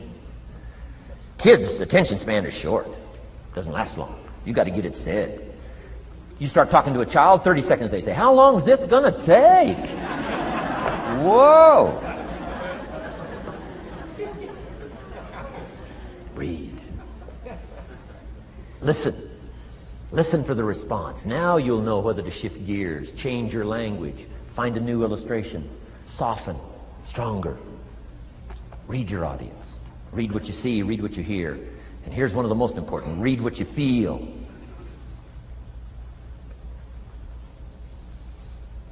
Now, women are probably better at this than men when it comes to picking up emotional signals. Men, they can see, and men, they can hear, but it takes a little training for a man to pick up those emotional signals that are so important so you don't say the wrong stuff. Because it's so easy to make a mistake in language. What if you meant to say to someone you care about? What if you meant to say, "What's troubling you?" And instead you said, "What's wrong with you?"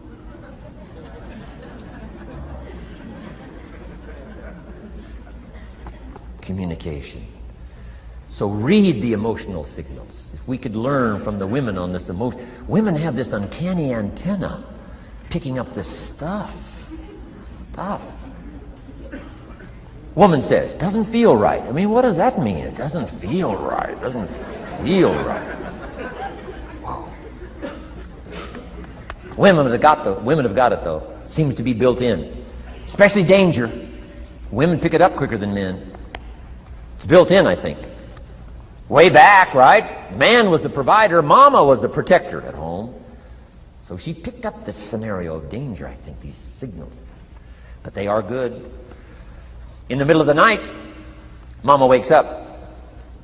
The baby cries, Mama wakes up. Papa sleeps. The faintest cry, Mama's awake. Or she nudges her husband and says, go look, something isn't right. He says, what do you mean it isn't right? She says, no, go look. He said, hey, everything's okay. She says, go look. He says, okay. And he gets out of bed, goes downstairs. The front door is open.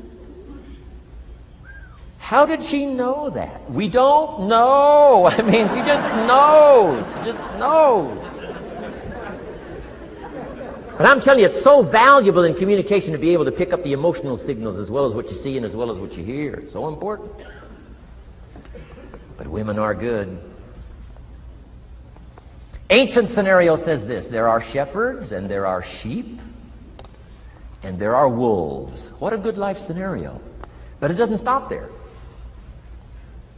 This ancient scenario says also, some wolves are so clever, they've learned to dress up like sheep. Now you got to have a woman. Got to have a woman.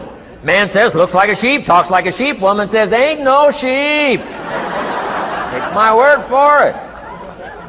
Well, they know.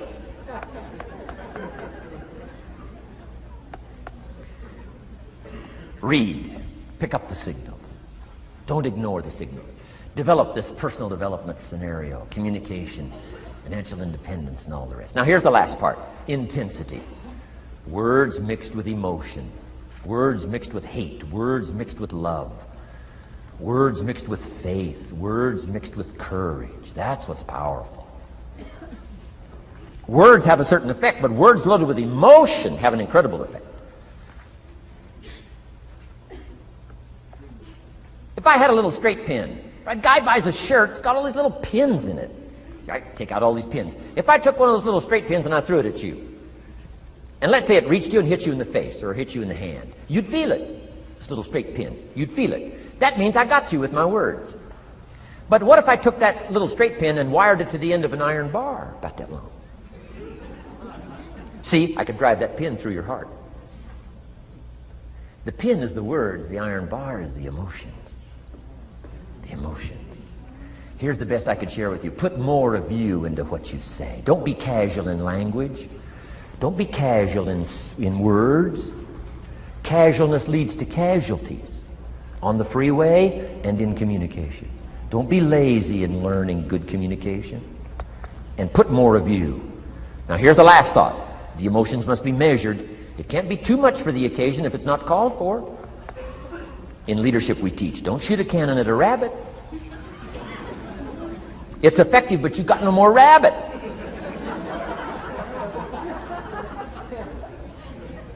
So here's some of the most powerful scenario in communication. Here it is. Well-chosen words mixed with measured emotion. The basis of affecting people with good communication. Well-chosen words mixed with measured emotion.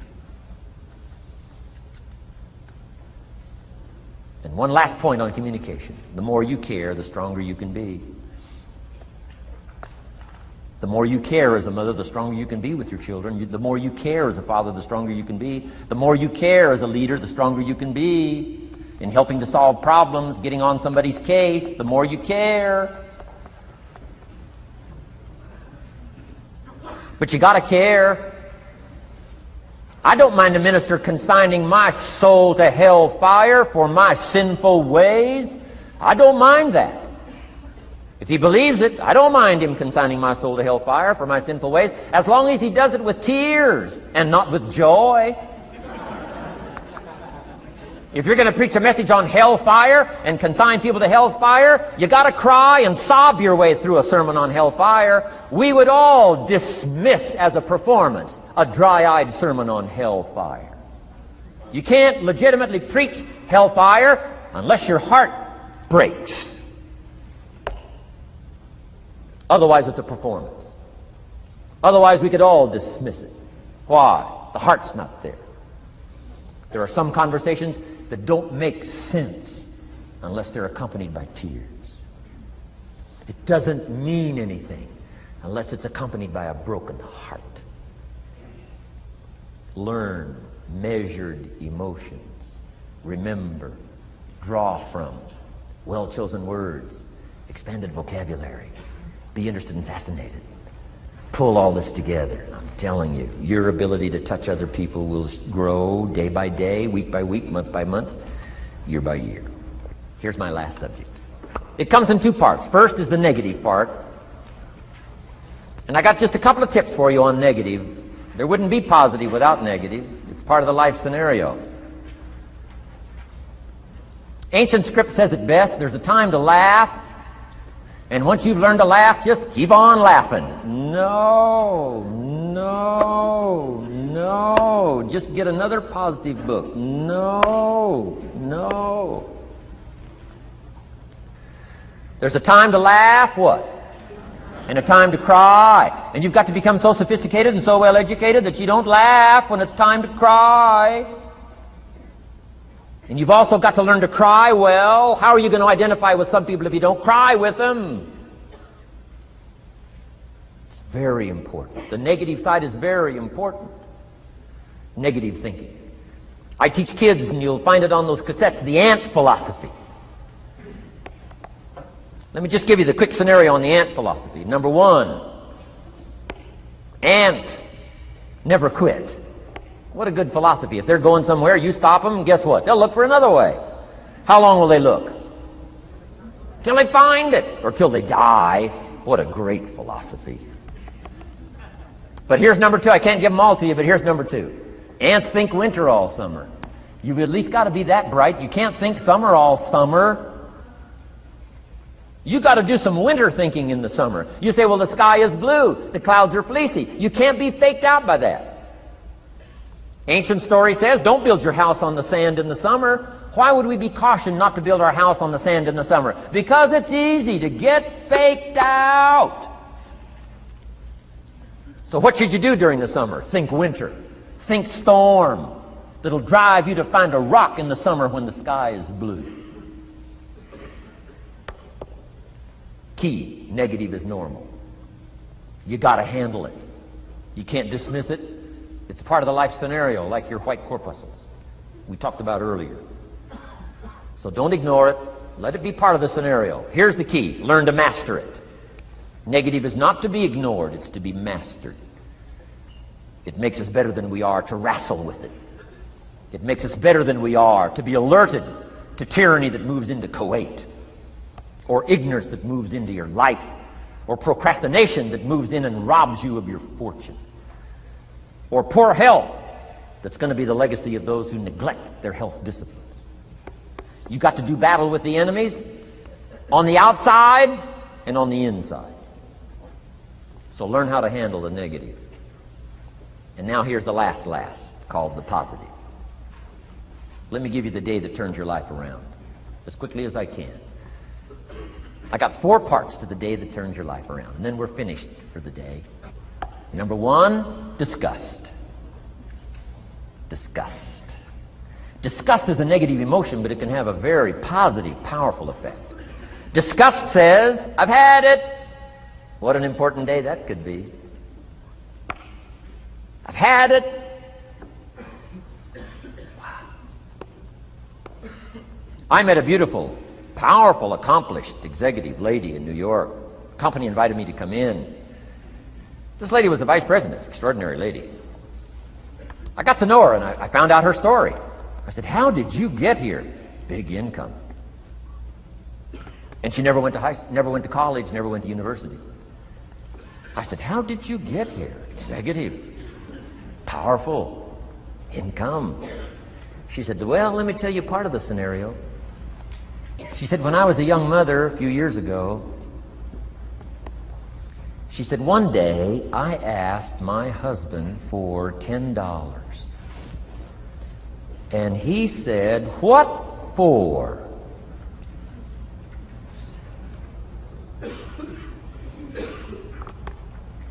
She said, before that day was over, I decided I would never, ever ask again. She said, I started studying opportunity, found it, took the classes, put myself through the schools, did the scenario. Now I'm vice president. I make a lot of money. And she said, I kept my promise. I've never, ever had to ask again. It's called a life-changing day. The day you say, enough is enough. Now, if you can add an act to your disgust, it helps. The man takes a shotgun to his car, blows out every window, destroys every tire, puts 100 rounds in it, and says, I've driven this embarrassing thing for the last time. And then he saves it. He saves it. And later when somebody says, how did you become rich and powerful? He says, let me show you this car. One day I'd had it up to here, I blew it to smithereens. Enough is enough. Powerful. Here's the last three. Next is decision. Decision making is a life-changing day. If you went home today and in the next few days cleaned up a list of decisions, it could furnish enough inspiration for the next 5 years, 10 years. What an inspiring day, the day you can bring yourself to decide. And here's the third one, desire, wanting too bad enough. Who knows the mystery of that? We don't know. But here's something I do know. Sometimes desire waits for a trigger, waits for something to happen. Who knows what the happening may be? A song, the lyrics, a movie, the dialogue, a seminar, a sermon, a book, an experience, confrontation with an enemy, a conversation with a friend who finally levels with you. Whatever the experience it is, it's so valuable. And here's my best advice. Welcome all experiences. You never know which one is going to turn everything on. Don't put up the walls. The same wall that keeps out disappointment keeps out happiness. Take down the walls. Go for the experience. Let it teach you. And here's the last one. Resolve. Resolve says I will. Two of the most powerful words in the language. Benjamin Disraeli said, nothing can resist a human will that will stake its existence on its purpose. Shortly put, I'll do it or die. Best definition of resolve I got from a little junior high girl, Foster City, California. I'm going through some words one day. I got to this one and I asked the kids, who can tell me what resolve means? Some didn't know, some tried. Interesting. The last one was the best. Little girl about 3 rows back, she said, I think I know, Mr. Rohn. I said, what? She said, I think resolve means promising yourself you will never give up. I said, that's the best I've ever heard. She's probably giving seminars somewhere today, right? I mean, that's the best I've heard. I asked the kids, how long should a baby try to learn how to walk? How long would you give your average baby? Before you say, hey, enough's enough. No. Any mother in the world would say, you're crazy. My baby is going to keep trying what? Until. What a magic word. I want you to write it down. Until. Promise yourself you'll read the books until your skills change. You'll go to seminars until you get a handle on it. You'll listen to it until it makes sense. You'll go for it until you understand it. You'll practice it until you develop the skill. Never give up until, however long that is. Step by step, piece by piece, book by book, word by word, apple by apple. Walk around the block, walk around the block. Go for it. Don't miss the chance to grow. and resolve that you'll pay the price until you learn, change, grow, become. Then you'll discover some of life's best treasures when you pay that price. Now here's my last word to you. As leaders in the community, I'm sure you are. Parents, the greatest challenge of leadership is parenting. Whether you're in sales or management, wherever I've found you today, I want to give you, from my heart to you, what I wished you would do from this seminar today. And if I've inspired you to do this part here, among all the other things I've talked about, I would have considered it worthwhile to leave my family, fly away from my home, drop down into Fort Worth, Dallas, and spend one of my very precious days with you. If I can accomplish this, it'll all be worthwhile. It comes in two parts, and here it is. One, learn to help people with their lives, not just their jobs. Learn to help people with their lives, not just their skills on the job. Touch people with a book, touch people with a poem, touch people with some words. Don't fail to say something that could be meaningful. Help people with their lives, help them set their goals. Help them with their dreams, help them with the future, help them with errors, help them with mistakes. Help people. Help your kids not just get along, not just hang in there, not just try to hold the family together. Try to build lives with communication, build lives with setting goals. Help your kids with their lives, not just their homework, their lives. And here's my last one for you personally, because I'm probably one of the best examples of this standing before you in this auditorium today. Here it is. Ancient script says, if you work on your gifts, they will make room for you. If you work on your gifts, they will make room for you. Wow. Look where my gifts have brought me today, to this room. A chance to invest in this many lives.